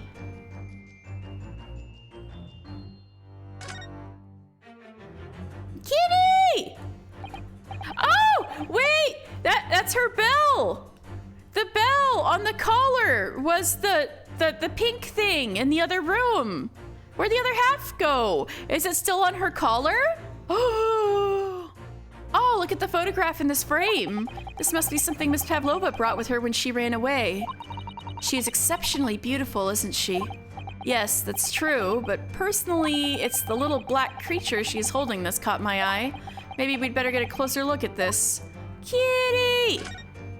Look at the little cat Miss Pavlova is cuddling here. Oh, what a cute little kitten. It could vie with you, couldn't it, Naruhodo-san? For the blackest outfit. A black kitten. And from the look of this picture, at least, Miss Pavlova seems very attached to it. The bell. All right, that's good enough. Yes! Little kitten. Sad cat thumbs up, yeah. Without doubt, your friend is the little kitten we see before us. Yes, the scratch on the back of your hand makes that abundantly clear. Oh no. The whereabouts of this black kitten isn't clear, but what is clear is that you brought the animal with you when you ran away, didn't you? Ah! Darka is my best friend. I couldn't leave her behind. Darka would appear to be a Russian blue. I used to have a Russian blue, but then but Russian blues are gray, not black. But it's a black and white photo. I guess we'll have to see for ourselves. And yet, that fact leaves us in a quandary. Victims' written observations on the night in question tell of a speckled band. Whereas, regrettably, this specimen's markings do not fit that description in any way. What explanation can we then give, pray? What was the sight that fell upon the victim's eyes last night? No, don't look at me. This has nothing to do with any of this. Oh, but it does. You have the answer to this quandary even now, hidden behind your back. Yes, that which you are trying but failing to conceal can only be the snake's soft skin. Nope, but now we know it's a cat. Do you see that? She just took something out of her pocket and hid it behind her back. If she'd just left it in her pocket, no one would ever have known. Yeah, that was kind of silly. Oh yes, ploys like that are Mr. Sholm's specialty. He's ever so clearly forced her to reveal something. I thought that deduction was his specialty, or maybe making me believe that was a ploy too. Anyway, I find it hard to believe that that's the skin of a snake. In which case, just what is Miss Pavlova hiding behind her back? A little kitty cozy? A little kitty cozy? Oh, hello? What's that? A ribbon? Like a cat toy? Well, it's speckled and it's a band, but what is it? It's a cat toy, isn't it? Like one of those fake tails? It seems to be soft and fluffy. A long piece of cloth of some sort. And that looks like a handle at one end. I think it may be a cat's toy. This sort is common in the West, apparently. How is that a toy for cats? Cats like to chase the band around and paw at it. Kittens in particular love that sort of play. You only need to wave it in front of them and they pounce to catch it. Haha, this sounds positively adorable. But how did it end up all the way up there? In the ventilator? Maybe she was trying to attract the cat back into her side? Yes! Because the cat could get up onto the top of the wardrobe and get from wardrobe to wardrobe through the ventilator. Yes, the thing you are trying but failing to conceal is, a cat's toy. Precisely, in the true nature of the now infamous speckled band. Ah! And it was this toy that you dangled through the ventilator. You waved it around, I presume. Naturally, the victim could not fail to notice it. But why? For what reason? My dear boy, there can be only one answer to that. After her feline friend disappeared through the ventilator into the neighboring cabin, Miss Pavlova attempted to use the speckled cat's toy to incite the creature to return. Exactly. Ah. In summary, the nature of this friend of Miss Pavlova's, which last night infiltrated the scene of the crime, is a blithesome Russian blue breed of cat by the name of Darka. Ah! A truly troublesome feline young Darka is proving to be. She must be caged once found. You will forgive us for borrowing the photograph of your pet, Miss Pavlova. I feel bad. Although I did not expect the speckled band to be a cat toy. I will say that. It was after I gave her her food last night, and so the saucer of milk would be for the cat. Yeah. That's when it happened. She scratched the back of my hand and then ran up the bell cord, climbing it with her claws. Before I could do anything, she had disappeared through the ventilator. Darka, she is so naughty.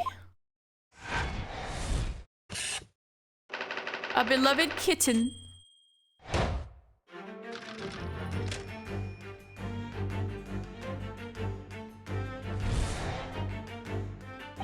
Moving on, we come to the heart of the matter, the grim demise of the victim.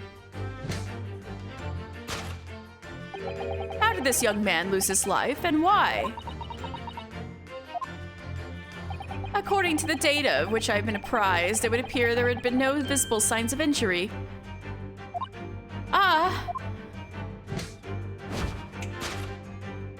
In fact, the circumstances of the victim's death can only be explained by a terrible venom. Nope. What Mr. Sholmes says is true. There were no signs of a wound anywhere on Kazuma-sama's body. That's right. But Mr. Sholmes seems to be unaware of one very important detail. Kazuma wasn't poisoned. Yes, it would seem so. Let's give him the information he's missing now. Yes!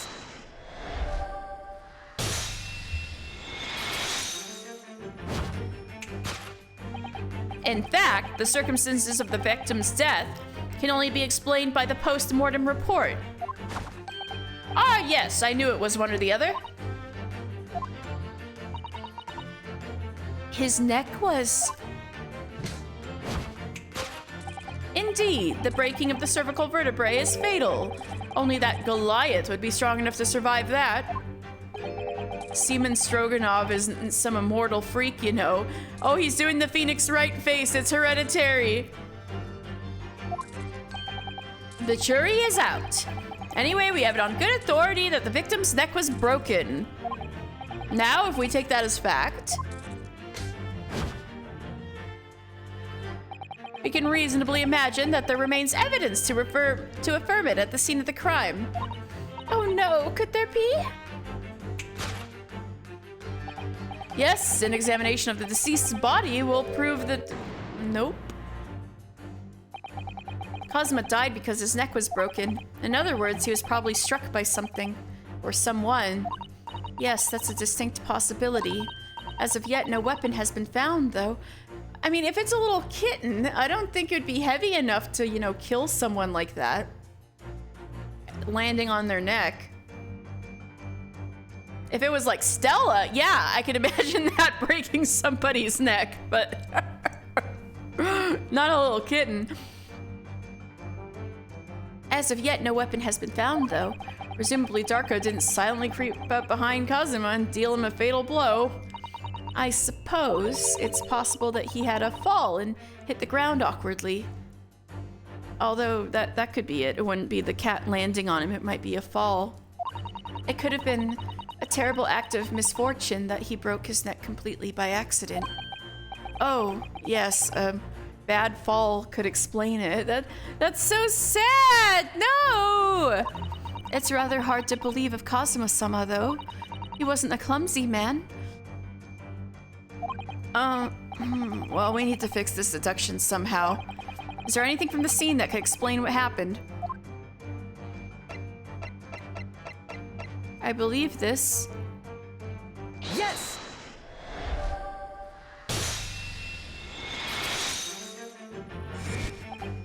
Yes, an examination of the mark on the floor will prove the cause of death conclusively. This particular mark, so prominently visible next to the victim's body, is a deposit of shoe polish.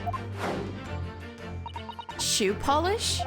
Indeed, positively identified by a little analysis device I constructed, which I carry now as a matter of course.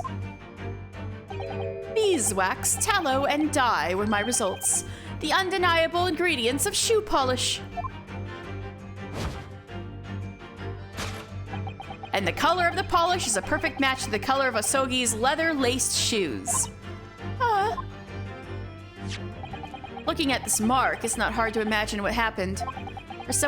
For some reason, Mr. Asogi must have caught his foot at that point of the floor and tripped. Oh! Tripped over the cat? Oh no! Please, no! And, by a dreadful turn of misfortune, caught his neck against some immovable object as he fell to the floor. Suffering a fatal blow to the spine, the victim's vertebrae shattered, and in that instant, he lost his life. No!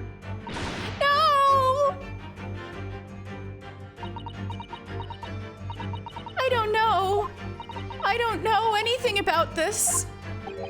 Is that really true, Miss Pavlova? What about the evidence left behind at the scene where Mr. Asogi lost his life? Yes, the facts are as clear as day to me. You did all you could to conceal the incriminating evidence. But now your involuntary glance betrays the hiding place you chose. That's right, you hid the evidence that links you to the victim's death in that traveling case. Well, it's empty, we can see what's in there. I don't believe it. Kazuma-sama merely tripped over and now he's no more? It can't be true! I refuse to accept it. I know it's hard to believe, but the mark on the floor does seem to suggest that's what happened. But, and if this part of Mr. Sholmes' deduction is right, Miss Pavlova is trying to hide some evidence that would prove it. Here in this cabin, somewhere in the direction that she just cast her eyes. Where, I wonder? Let's have a good look around. The answer must be here somewhere.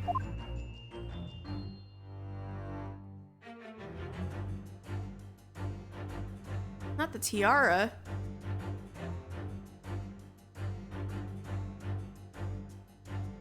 Maybe this time it's the waste paper basket. Probably not, but this is a waste paper basket. Perhaps all the first-class cabins have them, but Miss Pavlova only started occupying this cabin late last night.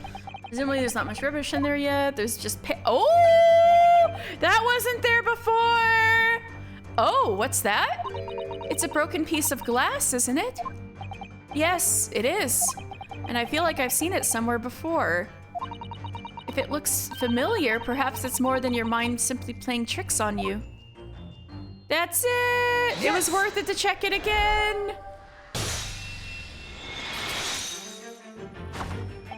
That's right, you hid the evidence that links you to the victim's death in that waste paper basket. Ah! Here's what we have: a fragment of some intricate glass object, it would seem. One that has a familiar air, in fact. Precisely, we found another piece of broken glass on the floor of Mr. Asogi's cabin. And as you can see, the two pieces fit together perfectly. Oh no! So, Miss Pavlova, shall we consider what this tells us? Why would it be that this part of the glass object, which was evidently broken at the scene of the victim's death, should be found in the waste paper basket in your cabin? Ah! You are well acquainted with this glass bell, are you not? I don't know, and that hushed Russian accent of yours won't save you this time, dear girl. Why? Because we have conclusive evidence linking you to the bell in question. What? Take it away, Mr. Naruhodo. Oh, how nice of him. Yes. The evidence linking Miss Pavlova and the little glass bell, that would be a photograph. That's why he's like, I'll take that. Yes! If you look at this photograph, you can clearly see, hanging from Darka's collar, the very glass bell in question.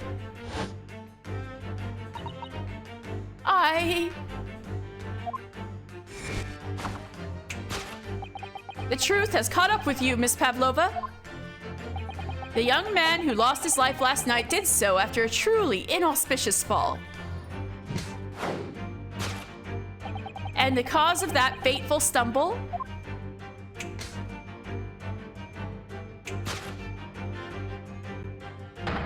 Your absent feline friend, Darka.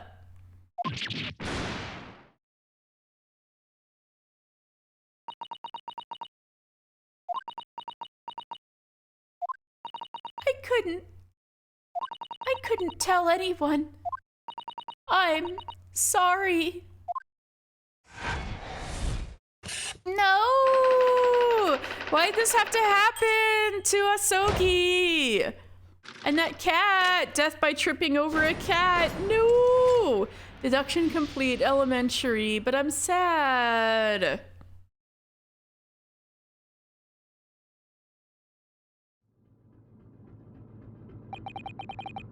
Why don't you tell us now, Miss Pavlova?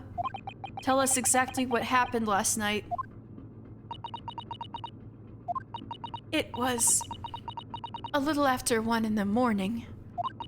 It was so late, but I hadn't had time to feed Darka, so I gave her some food. And then, all of a sudden, she scratched me and jumped out of my hands. That's so sad. I know, yeah. People do say that cats become very anxious and nervous in new environments. She was so fast. She disappeared through the ventilator before I could stop her. And that is how you acquired the rather nasty wound on the back of your hand, I take it? Yes. Pain, I know. And I had read the, rules on the wall. I knew that I was not allowed Darka with me. Yes, modern science suggests that animals can carry infectious diseases. It's a precaution, really. So I listened and listened, trying to hear if there was some noise in the next cabin.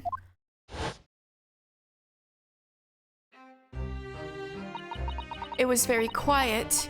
I was sure if someone was there, you must be sleeping. So at that point, you thought it was safe to try to lure the kitten back again by dangling the end of the toy through the ventilator into the adjoining cabin. Darka always loves this toy, but it didn't work. Nothing worked. I tried using her favorite toy. I tried whistling to her softly, but nothing. She didn't return. So the faint whistling sound Cosmo wrote about in his diary was Miss Pavlova trying to retrieve her pet. Cats have a propensity to remain hidden in the shadows when frightened. Yes, so there was nothing else I could do. I just had to wait until she had calmed down. Did she stand on the edge of the bed frame to... She must have, like, been really stretching her arm up there, stepping on the bed in order to get that through there, because the handle of the cat toy is pretty short. But then...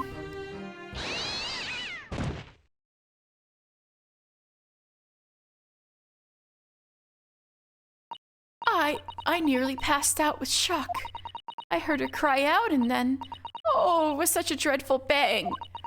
Then afterwards, nothing. It was totally silent. Kazuma was...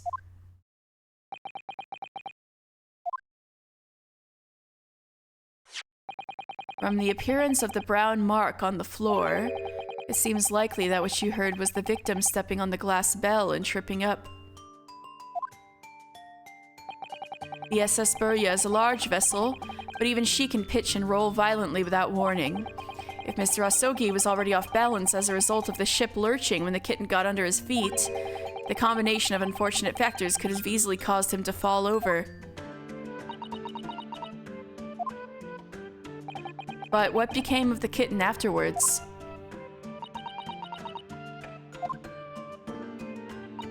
In the end, I managed to get her to come back through the ventilator.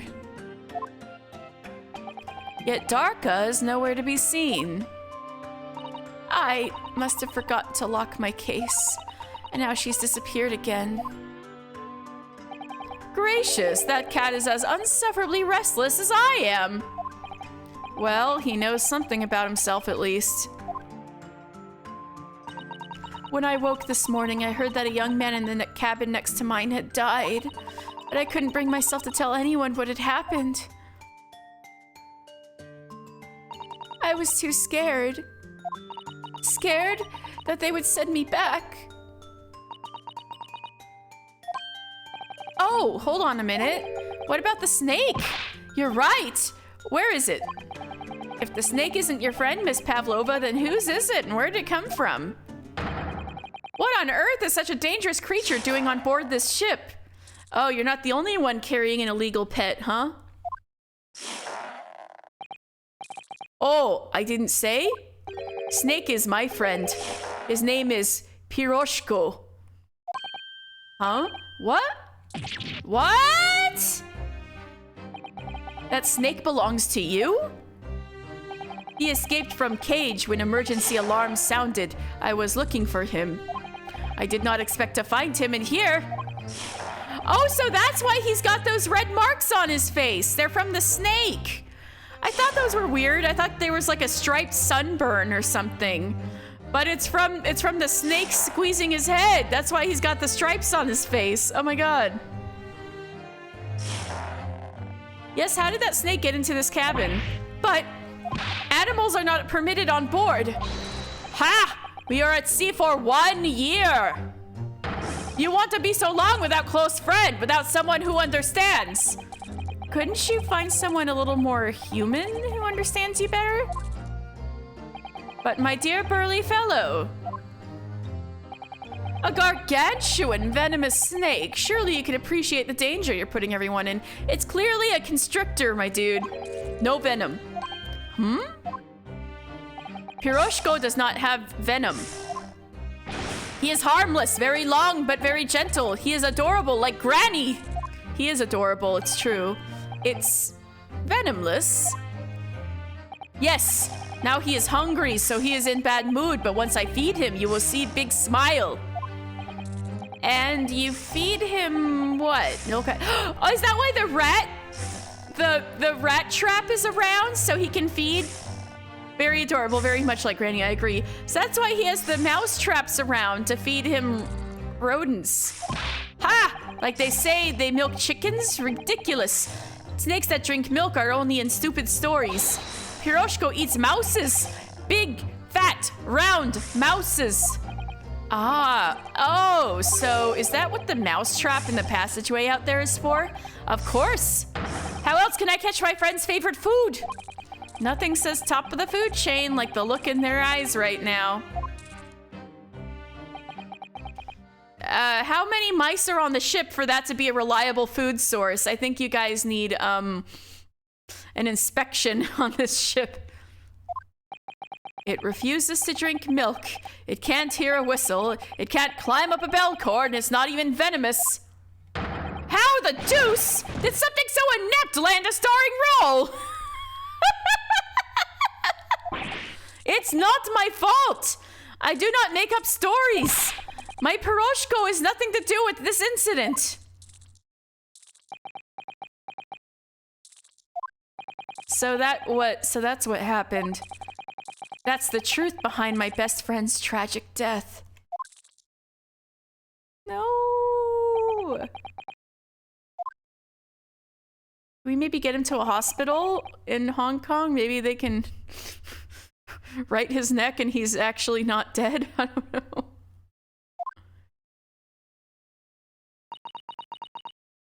Man.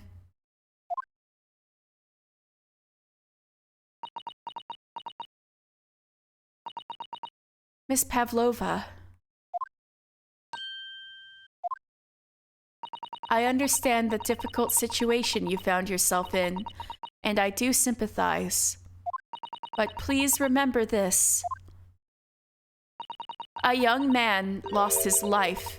If you're going to attempt to cover up your guilt with lies, then no matter what the circumstances, I cannot forgive you. But what are you talking about, Miss Mikotoba? What lies? Miss Pavlova just confessed everything. It was just a series of unfortunate events. An accident. No, there's a few things we haven't explained, such as the writing and the pinning on Naruhodo and the fact that the logs were not written in.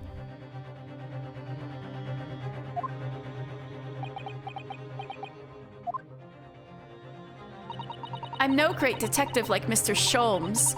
I don't have a gift for knowing the truth. But even I can see that was not the truth. Don't you agree, Mr. Naruhodo? To be perfectly honest, yes. There's a discrepancy in Miss Pavlova's story, I'm sure of it. I just can't put my finger on it. Sholmes is like deduction number 3? I confess, I was intending to let Scotland Yard deal with any outstanding issues on this matter. Oh! I am only present here for a very specific reason. The truth is, you, Mr. Naruhodo, are simply a distraction. A distraction? I do hope you've not been finding your shackles too uncomfortable. Ah, not again! When did he do that? Especially as they're on your wrists as a result of my intervention. I was rather hoping I could resolve matters before we made our next port call. You were, Mr. Sholmes? Yes, but I overlooked one important detail. The deceased young man was a very close companion of yours, was he not? Yes. Kazuma was my closest friend. I owed him my freedom, even.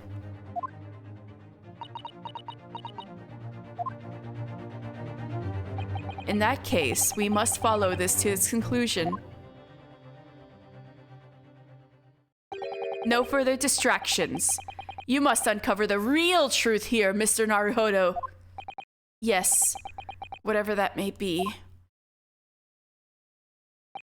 The key to this is the discrepancy in Miss Pavlova's story, I'm sure. If I can chase that down, maybe the truth will become clear. The truth about how you really died. About how that scene in your cabin really came to be. I still can't believe he's actually dead. All right, I'll see what I can do. Excellent. Thank you, Mr. Naruhodo. So then, shall we begin? Yes. What we should ponder first is the victim who lost his life in a cabin that was bolted shut from the inside. Was this truly an unfortunate accident? Or was it in fact no accident at all? That is what we must establish in the first instance. But we've already established it, haven't we? The man tripped over the kitten that had climbed into his cabin via the ventilator. Tragic, yes, but still an accident. Hold it! Wait, let's just take a step back. It doesn't make sense if that's what really happened, does it? I'm going to have to ask you to spell it out for me, I'm afraid. Yes, it's starting to take shape now. There's a clear contradiction between the facts and Miss Pavlova's story here. The evidence is right there in Cosmo's cabin. It's undeniable. His death couldn't possibly have been a mere accident. Really? Let us show our hand, Mr. Naruhodo. Time to present the evidence. The evidence that proves unequivocally that the victim's death is no mere accident. The Russian word. Yes! The truth is clearly recorded in this photographic print. There is no way that Mr. Asogi could have left this message on the floor. That script? It's Russian, isn't it? Indeed it is. The word written means wardrobe. I see what you mean. Most people would leave a dying message in their native language. Japanese, in this case. But maybe he was studying Russian. It is a simple language. He could have picked it up very fast. That doesn't seem likely. That's actually not the point. It makes no difference whether he knew Russian or not. Sorry, what do you mean? Exactly what I said before. There is no way that Mr. Asogi could have left this message on the floor. And the reason why is clearly explained in here. Damage to the cervical vertebrae resulting in instant death. Instant death. Ah! Which means after the victim fell to the floor, he couldn't have possibly written anything. Because he was already dead. That's not the only reason either. There's something else we found in Mr. Asogi's cabin. A remnant of something that couldn't possibly have been there if what Miss Pavlova told us was true. What? So, Susato-san has noticed it too, then. Putting this message on the floor aside, there's something else that gives the truth away. Another piece of evidence that proves this is no accident, in other words.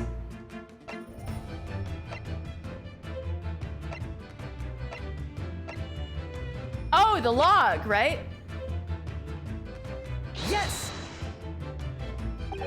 What point are you trying to make with that evidence? No, it's wrong, not the log. I'm starting to see how Cosmo's death really happened. I think that you are starting to see nothing of the sort, and that was the evidence to prove it. No!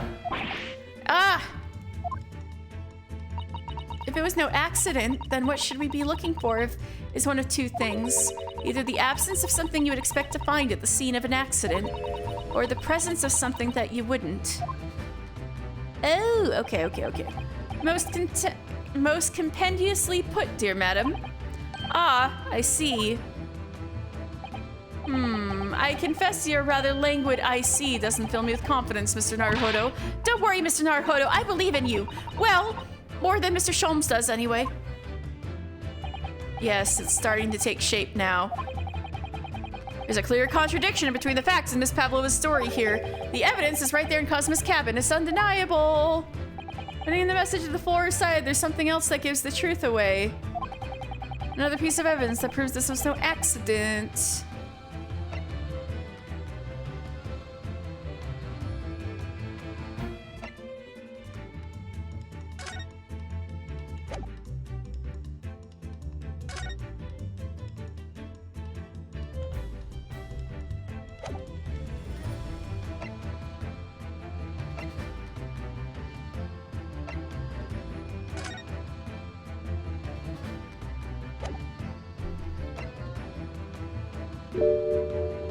Oh, hydrate, thank you.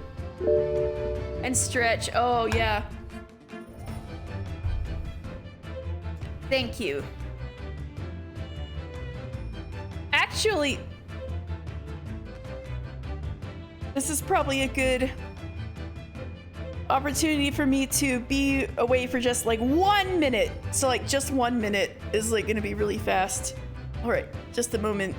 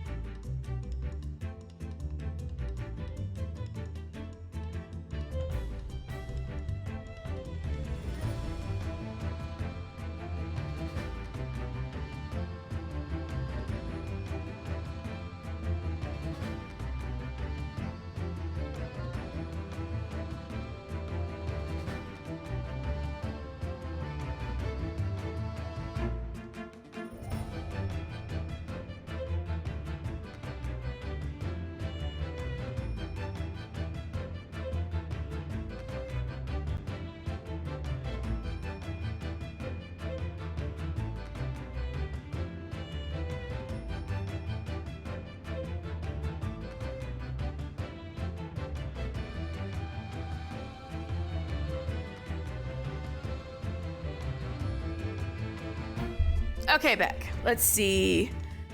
Oh wait, I didn't do a proper stretch yet.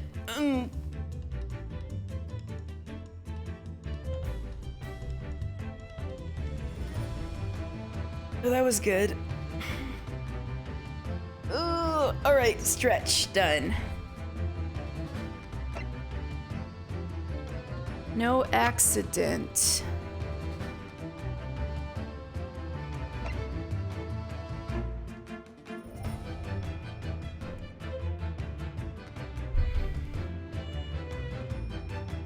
Let me think about this. So the kitten went in there. She tried to attract it back. She must have put the bell half in there on purpose in case, because she couldn't have not noticed it. It's bright pink.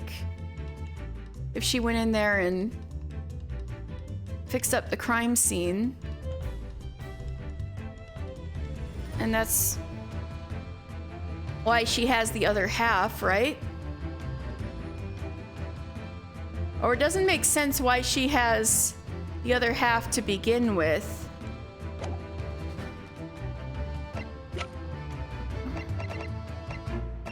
It's something really obvious that I'm missing, isn't it?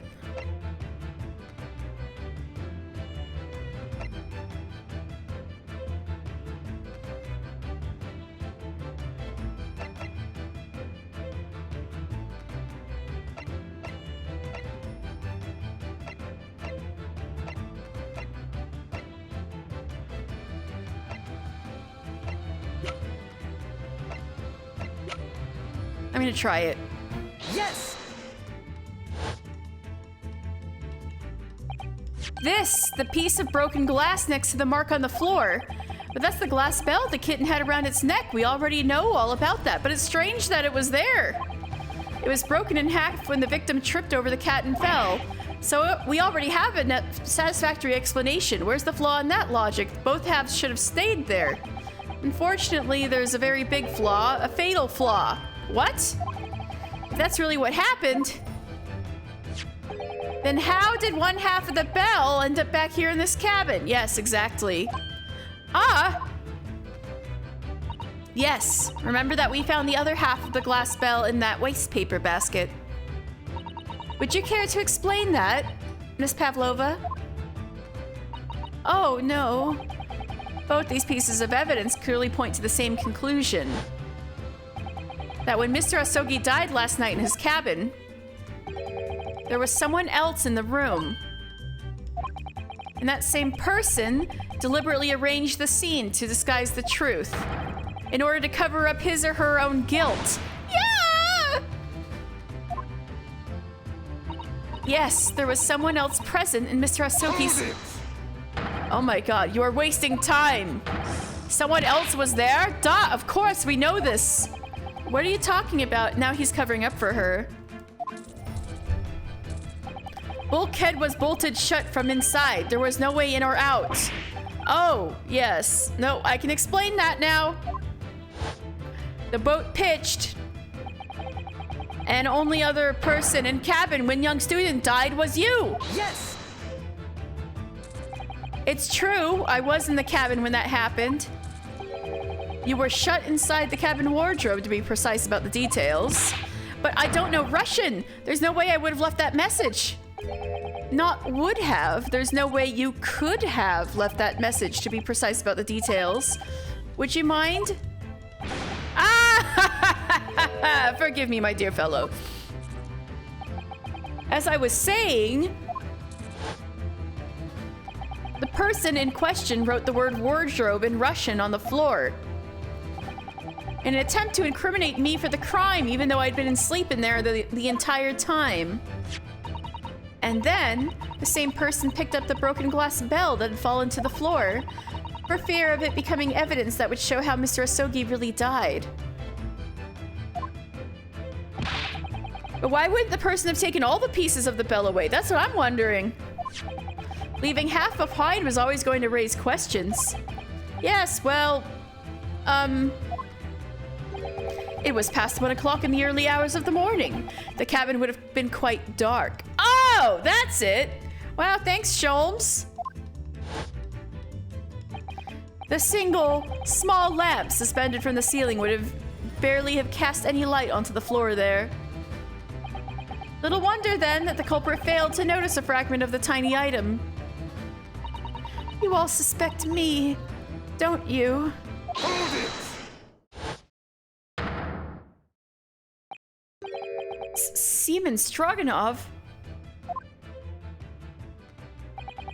Nina is woman of sea. She is daughter of strong sailor. 2 years ago, they noticed her dancing skills and she went away to join ballet company. But before, she was dancer on this ship, a member of ship's band. You do not accuse ship's angel of being criminal. Ah, so that's it. You say that when young student died, Nina was there in his cabin. But that's not possible. I give my tooth. Well, this is almost interesting. And why would you give your tooth, pray? How can you be so sure? You are a great detective. You should know. Look truth in eyes. Cabin bolthead was bolted shut from inside. Nobody could go into a cabin, not Nina, anyone. Yes, they could have. Or you want to tell me that killer can walk through locked doors? Yet, it's impossible.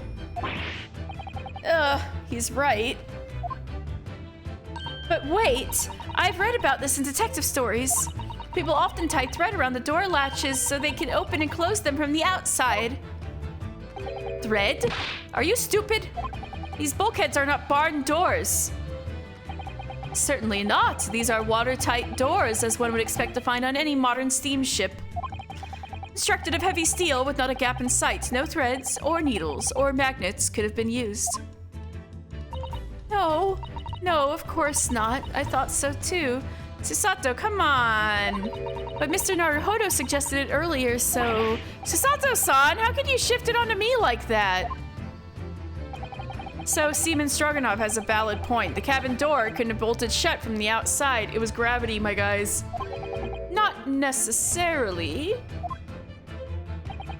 What? I put it to you that I could bolt this cabin door without laying a finger on it. And in this very cabin, we can see the traces of the method I have in mind having been used before. I don't believe it. Well, Mr. Naruhodo, I believe you know what I mean, don't you? A way to shut the bolt of the cabin door from the outside? One way does spring to mind, yes. Do you really know what Mr. Sholmes means, Mr. Naruhodo? Yes, and so should you. Because we've seen it happen. Indeed we have. So, would you care to do the honors, Mr. Naruhodo? Point out the telling signs, the method that was used to slide the cabin door bolt across from the outside. This. Oh, nothing lights up. All right. Yes! Look at the bookcase there. See how all the books and things on it have toppled over? That must have happened when the ship made its emergency stop before. Yes, that's right. It's a very powerful vessel, after all. When the engines are thrown into reverse, a violent jolt goes across the entire ship. Any small objects that aren't fastened down are bound to fall over. But that would have woken everybody up unless they were induced into sleep somehow. I believe, yes, it's what's known as the force of inertia acting on the objects. Is there nothing Susato-san doesn't know? Or that isn't in her book, at least? Well, whatever it's called, the same force that pushed over those books on the bookcase also made something else in this cabin move. The bolt on the cabin door. Ah! It was very obvious just after the emergency stop that the ship made earlier. We had come into this cabin not long before and we hadn't bolted the door. But then... Kiwi! Oh my goodness, thank you so much for reading! Ah, I really appreciate it! Oh my gosh, thank you! Kiwi! What kind of art were you doing? What were you doing? Or were you apexing? Anyway, hello everybody! I'm Katie, and I'm playing the Great Ace Attorney. Woo! Oh shit, I didn't mean to push that. Anyway, hi.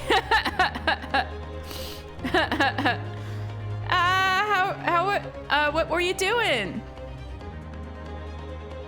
So I'm playing the Great Ace Attorney. I am a ye old Ace Attorney fan. Oh, making an emote and doodling was vibing. Oh, that sounds real nice. Awesome. Oh, that sounds awesome. So I am a very old Ace Attorney fan from like 2007, but I never ended up playing the Great Ace Attorney like fan translation or anything, and I've been putting off, and so I'm finally playing it like the Switch version on stream, playing it for the very first time. So it's been so exciting, and we're like figuring out the murder right now. It's like a locked door murder on a steamship. And all of this is period. It's like in the 1800s.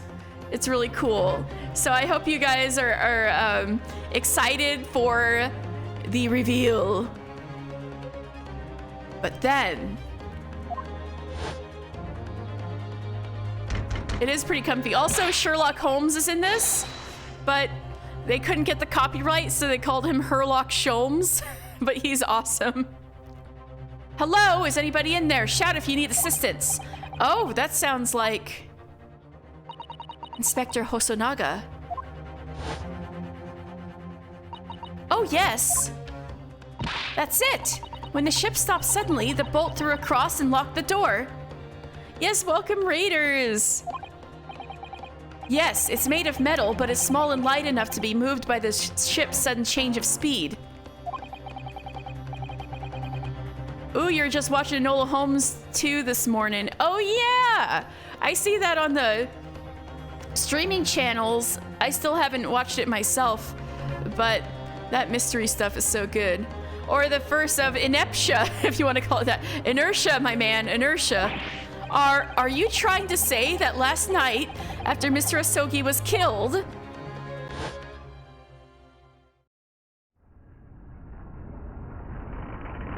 yes, exactly.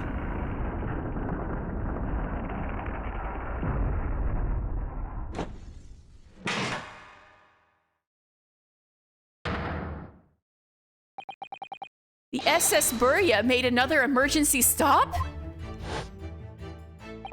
When I woke up this morning and looked around the cabin, I thought it looked a little odd. All the books on the shelves had toppled over, and all the ornaments. It was almost as if someone had run their hand across the shelves and deliberately knocked everything over. Oh yes, I remember that. And I stood them all up again, didn't I? Then when we came into this cabin, we were surprised to see the same thing in here. All the books and everything had toppled over, just like in Mr. Asoki's cabin. Oh my. Do you have anything to say about this, Miss Pavlova?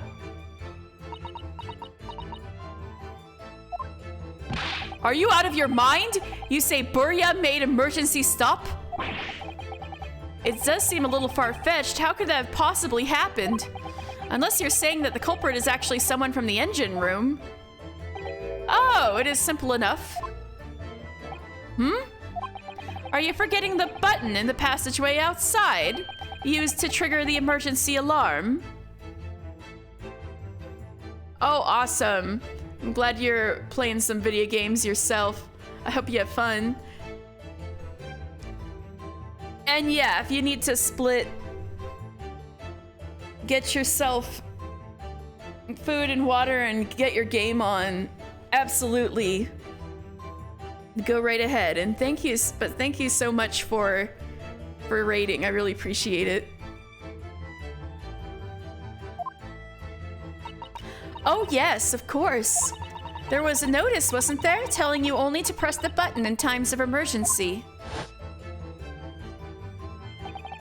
On dark nights when the fog is dense, the captain cannot afford to rely on the eyes of his lookout alone.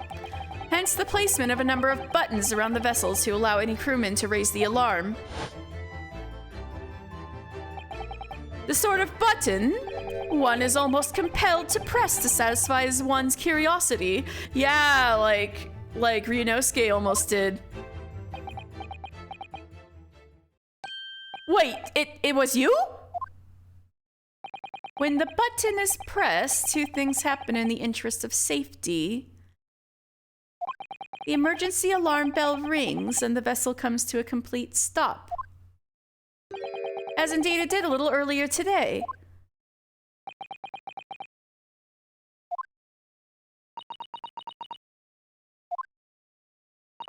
Mr. Sholmes, surely it wasn't you who...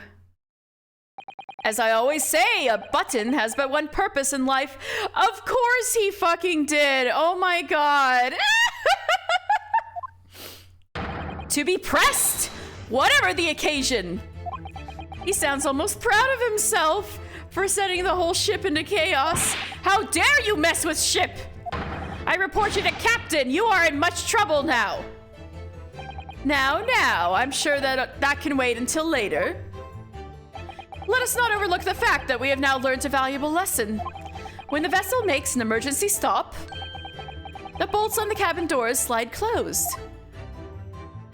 So, what we must now consider...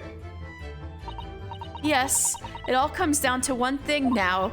Last night, after what happened to Mr. Asogi, did this ship make an emergency stop, or did it not? You are idiots! Bordia is huge ship with many passengers. If we make emergency stop even in middle of night, there would be chaos everywhere. Not unless everybody was asleep. Everybody woke up with headaches. That's a little suspicious. What are your thoughts, Mr. Naruhodo? Stella! Oh my god, my cat just jumped in front of the TV. I can't read like this, kitty. She's like, no, you finish streaming now. I need to go extricate my cat. Hold on.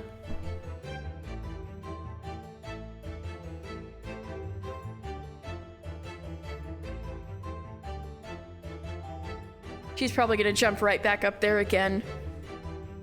Well, it's certainly possible that some kind of emergency happened last night.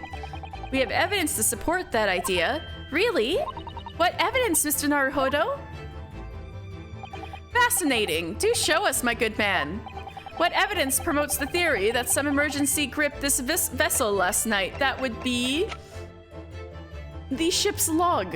Yes! Seaman Stroganov.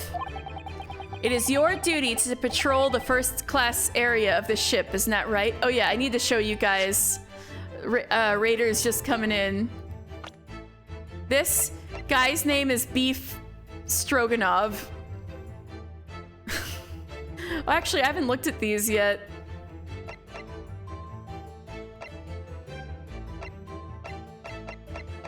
Sherlock Sholmes is 34. All right, 23. Oh, Kazuma. Oh, that makes me sad.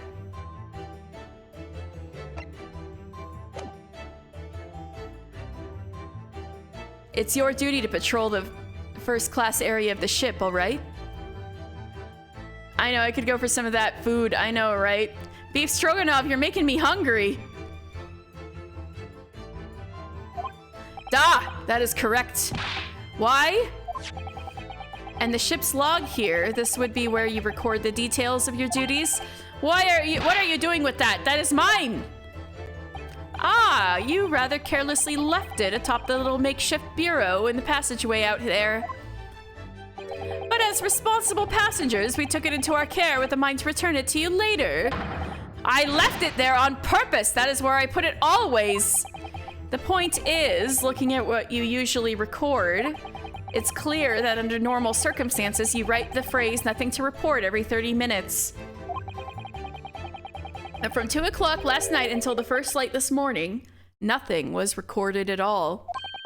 Nothing recorded in the log? That is... because nothing happened. But if nothing happened, you would normally write "nothing to report," wouldn't you? Oh. Indeed so, which tells us that shortly after 2 a.m., something happened here aboard the SS Burya.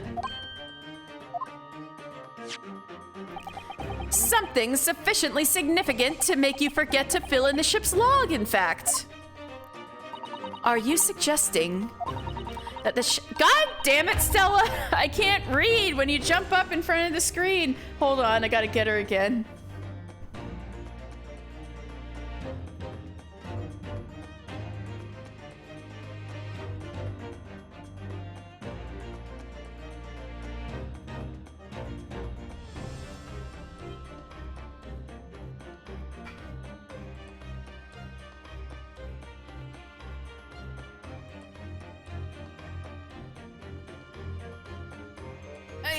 Yep, that's Stella. Exactly, she said. That the ship really did make an emergency stop in the middle of the night? Stop talking rubbish!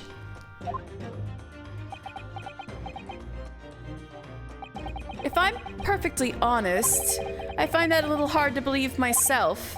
Oh? Why? Well, because if something as major as an emergency stopped really had happened, surely all of us would have noticed. That's very true. Thanks to the emergency stop we experienced earlier, we all know what it feels like now. The ship lurched so violently, and the alarm bell was so loud. I can't imagine that anyone would sleep through that, even if it happened in the dead of night. Well, no, that's a good point.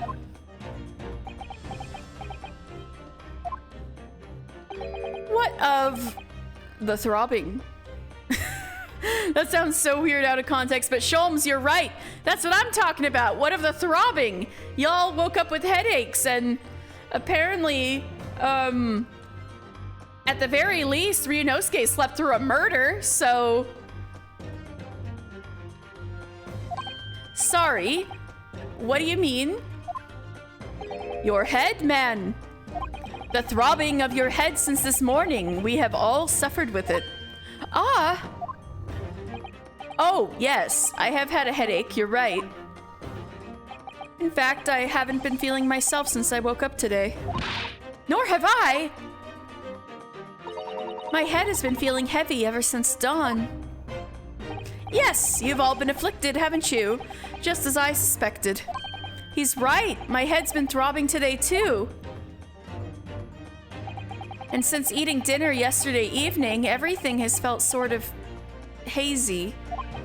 I can't really remember anything that happened after I climbed back inside the wardrobe. Then the first thing I noticed this morning was the throbbing pain in my head.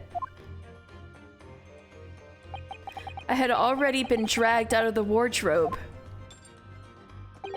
and had those handcuffs put on me by that point. Why didn't I wake up when all that was happening to me? Exactly!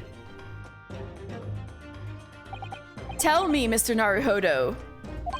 You boarded this vessel as a stowaway, didn't you? Oh, well, yes. Sorry. The stowaway class of accommodation doesn't usually include meals. What did you survive on? Oh my god, so all of the meals were drugged? And so he really was drugged by the food, but it was everybody's meals that were drugged. That's rather ambitious. Cause Kazuma didn't eat. Kazuma didn't eat the chicken.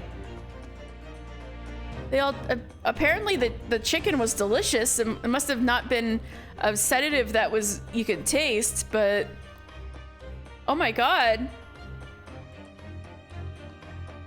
They drugged every single meal? Yo! So that's why Kazuma was still awake, because he didn't eat. He was probably the only person on the ship who didn't eat. He didn't like the chicken. Not because it was bad chicken, but because he doesn't like chicken. Ah, well, Kazuma looked after me. He was always happy to share his meals. So you enjoyed some of the whole roast chicken dish that was served yesterday evening, I take it? Yes, in fact, I had all of that. Kazuma wasn't fond of chicken. Oh, really? So the victim didn't eat any of the chicken at all? That's right, he didn't touch it. Is that relevant? Yes. Yes, it is. My dear fellow, does that not strike you? Oh, Mr. Sholmes, do you mean to say that there was something wrong with the chicken? I do. No. Really? Is that really true? That's like the first thing I said when he woke up, that the chicken was drugged. But I thought Kazuma drugged the chicken, but it's more like a ship-wide operation. Everybody's chicken was drugged. Holy shit. The meal prepared for the passengers last night had been tampered with. Tampered with by the addition of a soporific, designed to induce a very deep slumber in those who consumed it. A sleeping drug? Do you mean whoever did this laced every meal with a sleeping drug so no one would notice the ship's emergency stop? Mr. Naruhodo, of course that's not what Mr. Shulm means. What a far-fetched idea. No, sorry, that's exactly what he means. Precisely. Lacing every meal of every passenger on board with a soporific drug would certainly be impossible. Unless, that is, every single member of the crew was a conspirator. What? Except for Hosonaga was probably not in on it because he's not Russian. Well, Seaman? I bet that had to do with getting, oh, you know what? They did it so they could get, so they could get Pavlova on board.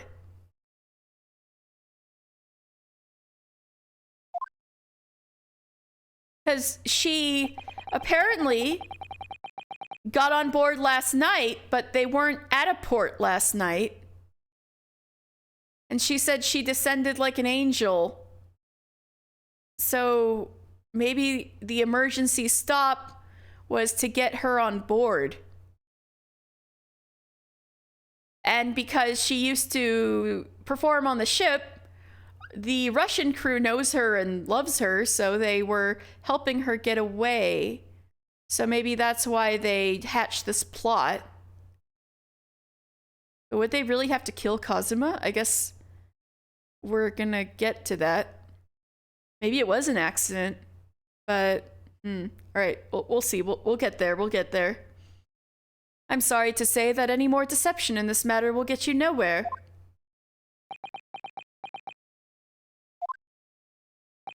If you refused to talk, there would have been an inquiry made to the shipping company, of course.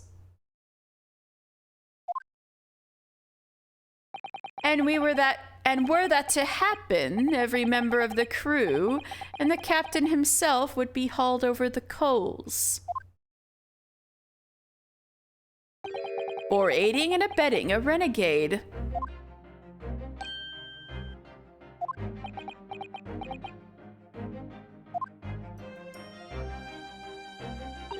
Please, no more. I will tell everything. Eh?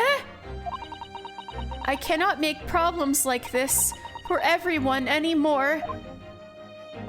These crewmen are your former comrades, I believe.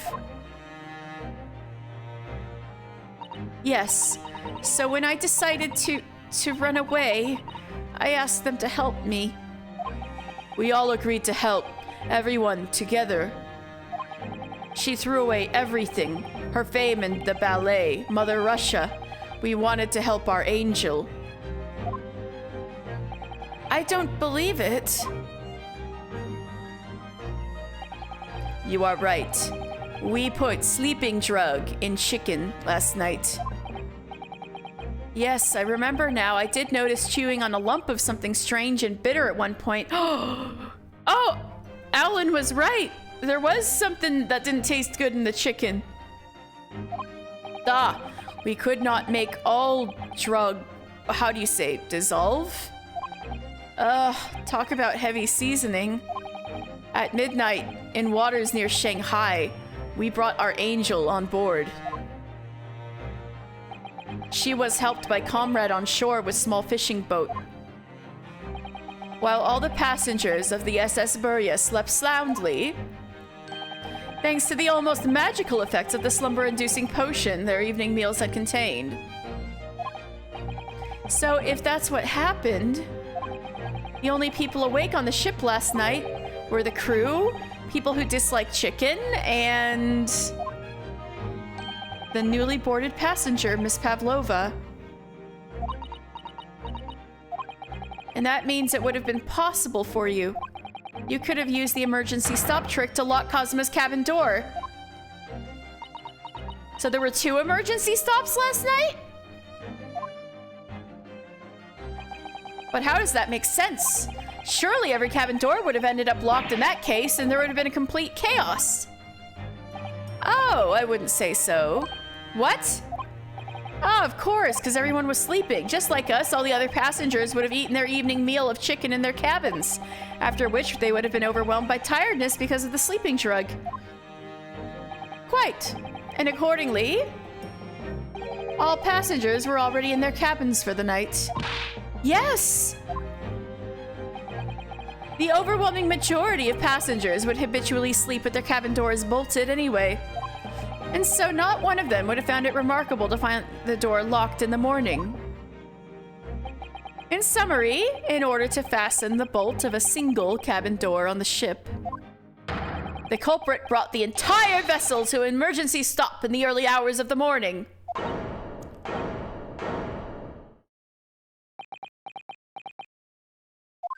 This is pretty cool. You have talked long time and said many things. What is point? The point is what I said earlier. There was somebody else present on the scene when the victim lost his life last night. Someone who left a message in Russian on the floor in an attempt to incriminate another. Someone who tried desperately to hide the broken fragments of glass that would reveal the culprit's identity. And someone who abused the ship's emergency stop procedure in order to lock a door. All told, a busy night. But, I don't know about any of this. I am just a little girl. You like to speak with your long English words and explain your clever ideas. But I am sailor, and sailors don't listen to long, boring stories. We don't believe. Sailors like me, we trust only what we see with our eyes. Evidence, you say? A laudable trait. What? I am quite of the same disposition, my good man. Observation to me is everything. Mr. Naruhodo. Oh, yes? Do you hear it? That accusatory cry of guilt on the wind. What accusatory cry of guilt? Sorry, you've lost me. Stella, a 3rd time? Seriously? All right. I gotta feed her, and she'll leave the screen alone. I gotta feed my cat. Hold on a very short moment. Didn't mean to leave you on a cliffhanger.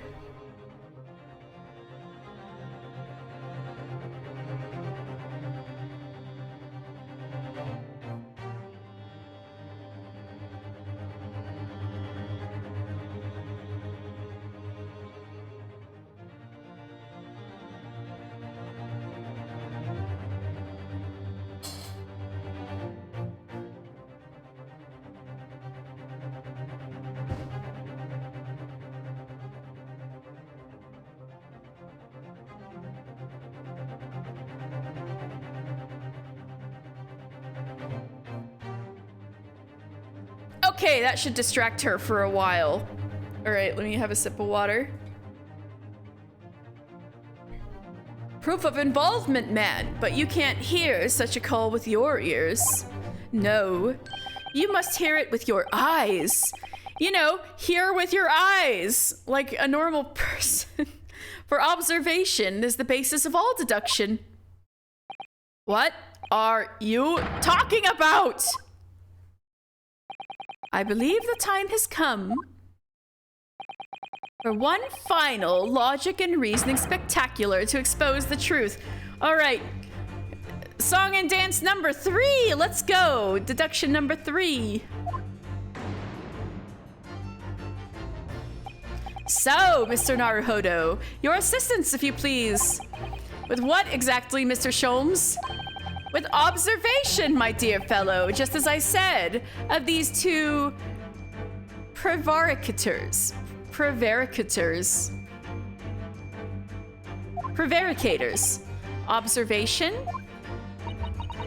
If you remember, Mr. Naruhodo, we know that somebody tried to fabricate evidence. Don't we? By tampering with the scene of Miss Rasogi's death. What we're looking for is some trace of evidence that one of these two was there when it happened. Precisely! You are delightfully quick to grasp my meaning. All right, I'll see what I can see. So we're looking for a trace of evidence that shows someone else was there last night when Kazuma died. Suggest that something here. Oh, ink! Ink! Ink! Oh, look at this. It's some kind of stain in an unusual place. Yes, you're right. It looks like ink, if I'm not mistaken. Ink. And look at the color, too. It's clear where this came from. You were there. Yes!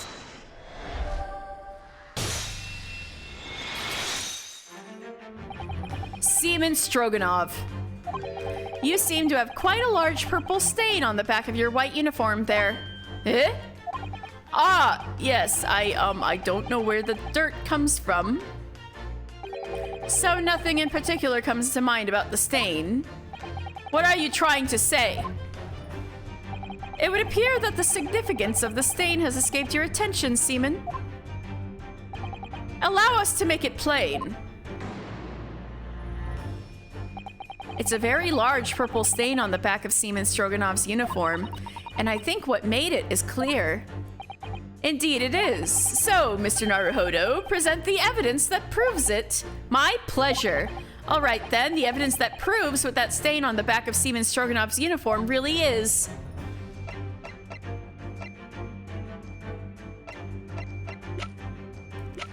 What's specific about the ink? I guess this? Purple ink. Yes! This really is Danganronpa-like compared to the other games. Yes! It's this photograph. And the ink it shows, that's what caused the stain on your uniform. Stand there while I examine you in detail. Yes, exactly. Oh my god!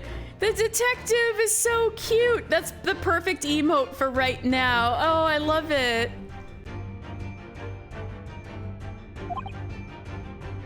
Ink?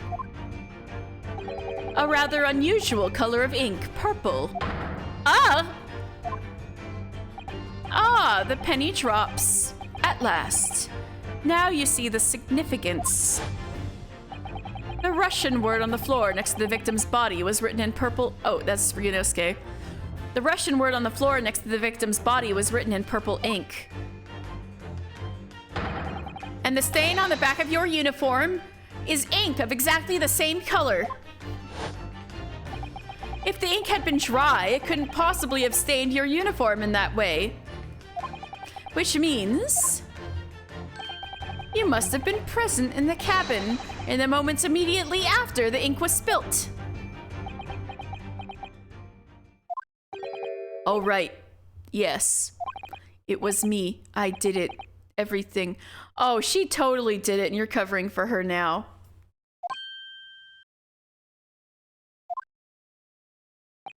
I arranged everything in Dead Student's cabin to make it look like Wardrobe Man did it.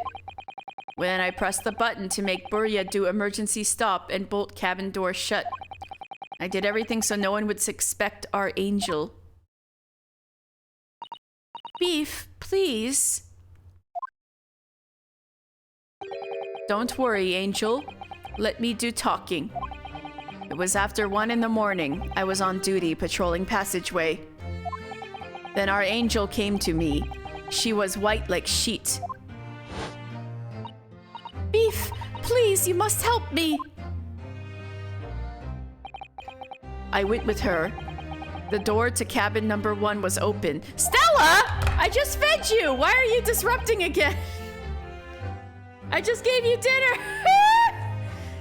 Man, this is the first time she's jumped from the screen 4 times in a row. This is serious. Am I gonna have to shut you away, kitty? I feel like we're so close to the end of this case, kitty. Yeah, she's not gonna be happy with me. Hold on a second.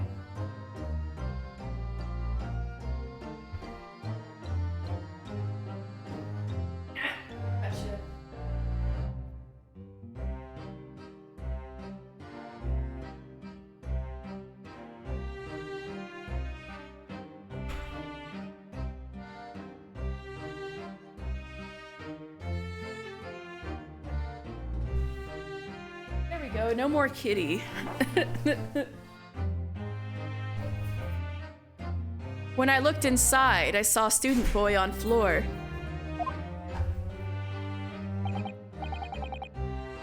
What happened here?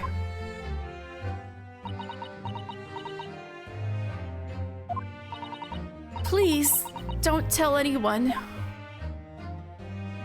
My little one, my little furry friend. Everything that happened in cabin is like Angel told you. The kitten escaped through the ventilator into Mr. Asogi's cabin. Then he tripped over it and broke his neck when he fell to the floor? Yes. That is right.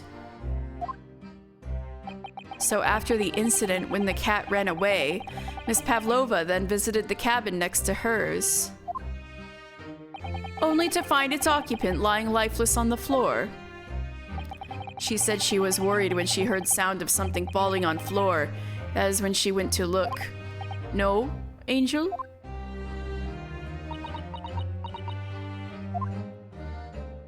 The door was not locked.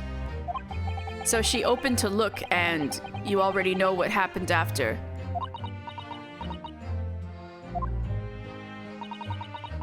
There's just one thing, if you wouldn't mind. What? When you went to Mr. Asogi's captain, Miss Pavlova, was he already dead? Why? I already told you. When Nina opened door of student's cabin, he was already... I was asking Miss Pavlova. Well, Miss Pavlova? Duh. Oh. Yes. That is right. I saw him. It was dark, and he was wearing black, but he was on the floor, not moving. I was scared.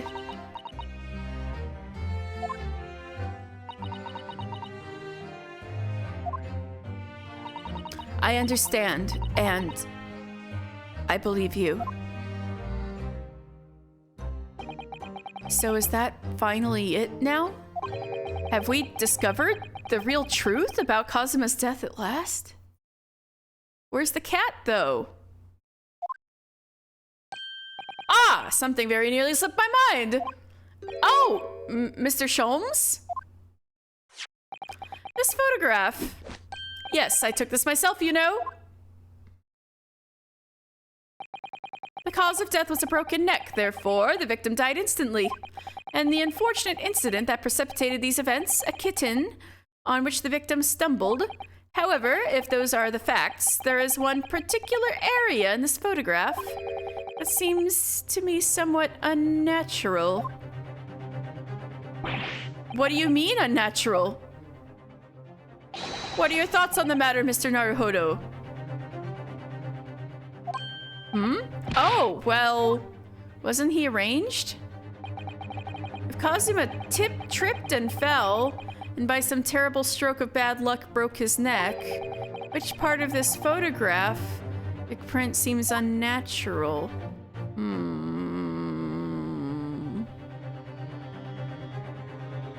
Not the fact that he's face down, because that's what you'd expect. His neck? Because he would have hit the back of his neck in order to break his neck. So, I'm gonna go for his neck. So yeah, that would have figured he'd fall backwards to break his neck, right? Yes! It must be here, surely. God damn it. Allow me to offer you a piece of advice regarding the pursuit of detection, my dear fellow. When noting a crucial point, it would be helpful to keep your eyes open. They were open. And it can be equally helpful to use them. Oh god, man. Sorry, I'll try that. Damn, when the insults come from him, they're extra harsh. I think it's plain what Mr. Sholmes means by unnatural, isn't it? The word written in a foreign language underneath his fingertips, surely.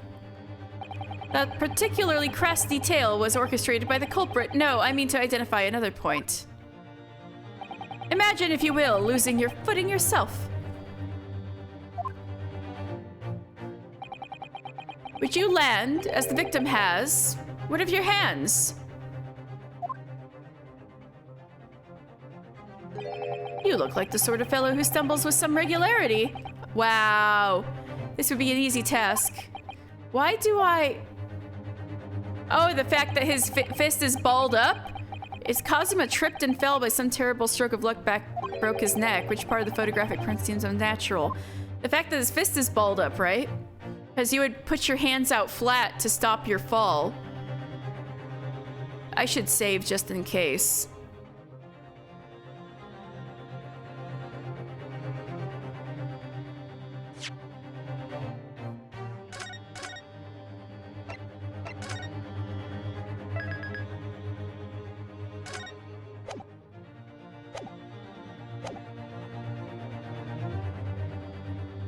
Yes! Oh, right. If he really fell due to an unfortunate accident, then his fist just doesn't seem quite right. The exact same thought occurred to me. In a fall, one's instinct is to open the palms flat. Aha! That was it. Yet here we see the victim with his left hand tightly balled into a fist. Almost, you might say, as though he were gripping something, like his sword. Uh-oh. What do you mean? Simply that I took the liberty of investigating the victim's fist a short while ago. You did? And what, pray, do you imagine I found there, my dear fellow? Mr. Sholmes, show us, please. It's the earring, isn't it? Her bit of earring that's missing. Why, of course, my dear madam. Would I keep you in suspense? I knew it! This is what I found. Now, I would call that proof. Incontrovertible evidence. Oh, a crescent moon with a little gemstone in the middle. Yes, you're right. A crescent moon. It's very pretty, but what does it tell us? It tells us nothing. I'm not so sure that crescent moon looks... It looks familiar somehow. I'm sure I've seen it somewhere before. Observation, Mr. Naruhodo. That is the key. What? The truth is now tantalizingly close. How did that crescent moon come to be in Kazuma's clenched fist? This is the final clue, the last piece of the puzzle. Ask yourself, what does this little crescent moon mean? What significance has it? And observe, find the answer with your own eyes. Where did the crescent moon come from? It came from your earring. Yes!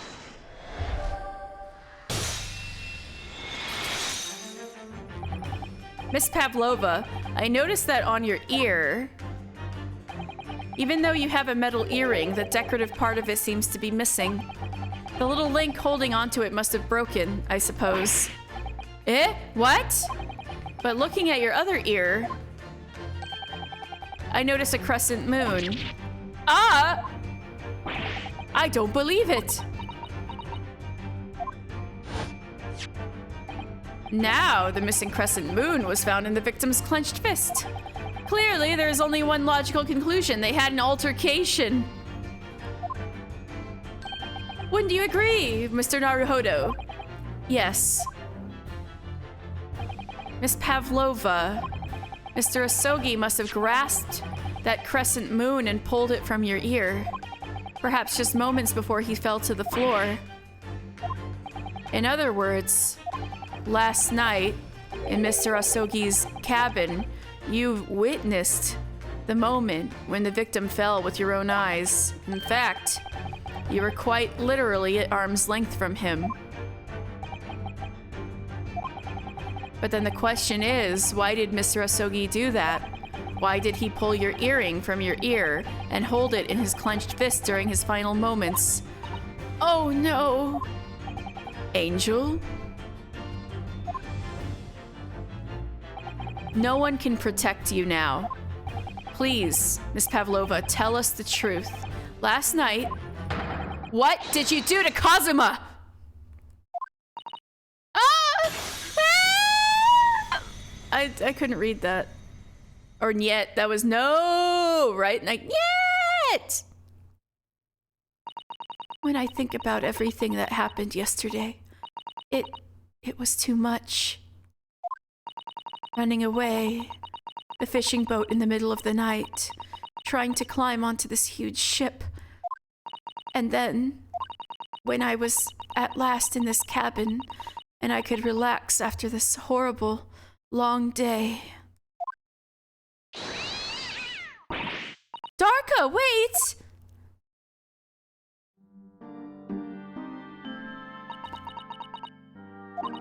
I couldn't believe it when she disappeared through the ventilator.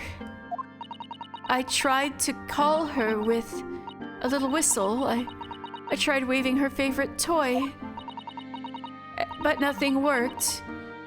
Darka would not come back.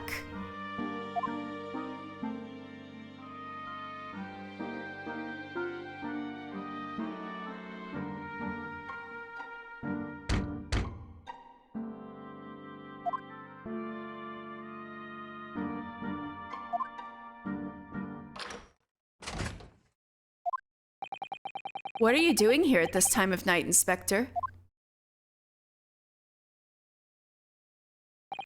Oh, I'm sorry. Right, the inspector was watching him at all hours of the day, so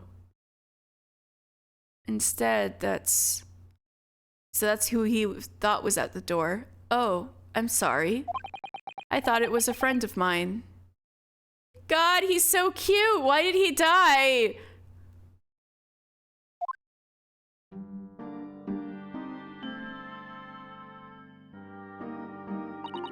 The young man from your country, he was very polite and kind. The cute ones never make it. No! He helped me to find Darka, and he promised not to tell anyone. But then, when I had my friend in my arms again and I was going to leave the man's cabin... Just a moment. Sorry, but... Oh! Yes? I'm sure I know your face. I've seen you somewhere before. Ah! Ah, of course. You're Nikolina Pavlova, aren't you? The Russian ballerina. Huh? No, I don't know that name. My heart nearly stopped when he said that. He knew who I was. How could this man from a land in the faraway east know a Russian ballerina? Yes, I saw your performance in Japan. The beauty of the ballet made a deep impression on me. But what are you doing on this ship? I'm sure I read that your ballet company was performing in Shanghai at the moment. I can't fool him. I have to tell him the truth and hope he doesn't tell anyone. I have no other choice. I see. So you've run away. Please, please keep my secret. Don't tell anyone. Give me a moment. I could use another opinion here.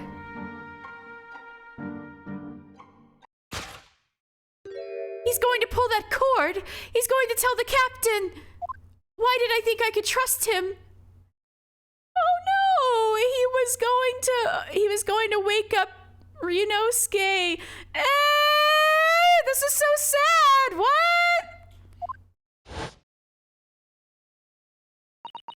That it happened. Everything at once. It was only a second, but it felt like forever. Wait! I shouted, and then Darka jumped out of my arms and down to the young man's feet. And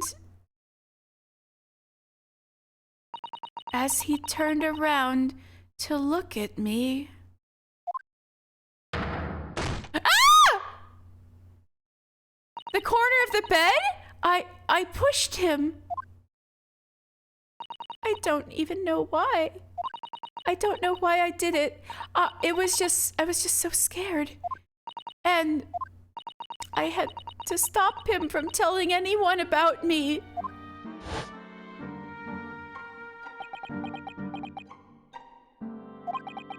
And that's when you went to fetch help? From Seaman Stroganov, who was on duty out in the passageway. I heard Nina cry out and thud on floor, so I ran to her. She was standing at cabin door, shaking like leaf. She looked at me and said, "Help me, Beef! If they find out, I will be... Please! I have nowhere to go!"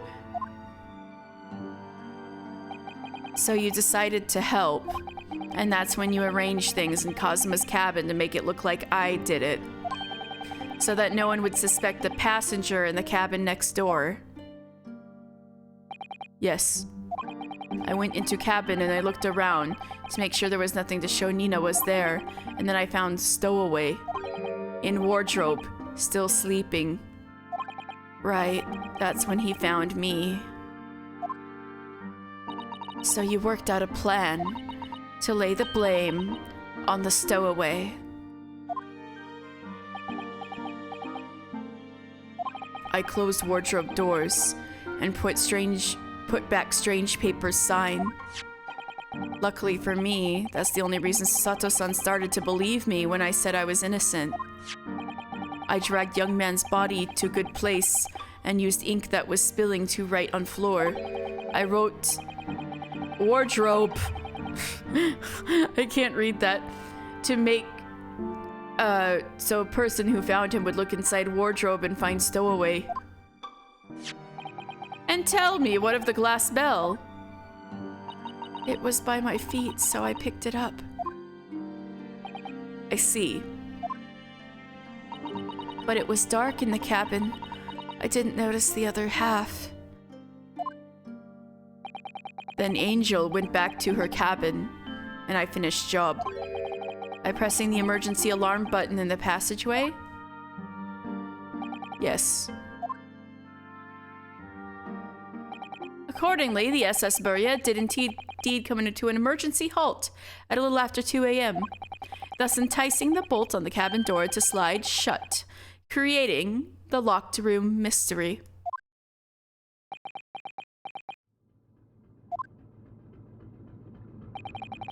There's still one thing I don't understand, Miss Pavlova. What? Well, you said that you told Kazuma about the fact that you'd run away from your homeland, and it's because you were worried he was going to tell the captain that you pushed him. Isn't that right? Yeah, but how is the captain not in cahoots? Did he think 3 emergency stops were just false alarms where it happened last night?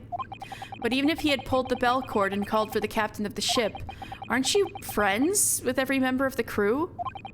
Why would that have been a problem? It was what he said first that made me scared. What he said first?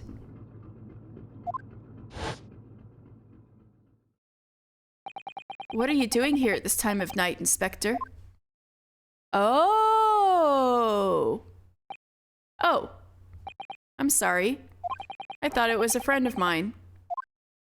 So it was literally Hosanaga's existence. So even Hosonaga was literally there to be Kazuma's bodyguard, but his very presence on the ship is what caused him to die. Wow. He said an inspector was his friend. Ah, yes, meaning me, who was supposed to be acting as his bodyguard. I thought that if police knew about me, they would arrest me. So before he could pull the bell cord, I... May I stop you a moment, please, Miss Pavlova?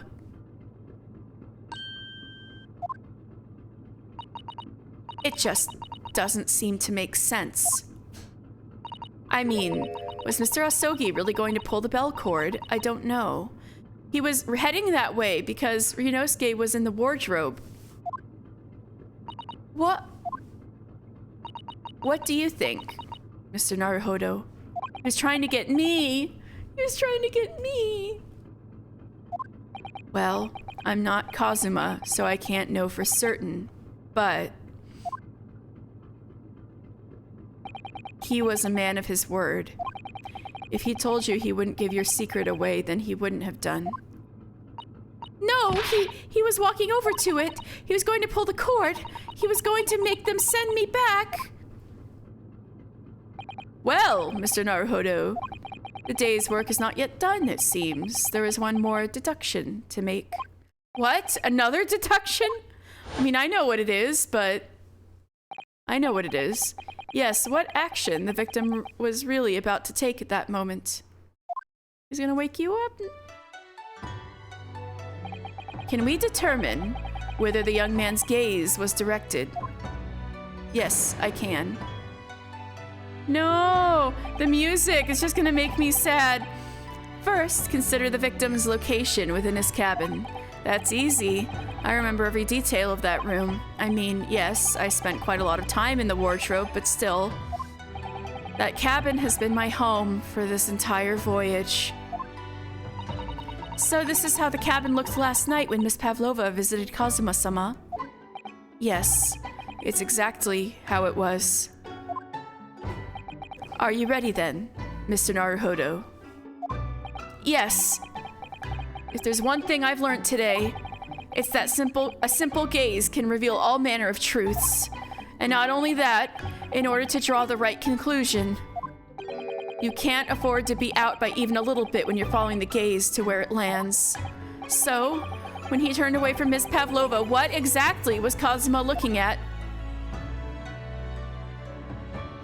The wardrobe! The wardrobe, my wardrobe. I was in there at the time, of course, sleeping soundly. Too soundly. You, bro? I love you. Yeah, exactly. He was looking at you, bro, in his last moments. If only I hadn't eaten that chicken that was laced with the sleeping drug. If only he'd woken me up. Then maybe this tragedy would have never have happened. Take that! This is making me sad, considering everything that had happened last night. Certainly, it may have looked as though Kazuma was going to ring the bell cord. Yes, however, if only. What is directly beside the bell cord? The wardrobe.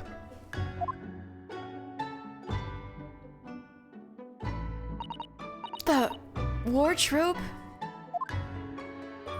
And more importantly, what was inside the wardrobe? The man's great friend. Sleeping soundly. Great friend.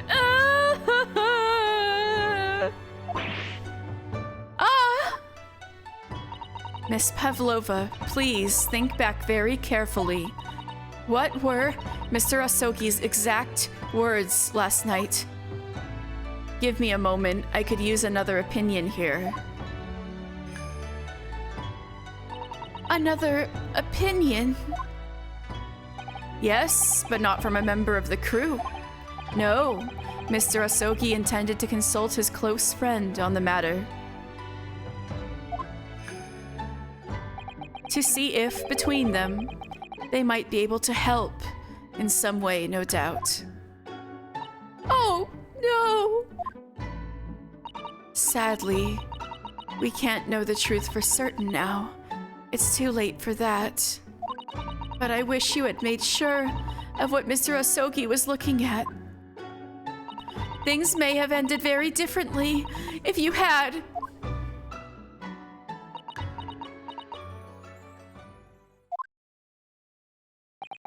Miss Pavlova, I want to thank you for finally admitting the truth. But unfortunately, the truth is, a man lost his life because of what you did, and that will never change. I hope you'll never forget that. I'm sorry. Really, I'm so sorry. Oh, what have I done? No, I'm so sad. That totally did not need to happen. And so, at long last, the mystery surrounding the tragic accident on the SS Burya was finally laid to rest.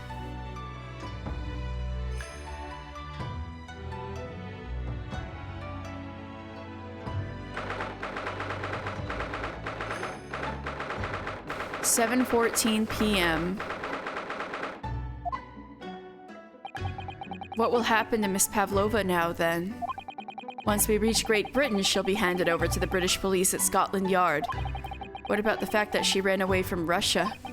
Won't the Russians try to repatriate her? Apparently, the English detective can speak to the immigration office to sort all that out. Mr. Sholmes can do that? So she won't be going back to Russia, then? No, I don't think so. Even if she wanted to return in the future, I doubt she would be able to. She ran away, so now she's in exile for life. I see. I'm sorry. Seaman Stroganoff? I wanted to help our angel, no matter what. But I didn't think about you. About how you lost good friend. I will go with Nina. I will give myself to British police. That's kind of you. In the meantime, thank you for letting me go free again. Kazuma's death feels like such a waste. But... well... do what you can for Miss Pavlova, won't you? Da. Well, I'm afraid you need to pack now. We're due to arrive in Hong Kong tomorrow. As much as it pains me, I'm going to have to hand you over to the consul to arrange your passage back to Japan. No! But now there's no reason for anybody to go to Great Britain. No! Hosonaga, come on, man. After all this? Yes, come on. I did stow away after all. I couldn't really expect any different. So, you should get back to your cabin now. You know, the crime scene. Oh, it's all cleaned up now, damn. It looks like my study tour to Great Britain is over before it's even begun then. To think that only days ago Cosma and I were laughing together about how we'd tear up the streets of London. That seems like a distant memory now.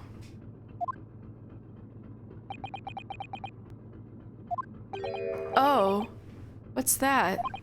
Is it someone weeping? No, Susato! Susato-san?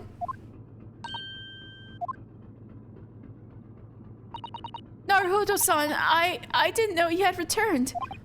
Oh, well, I haven't been back long.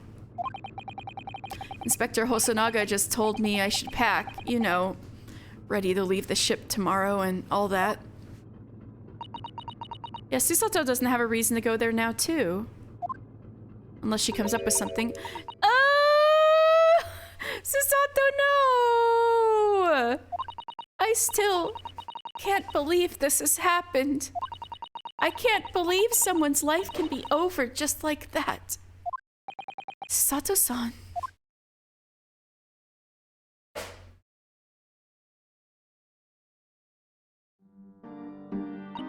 He had such grand ideas for this visit to Great Britain. So many dreams. And now they've been cruelly taken away, just as he has. I thought I could never forgive the person responsible. But now we know the truth, that it was just an accident. Just a silly series of mishaps. It's too much, Naruhodo-san. It's just too much. Yes, I know. I wish there was something I could say. Inspector, my duty was to see Asogi-san safely to Great Britain. His face got better, but I failed and caused his two closest friends great pain and suffering as a result. I've let everyone down. And I will do anything to make up for my terrible blunder. Nobody blames you, Inspector. And I'm free again now at least. Huh? Sholmes, are you in the room?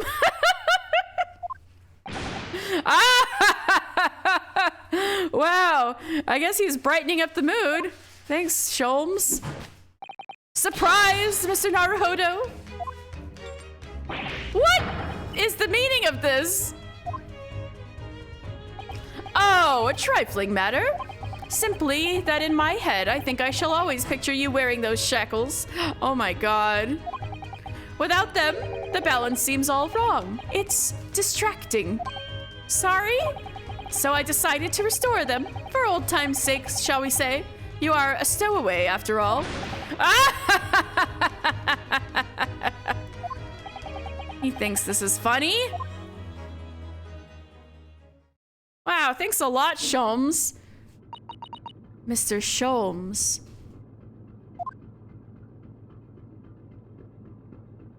We do appreciate all your assistance. I'd like to thank you from the bottom of my heart. Not at all, not at all. And though it's a little late, may I offer my sincere condolences. The loss of your companion is truly heartrending. I hope that you will be able to fulfill some of his aspirations in his honor. Yeah, exactly. I'm afraid that won't be possible. We shall be disembarking at the next port in Hong Kong. Wait, does Hosonaga must have like a spare of the exact same frames? We have to return to Japan and make a full report of everything that's happened. What? Wait a minute. It's just me that has to go back, isn't it? I mean, I was the stowaway.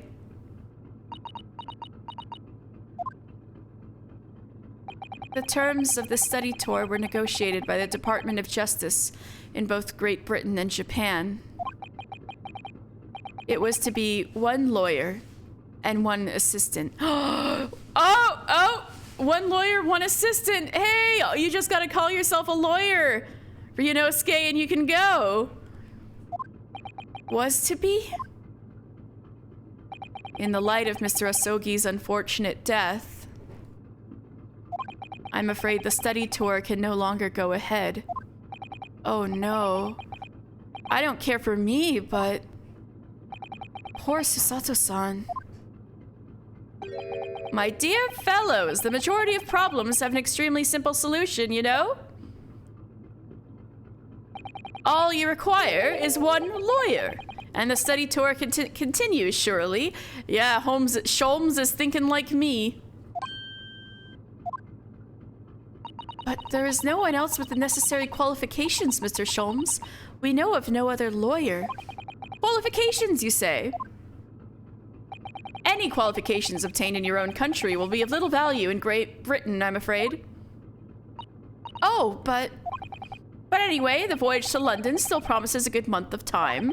Ample opportunity, I would say, to find yourselves another suitable lawyer.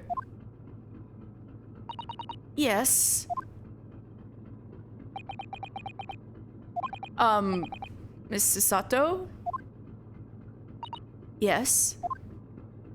Do you think perhaps I might be able to do it? Ah! But you're not a lawyer, Mr. Naruhodo. Oh, unless... Are you studying law? No, I'm not, but... I'm sorry. In that case, I don't think there's even a chance it could work. But as I said, there is still more than a month before we reach England's shores. Become a lawyer in a month! But I guess it's the 1800s, so it might be possible. Isn't that right, Mr. Naruhodo? Yes, I have a month in which to study, to learn what I must to become a lawyer in Great Britain. Mr. Naruhodo, that's ridiculous. Are you seriously suggesting anybody could learn all of that in just 40 days?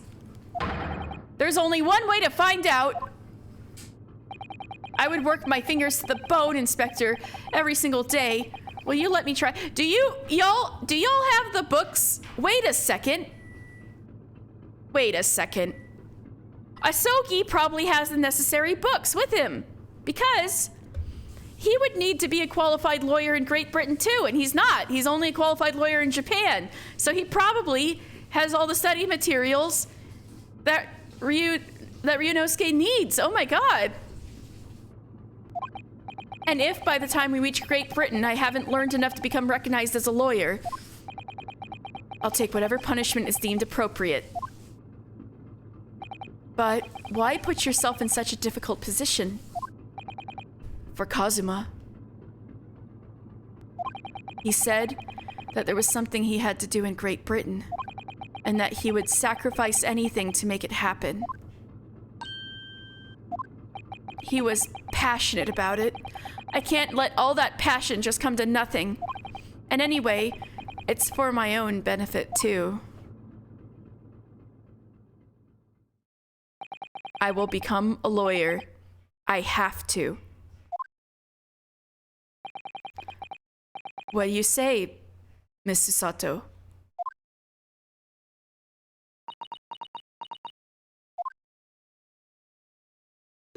Her smile! It's the first time I've seen her smile. I think it's a wonderful idea. Thank you. So, what does our bespectacled inspector friend say? Are you serious? One lawyer and one assistant. The numbers are indisputable. No, it's madness. Yet fascinating, wouldn't you agree? Fascinating? Duty and rules are the dull routine of existence that we all abhor. Give us interest. Give us fascination. Speak for yourself. Besides, qualifications are no measure of a man. What matters is his character. No? And you've witnessed ample evidence of this man's exemplary character today with your own eyes. From the early hours of this morning until this very moment now. Despite contending with the passing of his close companion, and despite the accusation of guilt, this man has shown resourcefulness, intelligence, and above all, courage.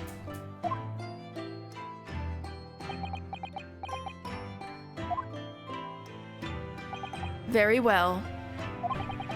I'll think of a clever way to word my report to the Department of Justice. Inspector, after all, I did just make a promise, didn't I? I said that I'd do anything at all to make up for my shortcomings here. Oh, you, Inspector? If you'll excuse me, I must pay a visit to the captain's quarters, I think. Oh no, he's not gonna beat you up again, is he? I need to discuss what to do next and how best to make my report.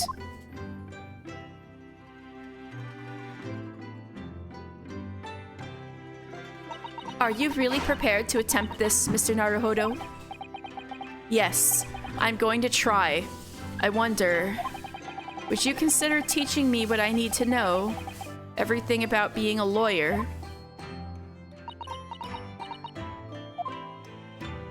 I would be delighted to help you. I am a judicial assistant, after all. Thank you. And, Mr. Naruhodo, I'd like you to take charge of this. I had a feeling he would take the sword. What? Me? Are you sure? I'm sure it's what Kazuma-sama would have wanted. Its name is Karuma. It's a great sword that has been in the Asogi clan for generations.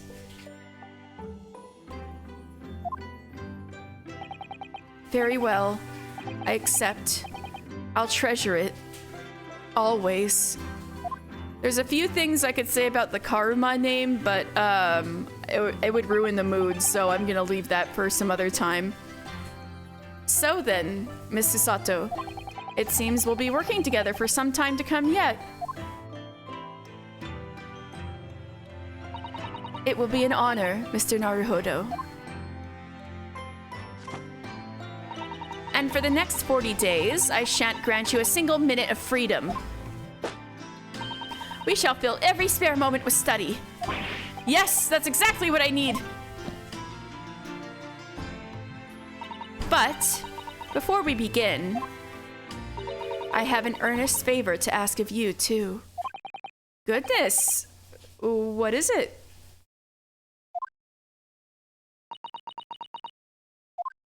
Please throw me to the ground 3 times. What?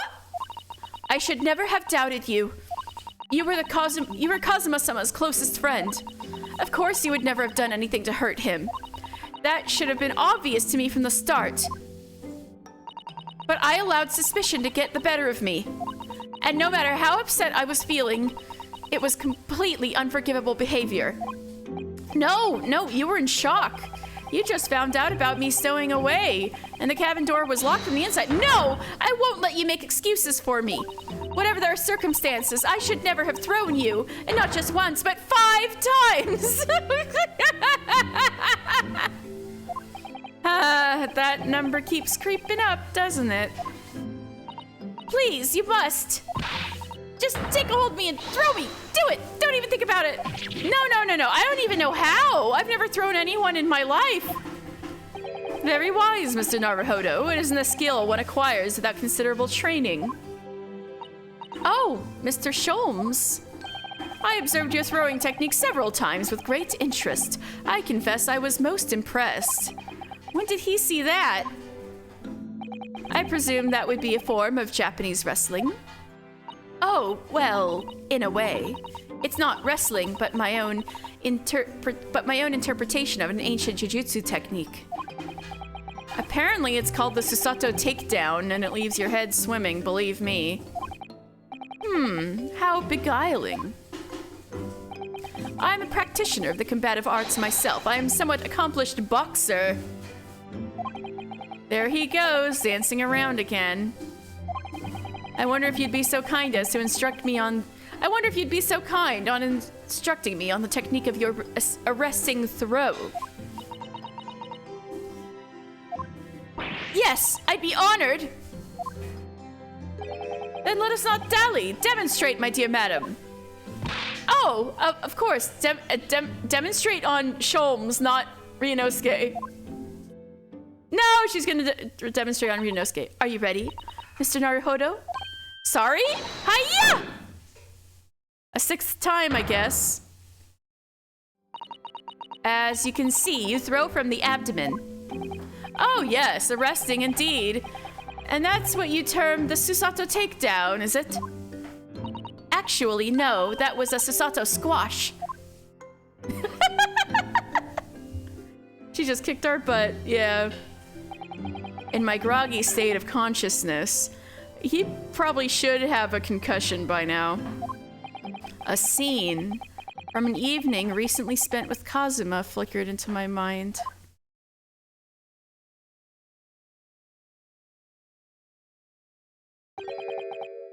Karuma? That's right. It's a prized sword that's been passed down through generations of the Asogi clan. I can't believe you managed to get permission to bring it with you. I mean, taking a katana on a study tour is more than a little irregular, surely?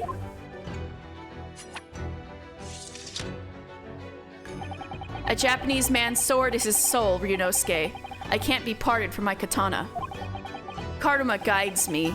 I truly believe that. So its name compels its wielder to slice evil in two? Not that you would need much compelling. On that subject, there is something very important that I have to do in Great Britain. And I'll sacrifice anything to make it happen. I'd appreciate you seeing it through with me. Of course I will. Whatever it is, I'll see it through to the end with you. I knew you wouldn't let me down. I'll never forget his kind eyes. That important thing he had to do. I still don't know what that was. But I'm going to see the place for myself and work it out. In Great Britain's capital, London. Asogi! Why was that so sad? I did not expect them to straight up Mia Fey Kazuma. Oh.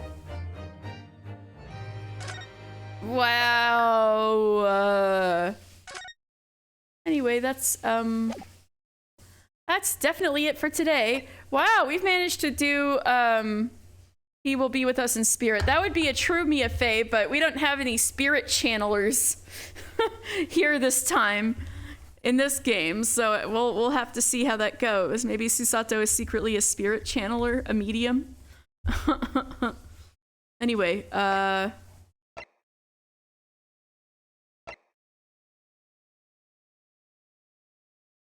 The Unbreakable Speckled Band. Adventure of the Runaway Room. So that will be the next one. Tomorrow. That will be it tomorrow. Interesting how we've managed to make this one case per stream so far. This will be it tomorrow, although as the cases go on, typically they get longer. We'll have to see if we can manage this in one episode too, or if it'll be a two-parter. Anyway, goodness gracious. They really killed off Asogi. He was like in so much fan art that I thought he was gonna be like in both games and all over the place. Well, I guess it remains to see if they spirit channel him or something, but oh, Chisen, that's very nice of you. Thank you. Thank you, everyone. And thank you so much to Kiwi for raiding me. If Kiwi or any of the raiders are still here, I'm very grateful. And yeah, that was fun. Although sad. So tomorrow I'm gonna be back with more. And we'll see episode 3. So in the meantime... Oh, Owlin, if Owlin's not here, I suspect that they're watching Snacko. So I think we may go ahead and raid Snacko. If that sounds good, Chisen. Oh, you're here. Why don't we raid Snacko then? I like the Pika jams.